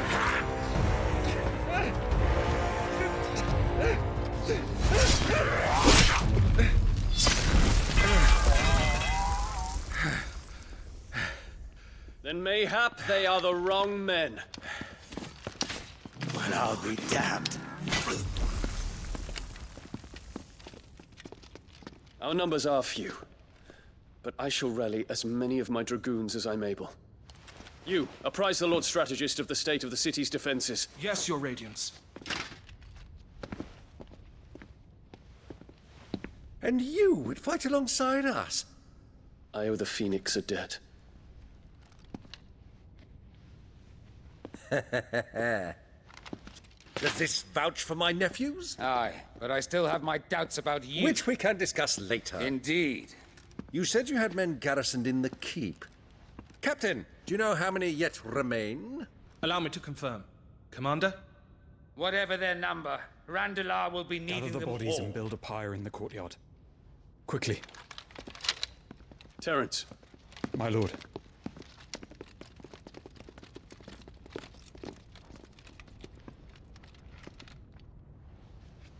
You will find a girl there. A girl? We are in the middle of a war. I owe her my life, and I always pay my debts. You are to see that she is provided for. Dion, I cannot leave. But you shall. If I'm ever to be worthy of the forgiveness of our people, then I must earn it. And I must earn it by my hand, and my hand alone. Know that I do not ask this lightly. And know that I will do it.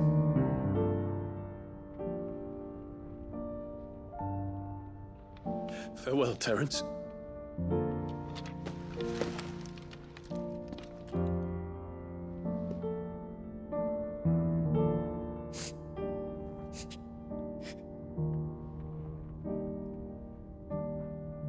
Farewell, my prince.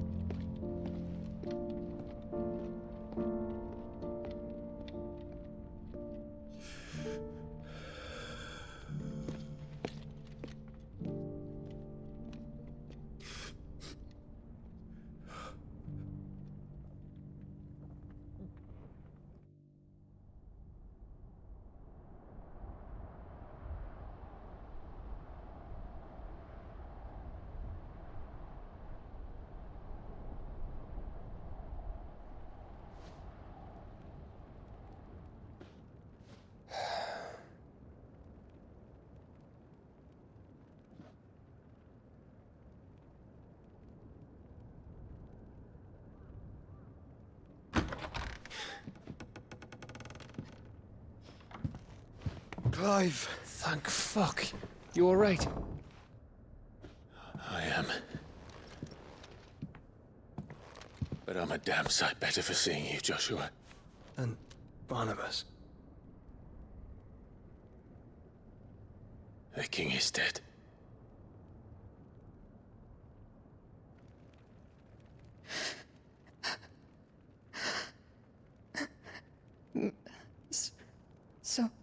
So they're all...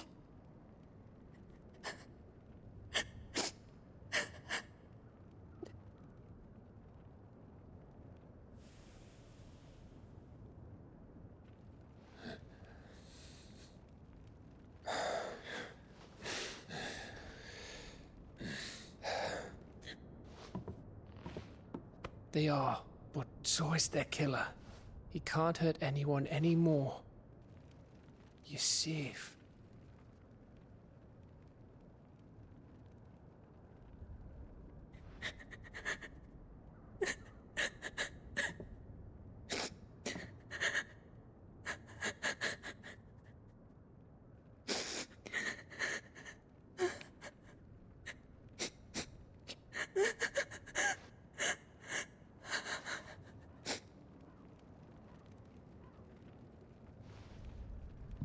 Gav, we need to talk.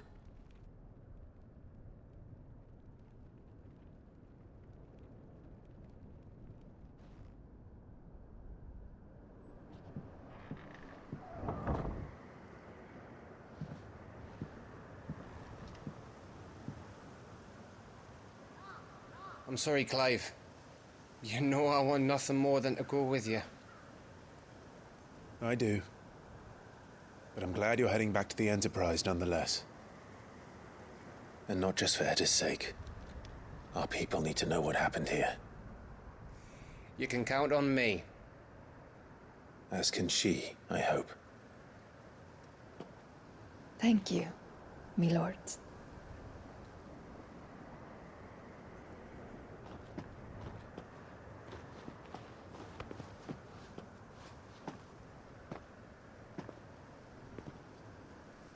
Do you think that was wise? Wiser than leaving a woman with child alone in the Deadlands. They'll be safer at the hideaway. For now, at least.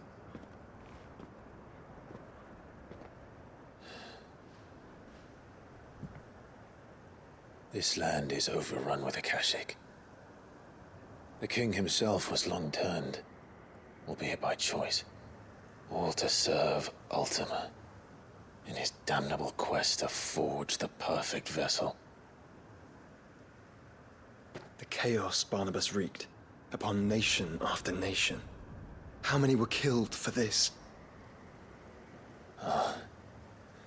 He didn't consider it killing. Or a mercy of sorts. A way to end their suffering. He truly wanted to save mankind, and ultimately use that. As he uses us. But why us? What are we? What are we? We are dominance. That is our fate. But that doesn't mean we have to accept it, which is why we fight. For the right to deny it. Is that not so? It is. For our sins.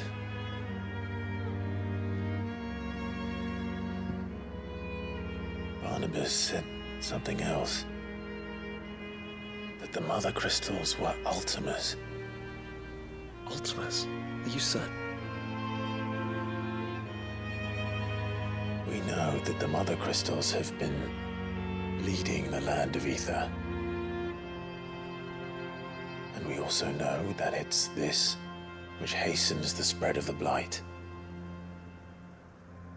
But what I cannot fathom is what Ultima stands to gain from that. What did you find at the Stronghold? The truth about Ultima's prize. For so long, I believed it to be you, and you alone. Yet, it is not merely a freat that he desires, but a freat and phoenix both.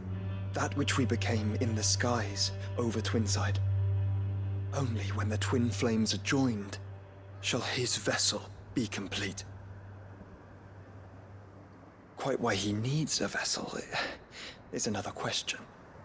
Unless there is something he cannot achieve without one. Something his immaterial form precludes. Something requiring an unthinkable amount of ether and a body resilient enough to channel it. If I did not know better, brother, I would think that he meant to cast a spell. A spell 1,000 years in the making. A spell to end all spells. But he cannot do it without us. Nor without the Mother Crystals. But if we destroy them all, we will stop not only the Blight, but Ultima as well.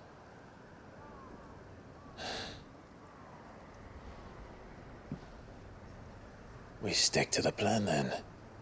Only this time, we face him together.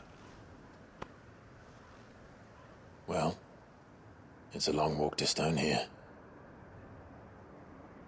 Let's not keep Ultima waiting.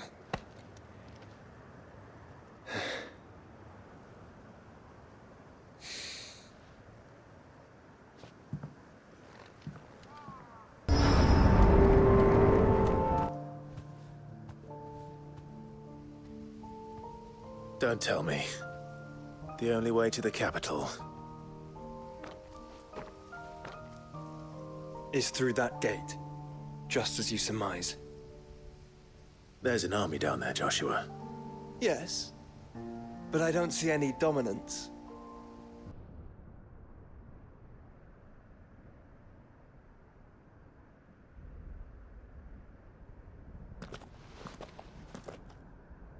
Look, Clive.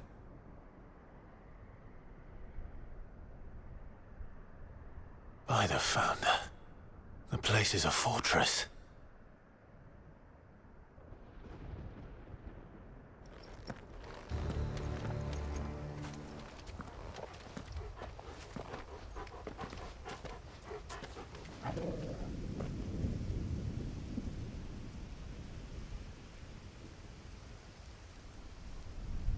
The calm before the storm. There's only one way into that city. Across the bridge. Through the main gate.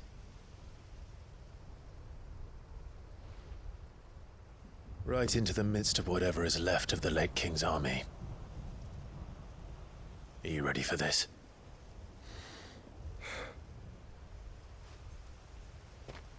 As ready as I'll ever be.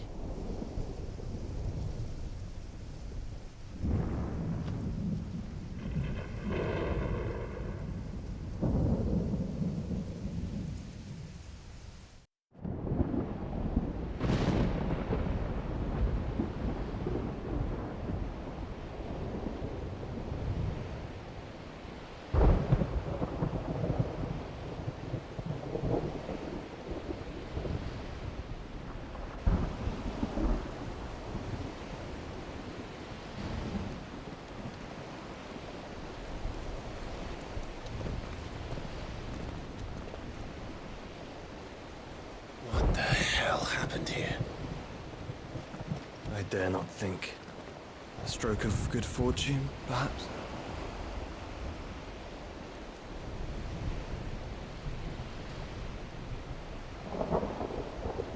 I hope you're right. So do I.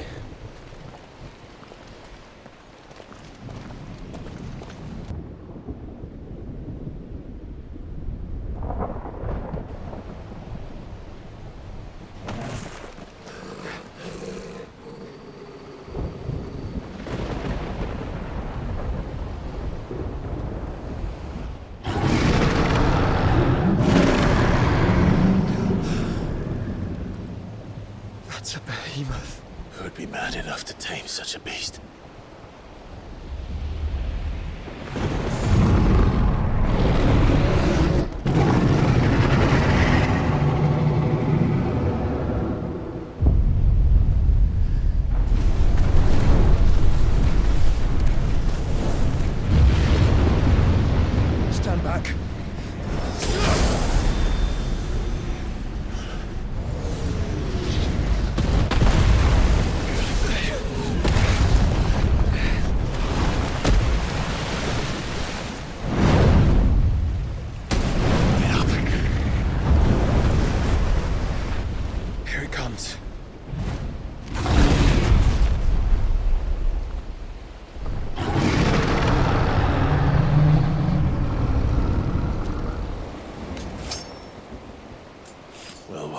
waiting for?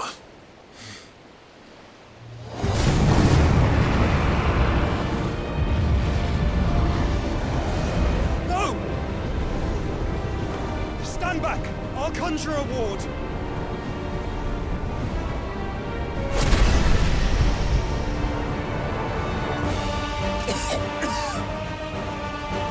Joshua!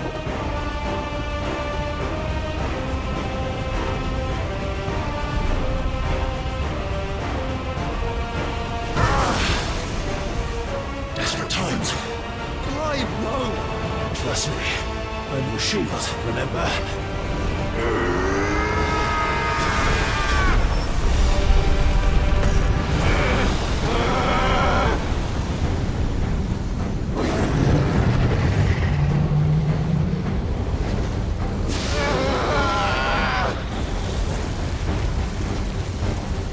I think this might be a job for Ifrit! Why would you turn to him, brother?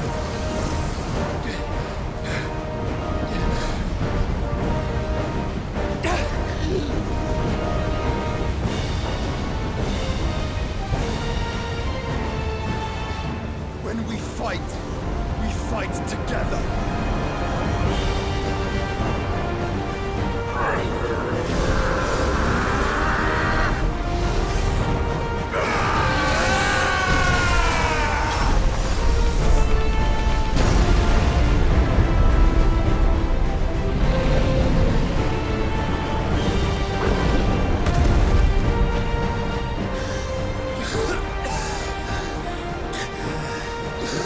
That wasn't too bad. That was just the beginning.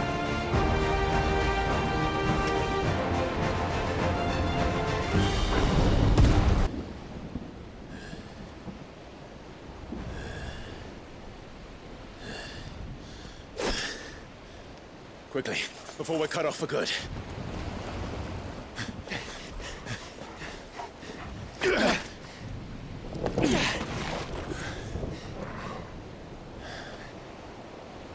If it is like the others, the entrance to the inner sanctum will be at the foot of the crystal. We're almost there.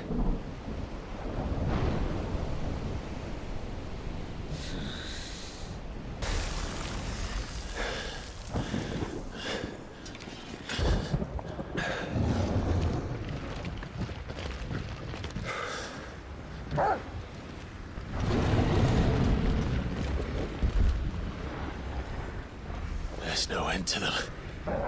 The whole bloody army's here. Stand back, Joshua. I'm summoning Ifrit. Stop, Clive! You mustn't. We still have a long way to go. If you tap your strength here, you'll have none left to destroy the heart. Then you'd rather die?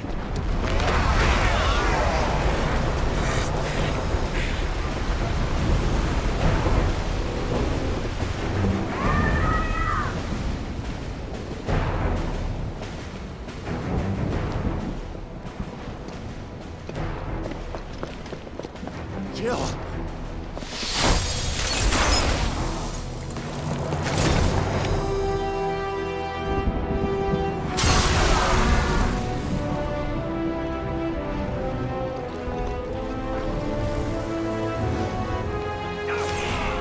She's not alone.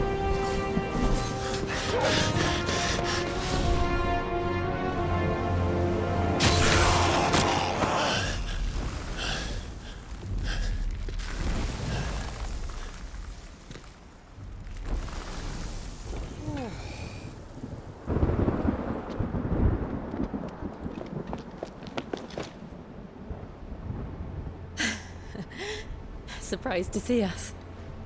How did you? Gav. He told us exactly where you'd be. Even sniffed out a crack in the castle wall. And when we saw the heavens come crashing down, we had no choice but to believe him. It's been quite a day. To what do we owe this honor? A debt I will see repaid. Prince Dion. It's good to see you well. So, this must be Ifrit. Your uncle bade me give you a message. Listen to your heart, and guide your steel true. Your father would expect no less. That is all. Thank you. For everything, Your Highness. Dion, please. You do realize the only thing we've freed so far is this wall from its foundations, right? Now, if your lord and ladyship's quite finished... Well said, Gav. We have work to do.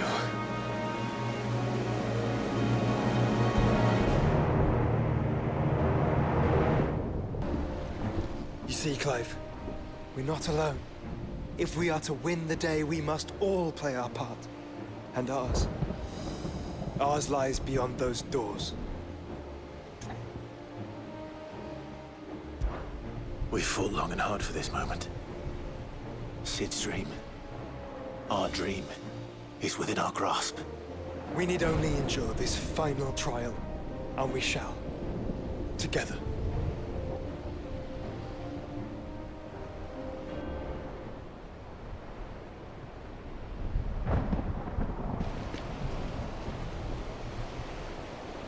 You all know what it is that awaits us beyond this gate. And we shall face it together. Aye. Aye.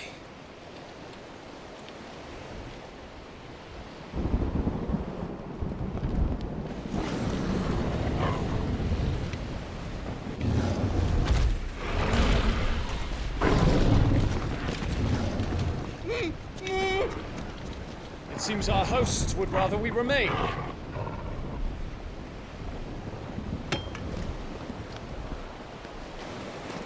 I will stay them. We will stay them. Go! Just don't keep us waiting. Thank you.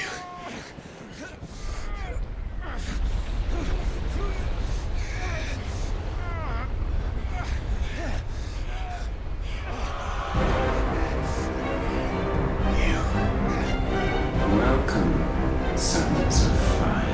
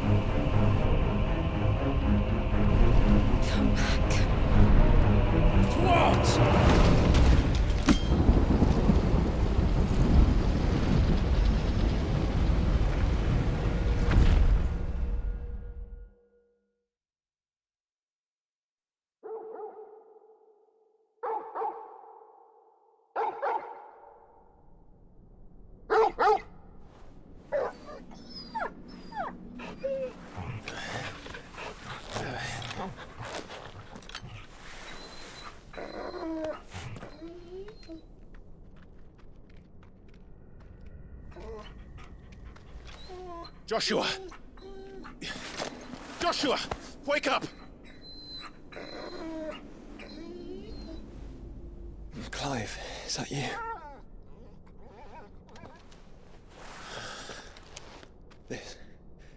This isn't stone here.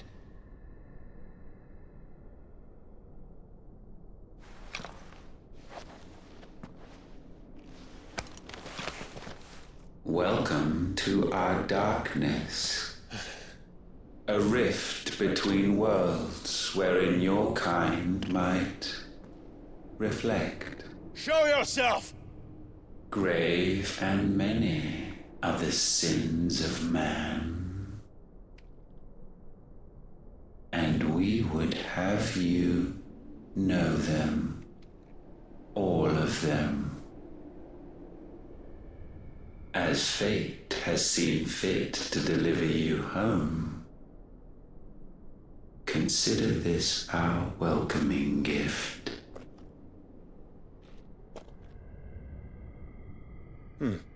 It would seem we are trapped. And the only way out is through Ultima.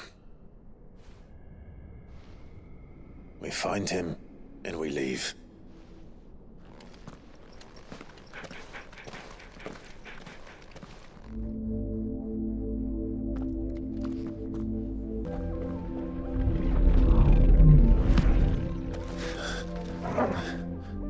If you are to comprehend the full extent of your transgressions, we must go back to the beginning. When the world was still young, we visited upon it a miracle, magic, and in its light did all life flourish.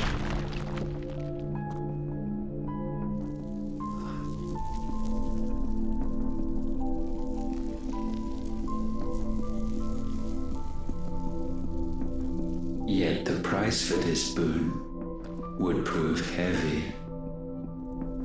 A pall descended upon the land, painting the horizon black as night. Though we labored to forestall its spread, in this one endeavor we stood powerless. And so we fled, that we might endure, that we might discover a means of salvation.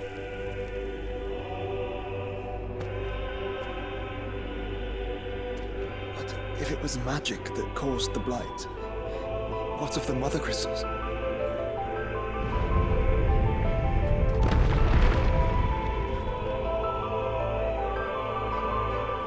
I expect he'll tell us soon enough.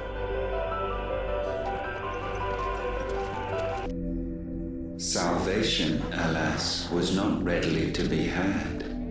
First, we would require a land unvisited by the stain of corruption. An unprecedented journey lay before us, one beyond the limits of our fleshly bodies. And so we cast them off. Thus, stripped to our very spirit, did we find our new paradise. A land as pure as driven snow, Valisthea. There would the true work begin, for the black crept yet behind us. And soon did we arrive at a solution. The illness having spread to every organ, there was but one escape from this fate: to start afresh. With a new world. The one for which Barnabas labored. A paradise free from the blight where his God awaits. And where, if we only forfeit our wills and abandon everything we hold dear, humanity can join him.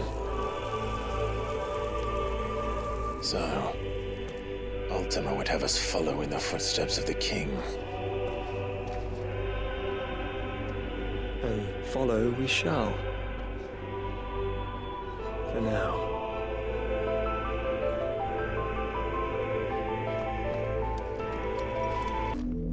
To forge a new world would require not only power, but a constitution strong enough to wield it. Acquiring the first would be simple. Untouched by the blight, Valisthea was replete with ether, and we had only to place jewels in her crown to claim it. Acquiring the second, however, demanded creativity. And so I cast forth the seeds of humanity. You created us. Is that not what gods do? We sowed the seeds for you, Muthos, all that you might one day blossom.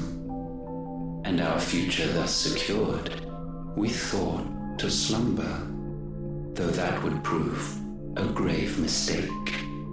For it was as we slept that man committed his greatest sin. He awoke. Alone in a world bereft of his god's radiance, he stumbled blindly, desperate for guidance. Finding no light, he sought to kindle his own, and from that single errant impulse was his will born. Having discovered himself at last, man turned his eyes inward and found he desired evermore that which only magic might afford. So wars were waged and brothers slain for custody over that dwindling resource, and the land, she wept tears of black.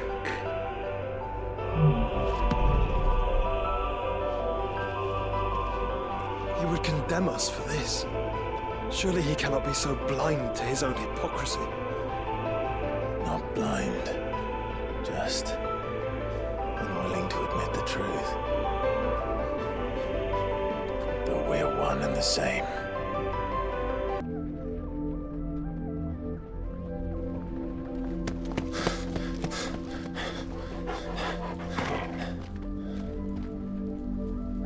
Is that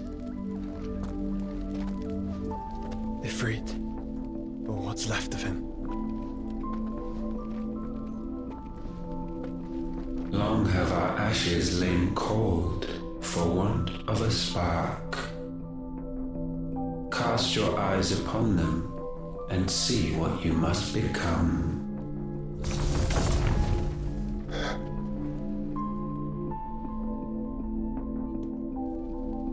Valisthea cannot endure a second claim upon her being. The avarice of man drives her ever closer to destruction. But she may yet be saved by you. It is what you were born to do, why we nursed you and fed you, as your own mother should have. And now that you are fully grown, our Mythos, it is time at last for you to serve your purpose. to right your wrongs. If our sin is wanting to survive, then you are as marked by it as we are. The fault is yours. Our wills were born because you abandoned us. And now, you would have us forfeit them. All for a place in your new paradise. Do you imagine yourselves worthy of one? Mankind has no place in our world. Is this truly so difficult to comprehend? We only ever require you, Mythos, when the time comes to bid this wretched realm farewell. None shall follow, none shall remain. What do you mean, none? This is our world. Once the land's rebirth is complete, humanity will have served its purpose. Why would we continue to suffer that which has caused us so much vexation? Because the land doesn't belong to you. It belongs to us all!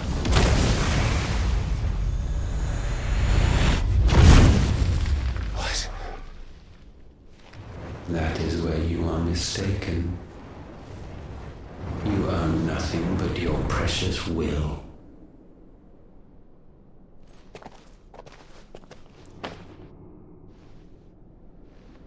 Brother.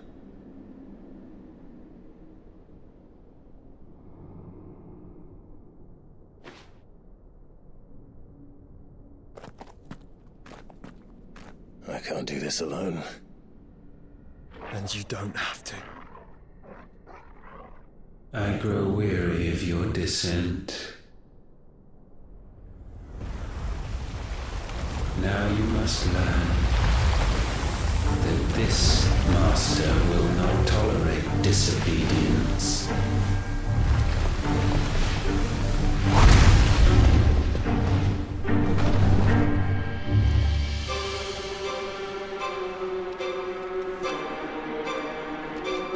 My friends, my family. We have all suffered, all fought to survive. This world may be flawed. It may be broken. But it's all we have. And if we can't share it, I see only one other choice. You have to go. You may have created us, Ultima.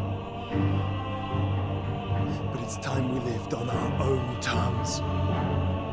This isn't your world anymore.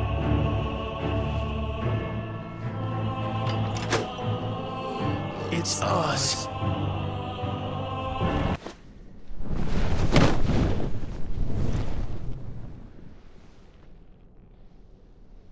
At last, for countless generations, have we awaited this moment.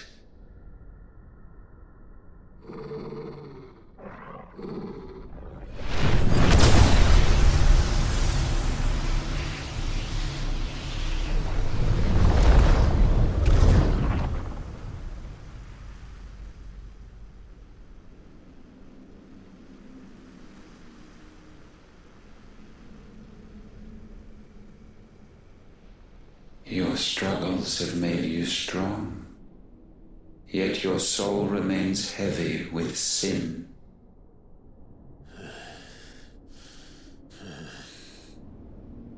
Absolution is nigh.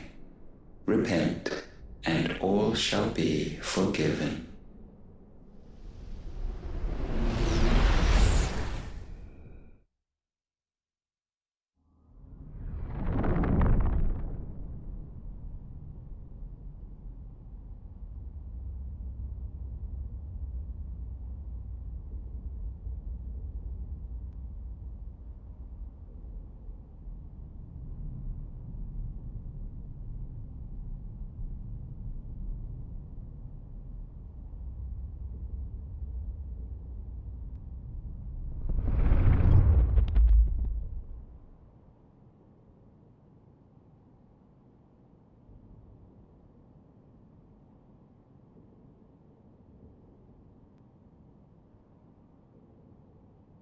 Tell me, Clive, how many lives have you saved since taking my name?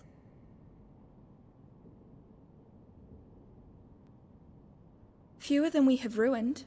Wherever we go, we leave a sea of tears in our wake. These are the wages of your will, son. What good are our choices when all they ever bring, all they will ever bring, is death? There's no atoning, Clive. No matter how hard you try.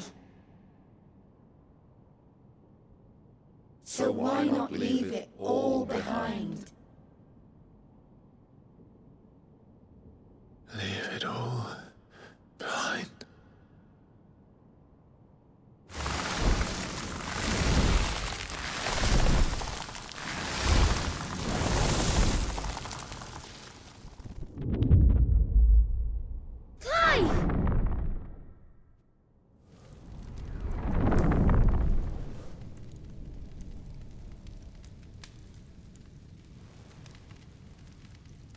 Please, won't somebody save me? Won't anybody love me? I yearn, yet still she is not mine. Have I not given enough?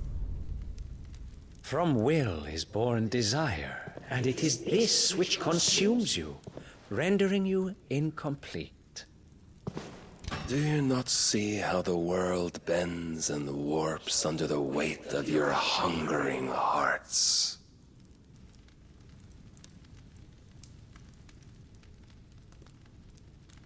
What if it could all just go away?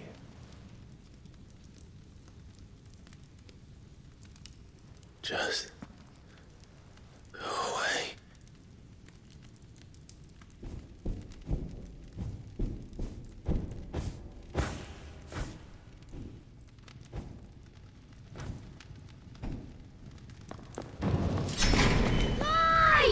Clive!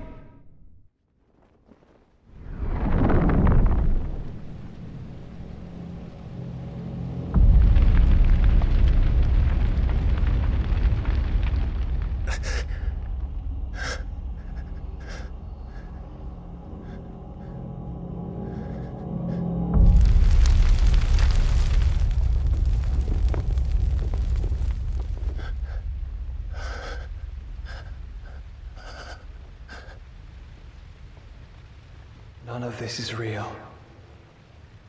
Wake up. It's time to go home, Clive.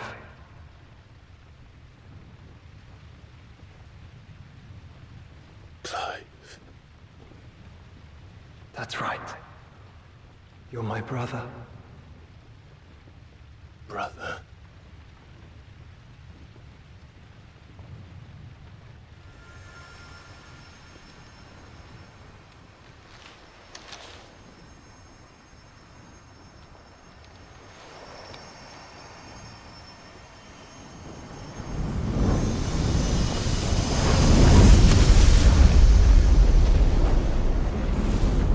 Come.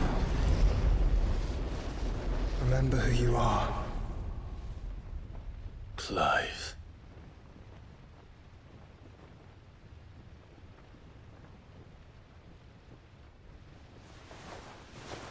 Once more, lest you forget.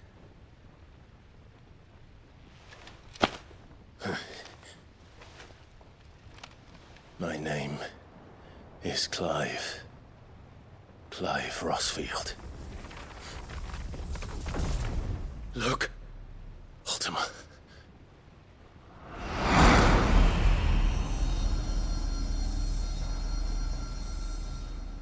Even here, the light of the vessel's will cannot be quenched.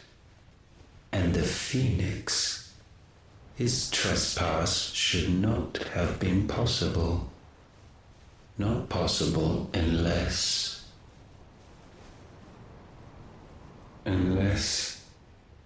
he has been with Muthos all along. The mark of the Phoenix, emblazoned upon his heart, made manifest by the power of will alone.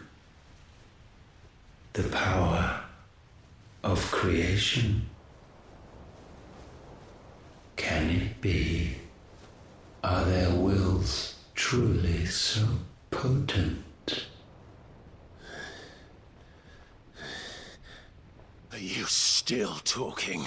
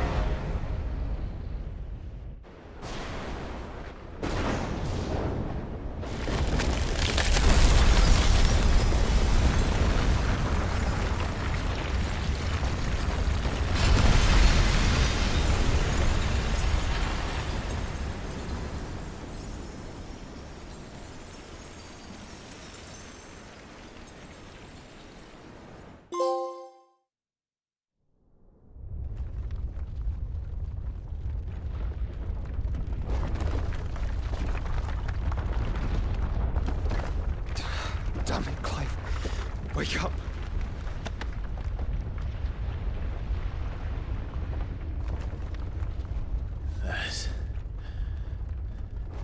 Hurt. Sorry to wake you, but I think it may be time to leave. This place.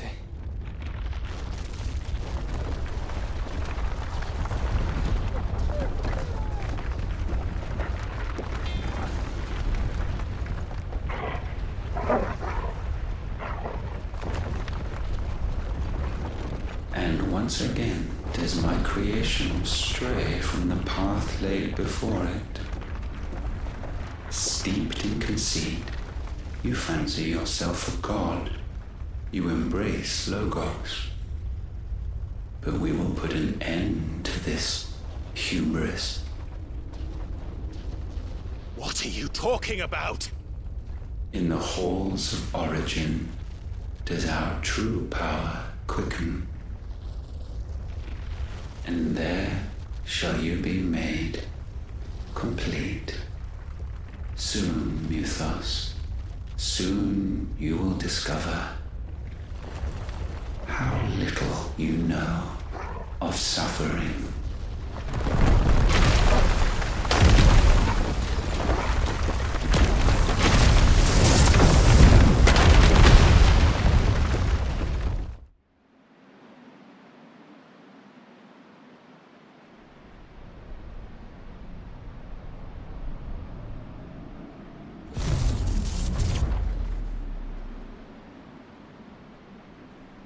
And so the crystals are no more. Yet in their silence, a new song rings. Its chorus building, a crescendo as it enters its final movement, stirring those long aslumber to waking. And back to their origin.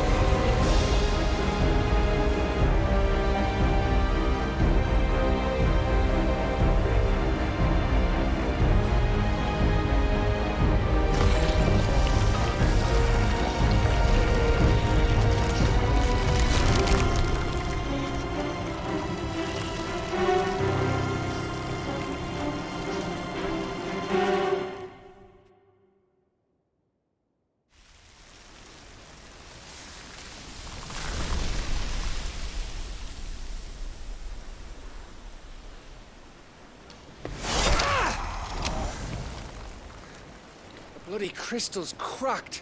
So where the hell are they?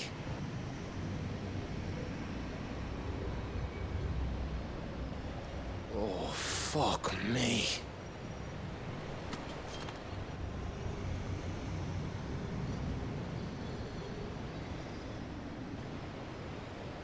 Is that ether?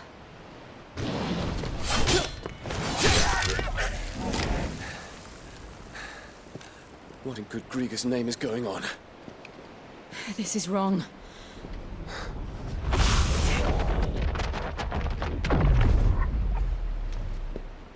Are we back? Clive! Joshua! Jill!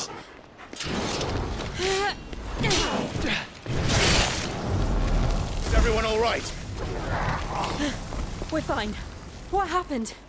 Too much to explain here. Mate! We're leaving! Now!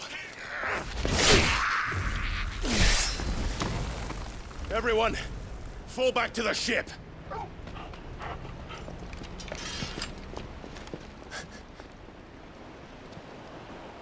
I will be with you anon. Thank you.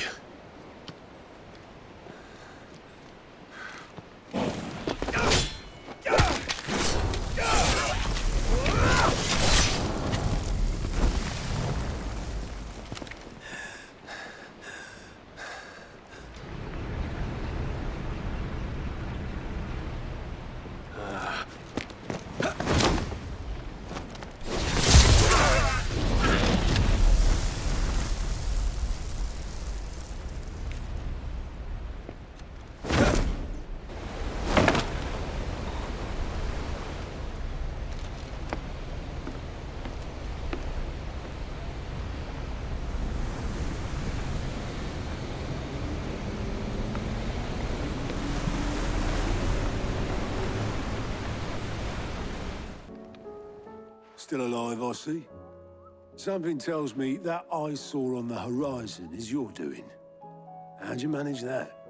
It's a long story. One that I'd rather only tell once. Right.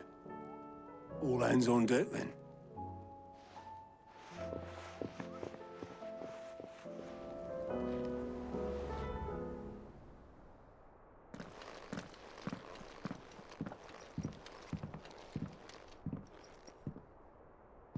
Is this everyone?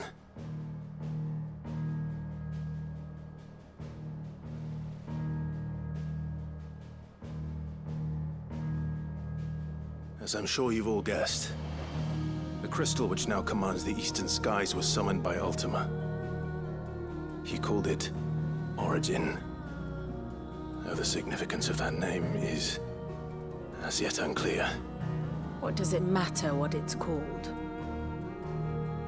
Its emergence tore Twinside asunder and wiped my homeland from the map.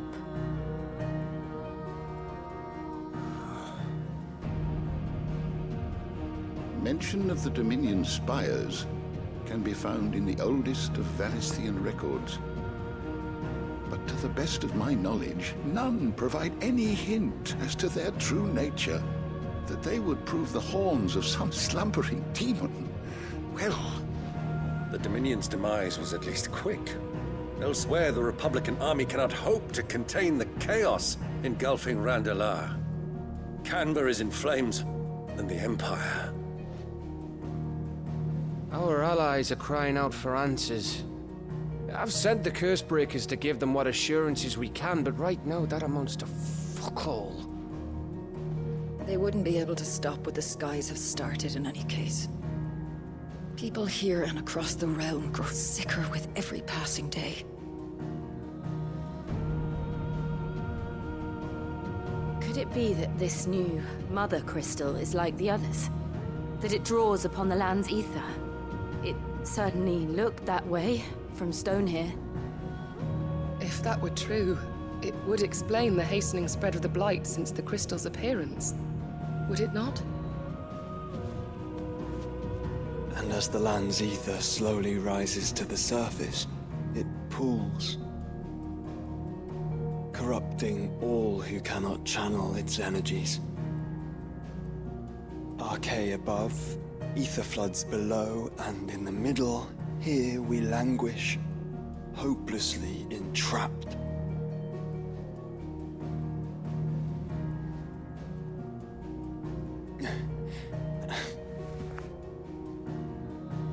It's all right. When we faced him at Stone here, Ultima told us his true power quickens in the halls of Origin. Needless to say, we cannot allow that to continue. If we are to stop him, we will have to find a way into the crystal. How are we gonna manage that then? It's up in the sky. And fast as she is, the Enterprise can't fly.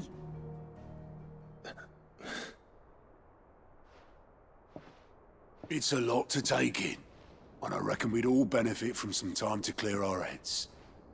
The answer will come to us. Don't you worry. Ain't that right, Clive? Right. That's right. Well, go on then. Bugger off.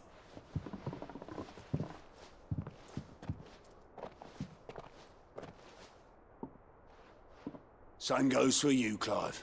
You won't solve anything like this. Trust me. Go and get some fresh air, eh? Thank you.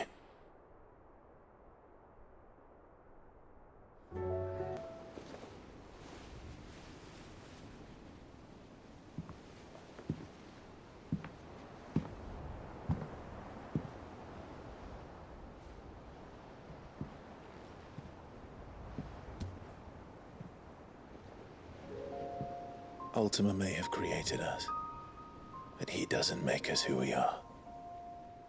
Only we can do that.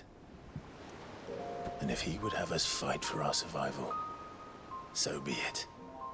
It's what we've been doing all along. Much like Ultima himself, it would seem. His new world being naught but a means to survive. And so, we must contend to decide which of us shall inherit the land. Should Ultima prevail, it will mean death for us all. Of that, we can be certain. But even should he fail, what world awaits us? A withered, godless place, where our newfound freedom will most like prove a chain in itself. Well, that may be, but a chain can always be broken. As long as one has the will to break it, it won't be easy. It may take generations, centuries of suffering. And that is, if everyone plays their part. But it will happen. And when it does, it will be on our terms. That is the world that awaits us. Indeed. And what better world could one wish for?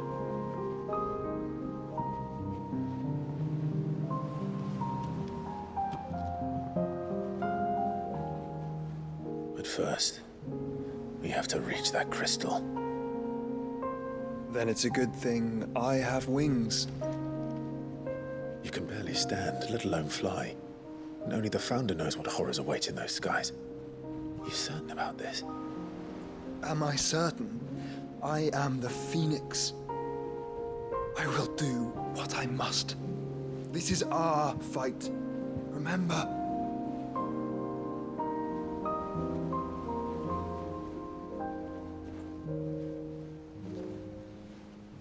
All right. I yield. But only what you must, yes? I'm still your sworn shield. That you are.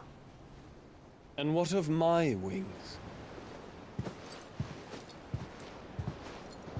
Lest you forget, you go to stand against a god. I would not have you succumb to fatigue before the fight begins. Ifrit, your brother mentioned that some few of the dominants who had lost their power to you were still able to prime. Is that true? It is. But their icons no longer submitted to their will.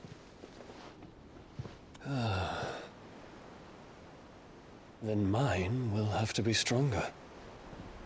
That you both might save your strength for the battle to come. You don't have to do this. If you do, there's a chance you might lose all you have left. And what have I but regret? My life ended in the Dominion. I fear death no more. Besides, I would have words with Ultima. He has much to answer for.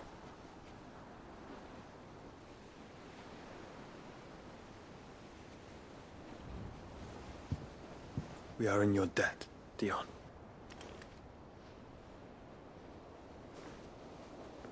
We can speak of debts when this is over.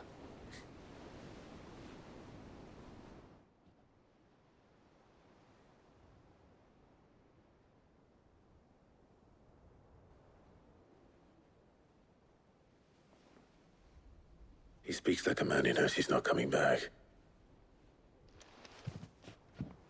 And has come to terms with that. That doesn't mean that we have to, does it, Clive?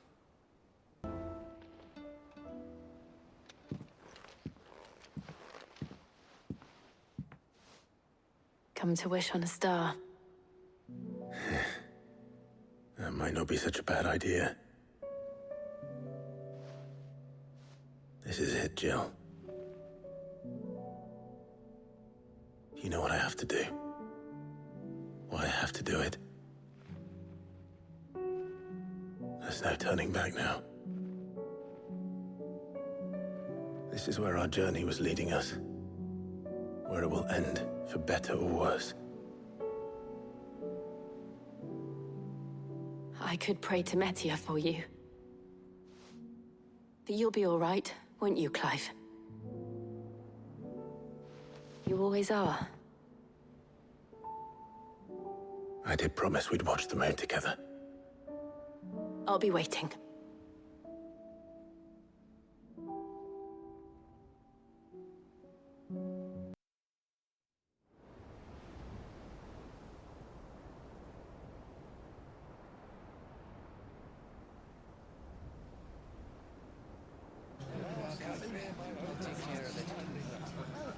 Make sure you do this time. Oh, and while you're at it...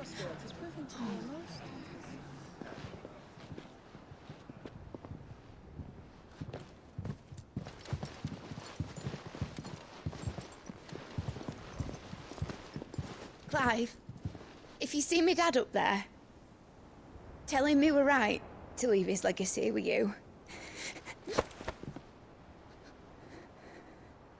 Tell him he'll be in the front row. There's no way he'd miss this. Well, behave yourself, Mid. We'll see.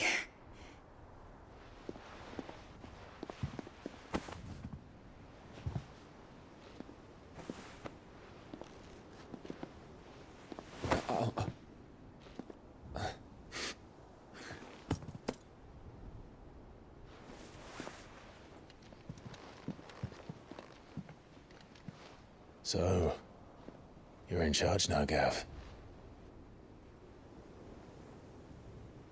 And what does Tyre have to say about that? Come back before she finds out, eh?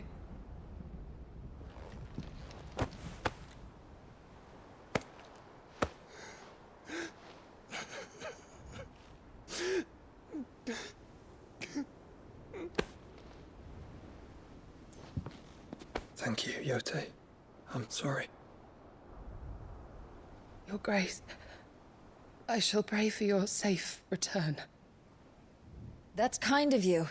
But you should pray he took his medicine. I didn't spend all night grinding herbs for his lordship to leave them on his nightstand. Again. You needn't fear, Lady Tyre. And thank you. See that your brother comes back in one piece. Or, at most, two. Any more and you can heal him yourself. I'll keep that in mind.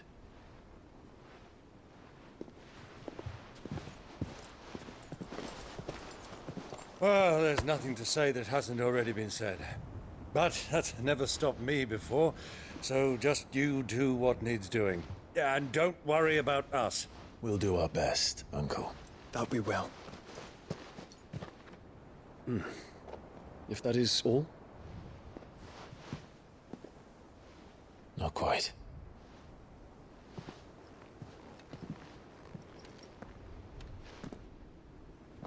Jill. It's time, isn't it? It is. Take care of him. And you. You take care of her too, boy.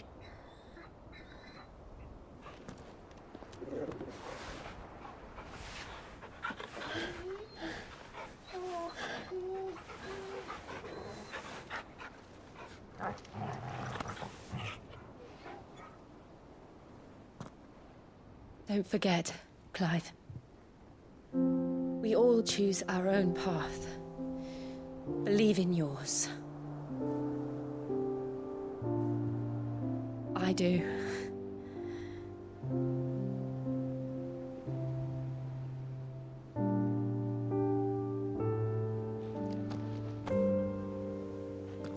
I'll be back. I promise. I love you, Jill.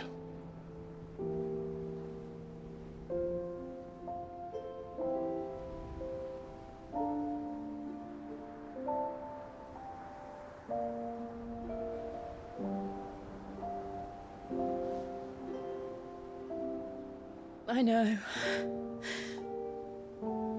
I love you too.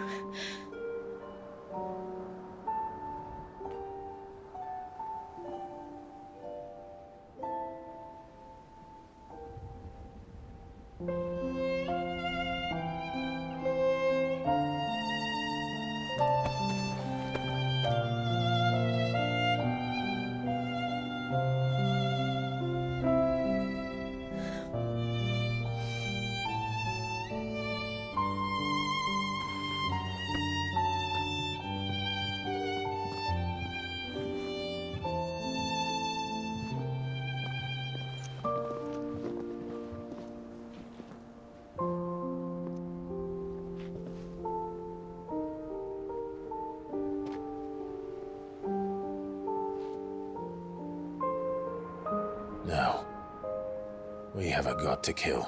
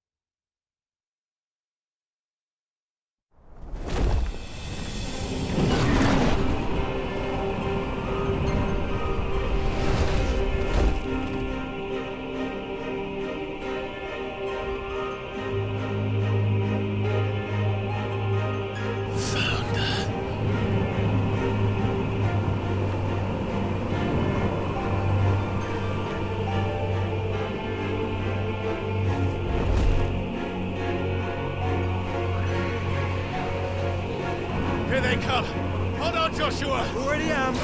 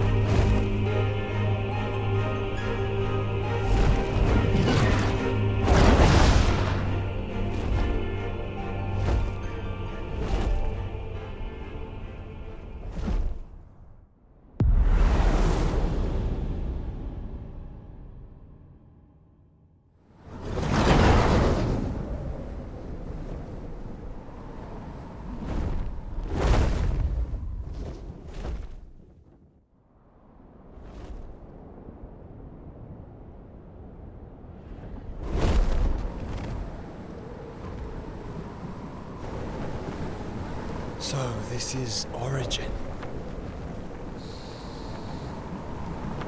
A far cry from heaven.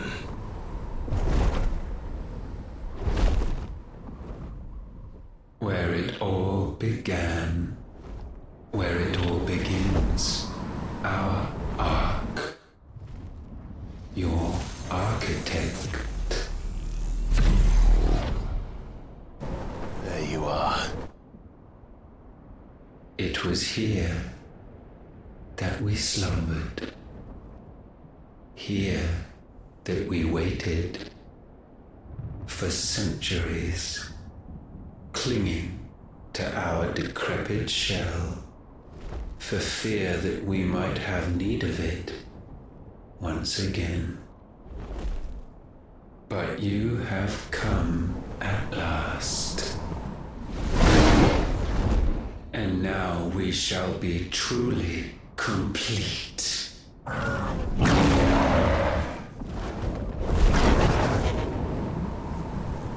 Well?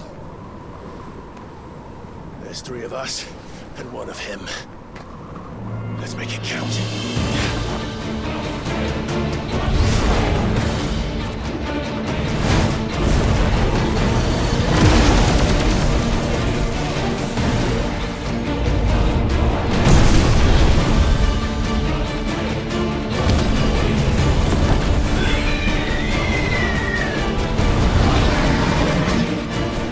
Dominance. We will show you what it means to suffer.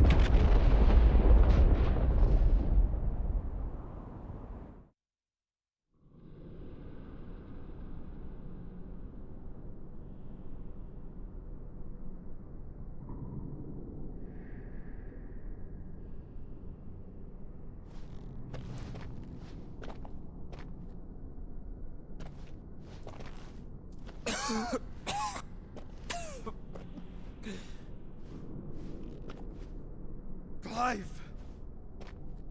Clive!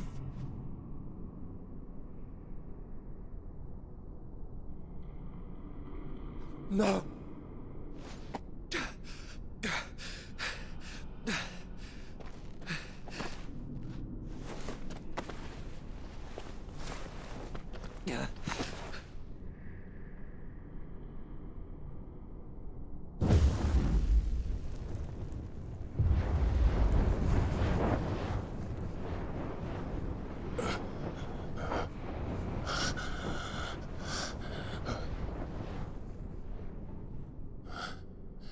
Joshua.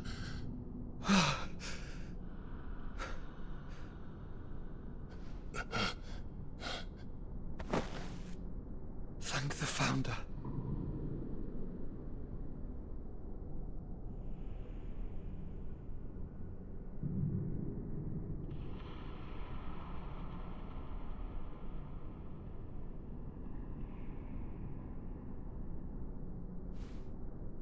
Did I mention you look terrible? That makes two of us. Oh, I'll be alright. And Dion.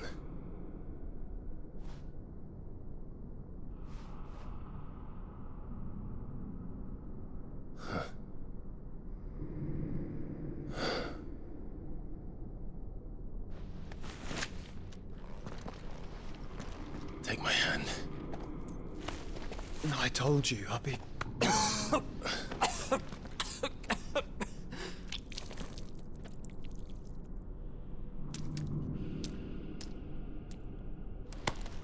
Come on. Thank you.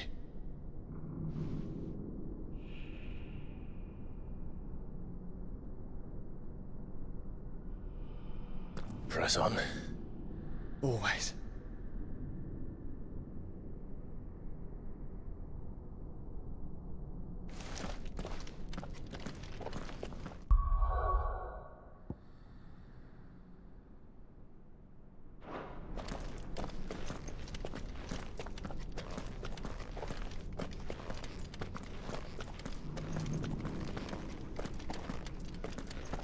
I'm sorry about Dion.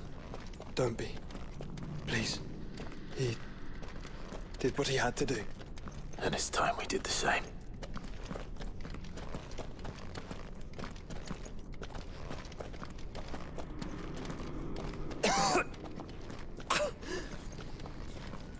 Should we stop?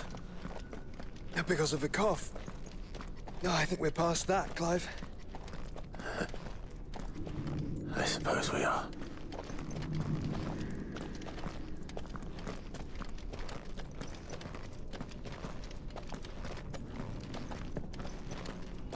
That light, so cold, so empty.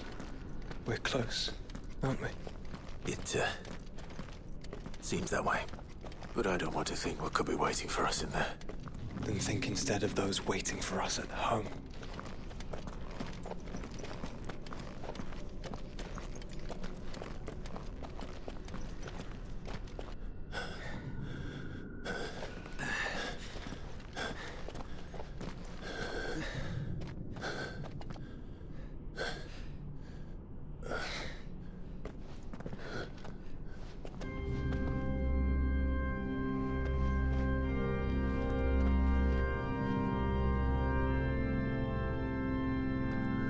Clive.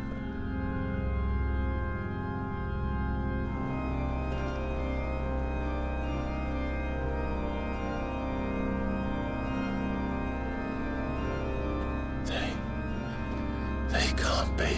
But they are. This is the Nexus. A wellspring of life. Yours and ours. As we watch the world stumble slowly to its dark end, it was here we pledged a new beginning. And now with the ether we have harvested, I shall raise my kin from their eternal slumber, that together we may usher in a new age of reason. This was never about creation, only self-preservation. You condemned an entire world so that you alone might escape death. Alone? Him alone? Clive, I think I understand. He...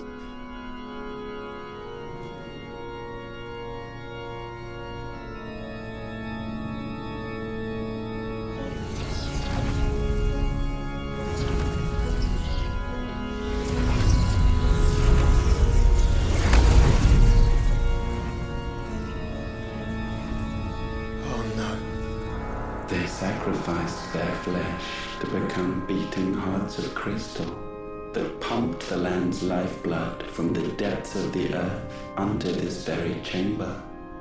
And thus would they labor still, long after their work was done, had you not set them free. You meant for us to destroy the mother crystals. It's what you wanted all along. You have our gratitude, Mythos. In this you have served us well. You have both served us well. Welcome home, brother.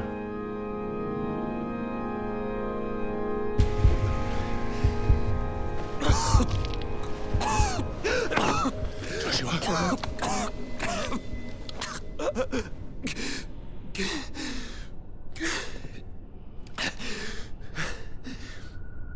I thought it was me, but it wasn't my grasp that grew weaker.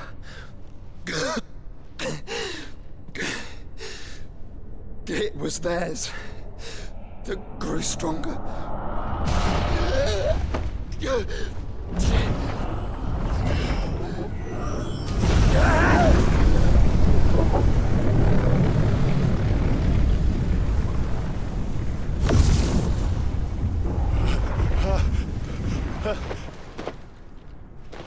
Joshua!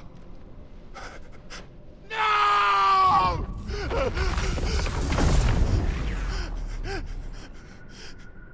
And now we can become one.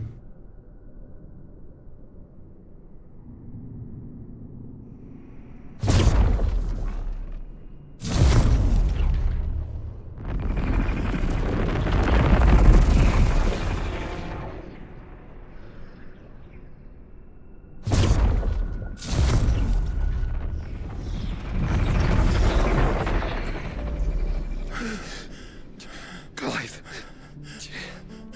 Don't speak. Shh. The one possessed of the destructive flames of Ifrit, and the healing flames of the Phoenix.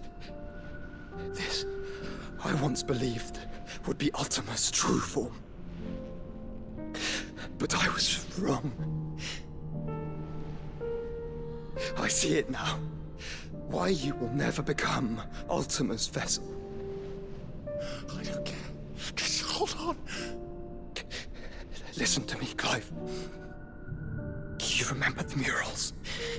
People once knew that Ultima was their god. That he created them. And they worshipped him, prayed to him, looked to him for guidance. In vain. In vain. For he did not listen, did not acknowledge our will, and so we strayed from his path to forge one of our own. So absorbed was he in his own desires, so driven by his own will alone, that he shunned the one thing that could have made him truly powerful. Faith. The same faith people now place in you. Faith that you will fulfill their dream, Sid's dream of creating a better world for us. Faith that you will follow in Father's footsteps and save those who need saving most. Faith that you will answer Jill's plea to save yourself. The difference is, Clive, that you chose to listen, and that is what has steeled our bonds. Bonds that helped you stand firm when Ultima's pull was at its strongest. His power may be absolute, but so is ours. And so will yours be. With my light in your heart, not even a god might stop us. Joshua!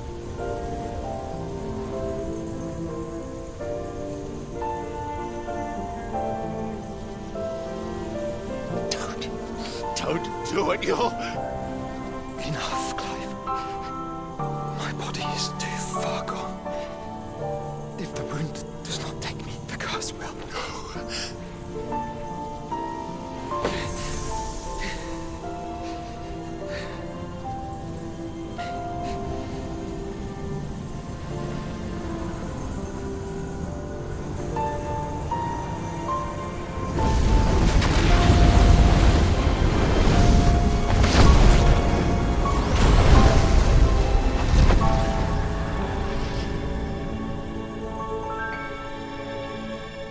I have always been proud to call you my shield. But now, it is the world that needs you. Thank you, Clive, for being my brother.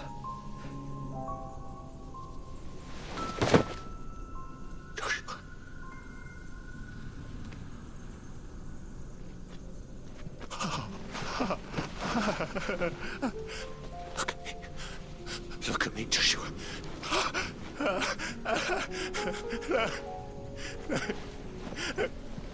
Open your eyes! Open your eyes, Damien!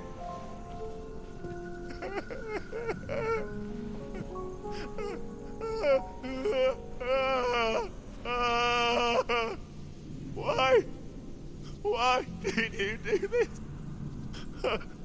Joshua!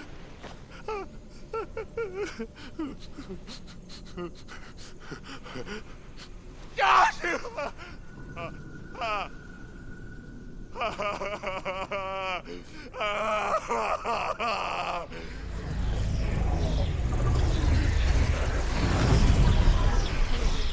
And thus does the final piece fall into place. The incantation primed, but one task remains. To empty the vessel.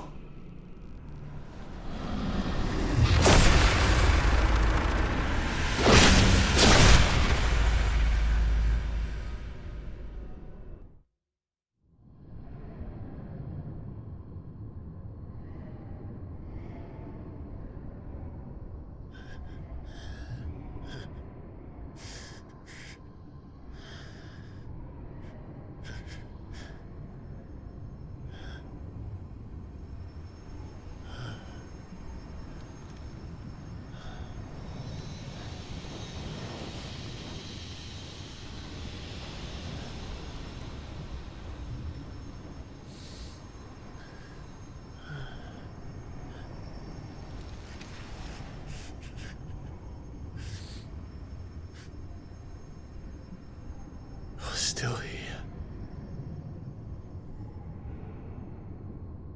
With me to the end. Even now, you would deny the inevitable.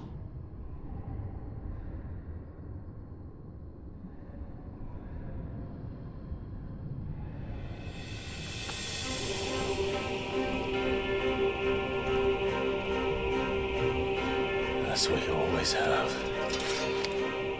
And always will.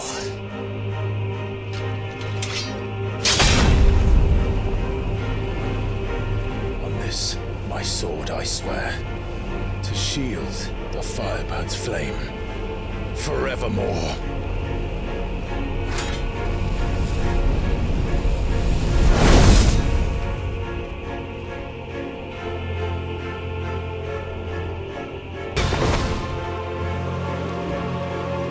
Countless centuries have I waited for this moment.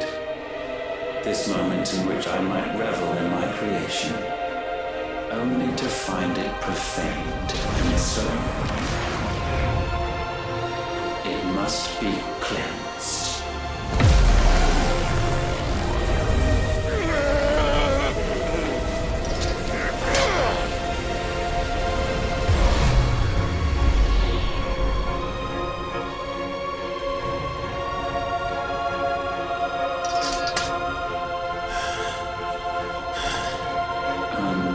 Unexpected. How is it that your will yet endures?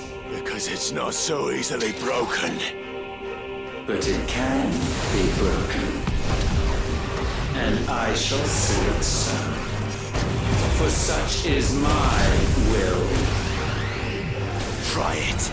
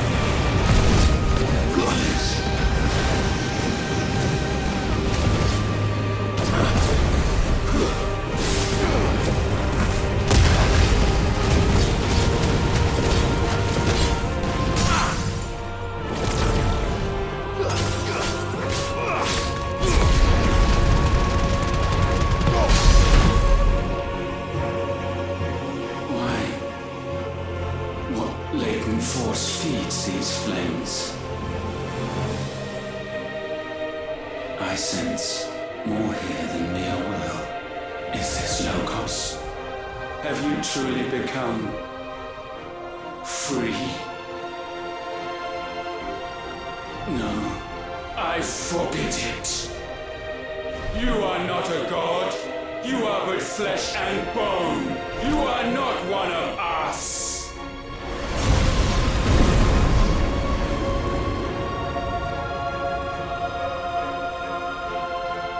I created you, all of you. And what is mine to destroy. Once, perhaps. But we are no longer yours. Our flames are our own, and they burn as one!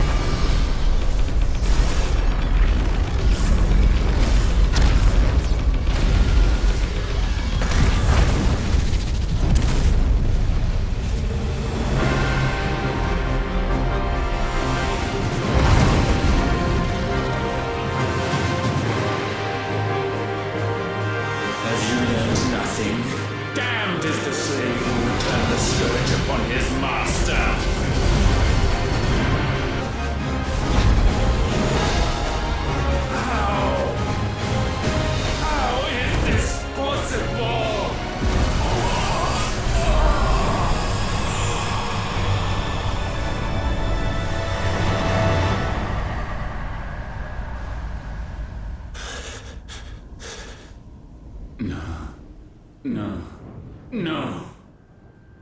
will is inviolable. Something is wrong. You're afraid. You always have been. From the moment the Blight exposed what you were, weak, you conceived us to prove otherwise. But the result shook you to the core. For in us you saw yourself, and realized we had the potential to be more than you could ever be, and so you turned your back on your creation. Your back on the world, like the coward you are. You think you know me? You know nothing, Logos. Nothing!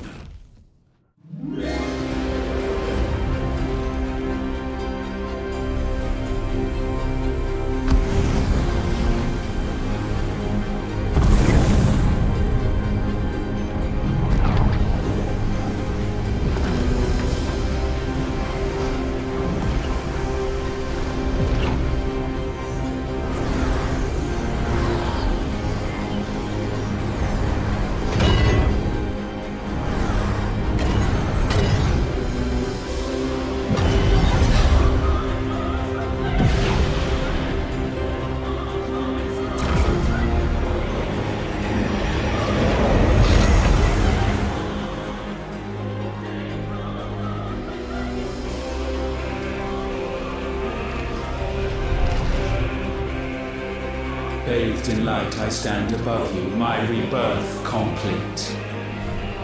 And you, for your defiance, shall pay the proper price.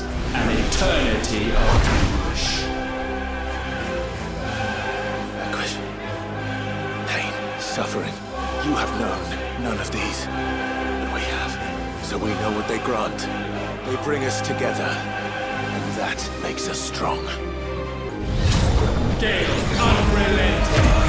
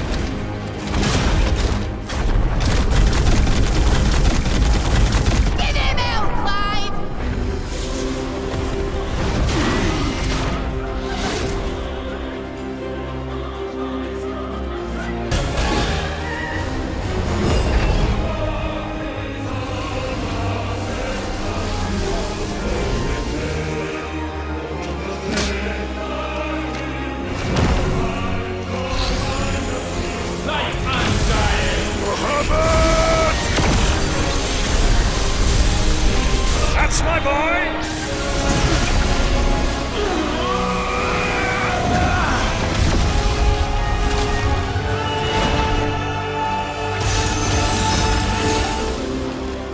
Ice unfeeling!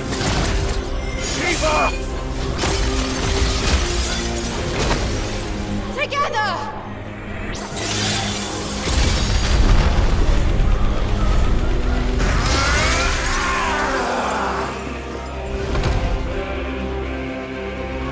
Darkness, unending.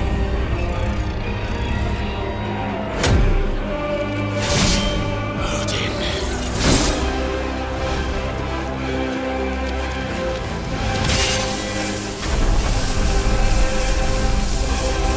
Onward, my son!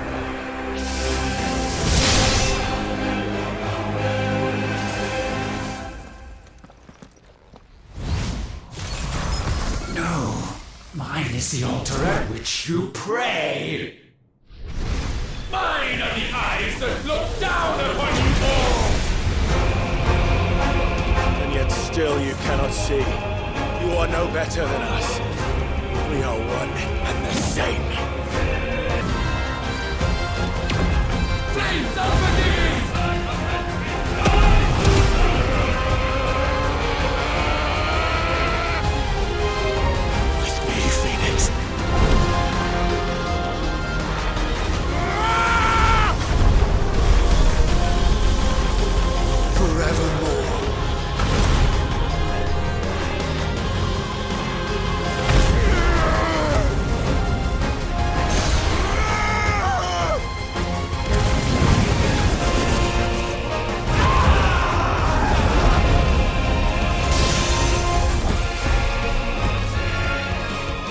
so sure of your place atop the world. You refuse to acknowledge those below. You chose to remain alone. And so you shunned the one thing that could have made you stronger. Pushed away the hands that could have raised you higher. I do not need you. You or anyone. And that is where we are different. I could not have made it here on my own.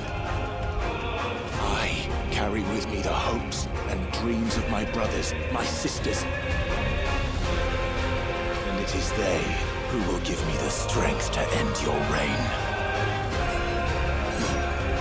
I cannot end.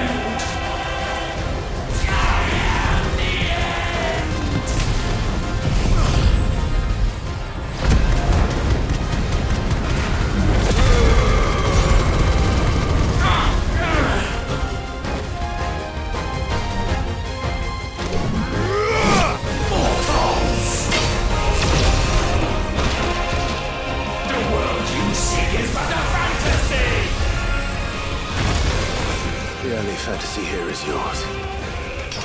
And we shall be its final witness.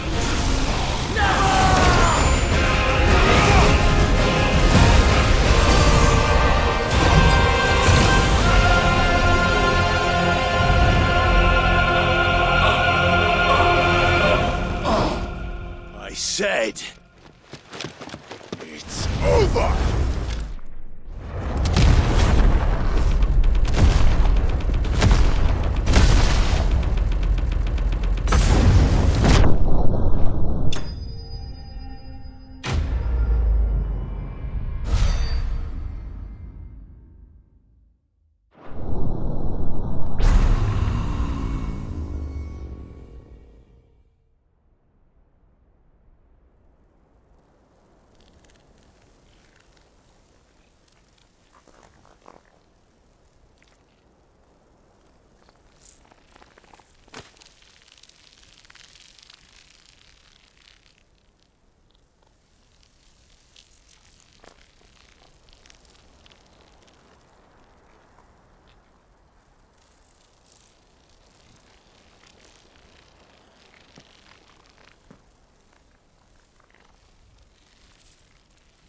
Tell me, what do you imagine will befall this world now that you have gained your precious freedom?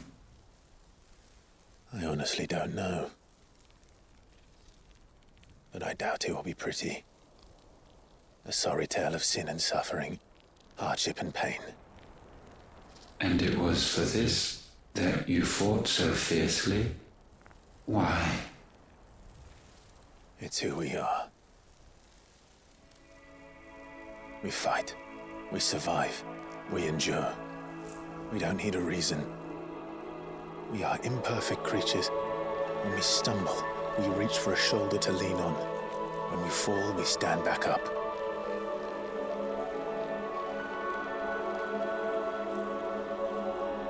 We see the horizon, ever out of reach, and still we march on. Certain the answers lie just beyond it. Because that is our way.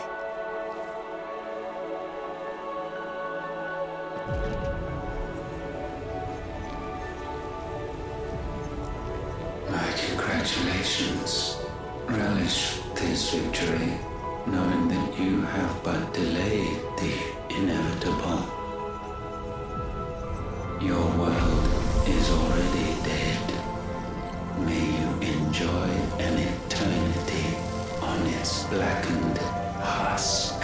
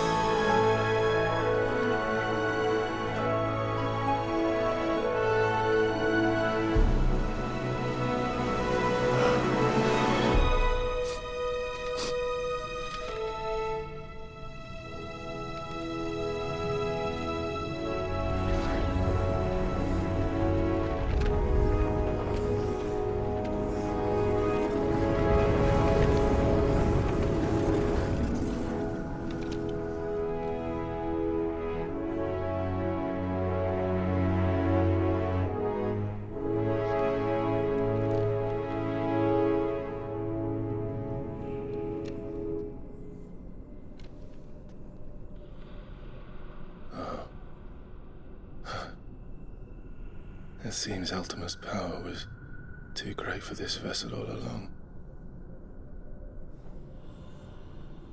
But while I have it, perhaps I can use it to set things right.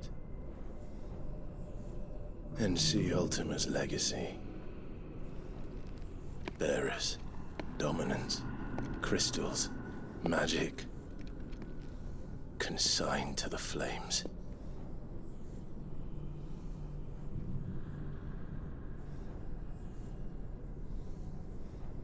Even if it means the end of me.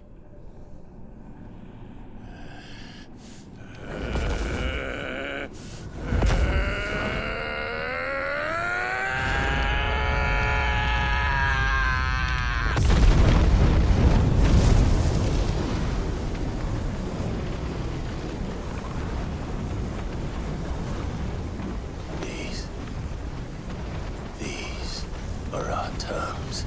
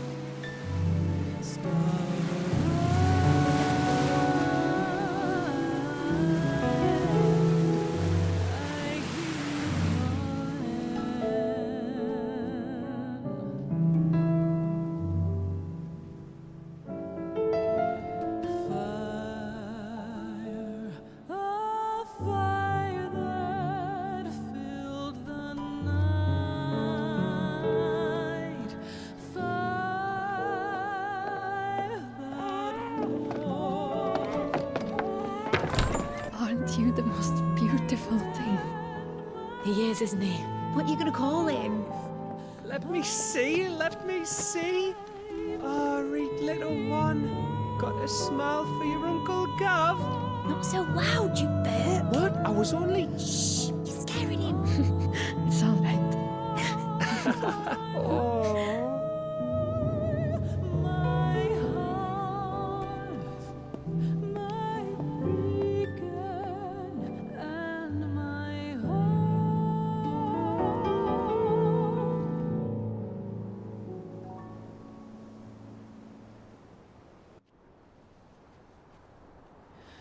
A sky of scattered tears,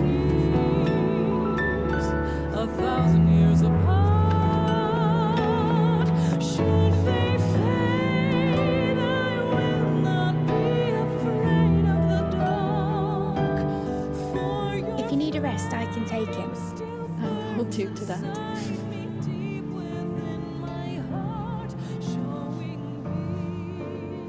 The world's yours now. Yours to do with as you please. That's what Sid wanted. That's what they both wanted.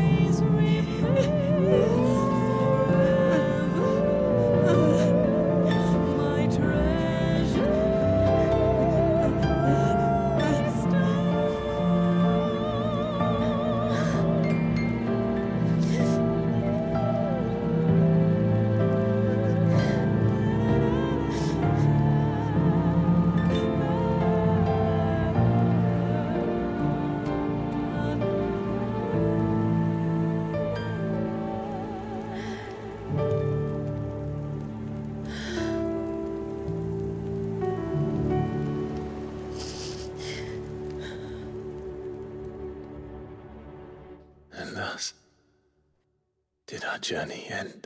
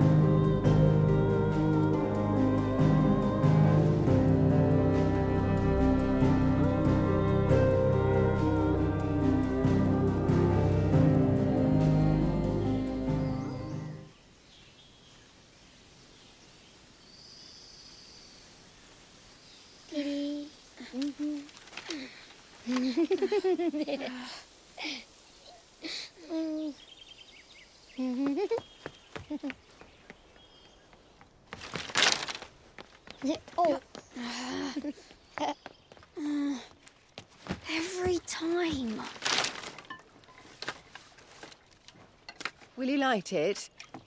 Yes, Mother.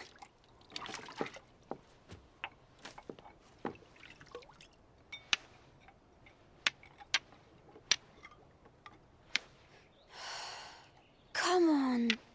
If only I had the flames of an icon. Icon? Have you been reading that silly story again? Magic belongs in fairy tales, and fairy tales don't boil kettles. You see? Well done. Now, be a good lad, and play with your brother until supper. Come on, hurry! Hurry! All right.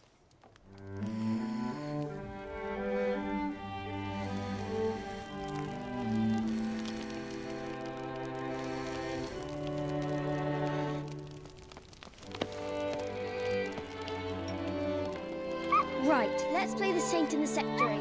No, I don't want to be Madu. What do you want to play then? War of the Icons! Again? All right. And I get to be a freak. Why? I'm the older brother. Because Bahamut says so.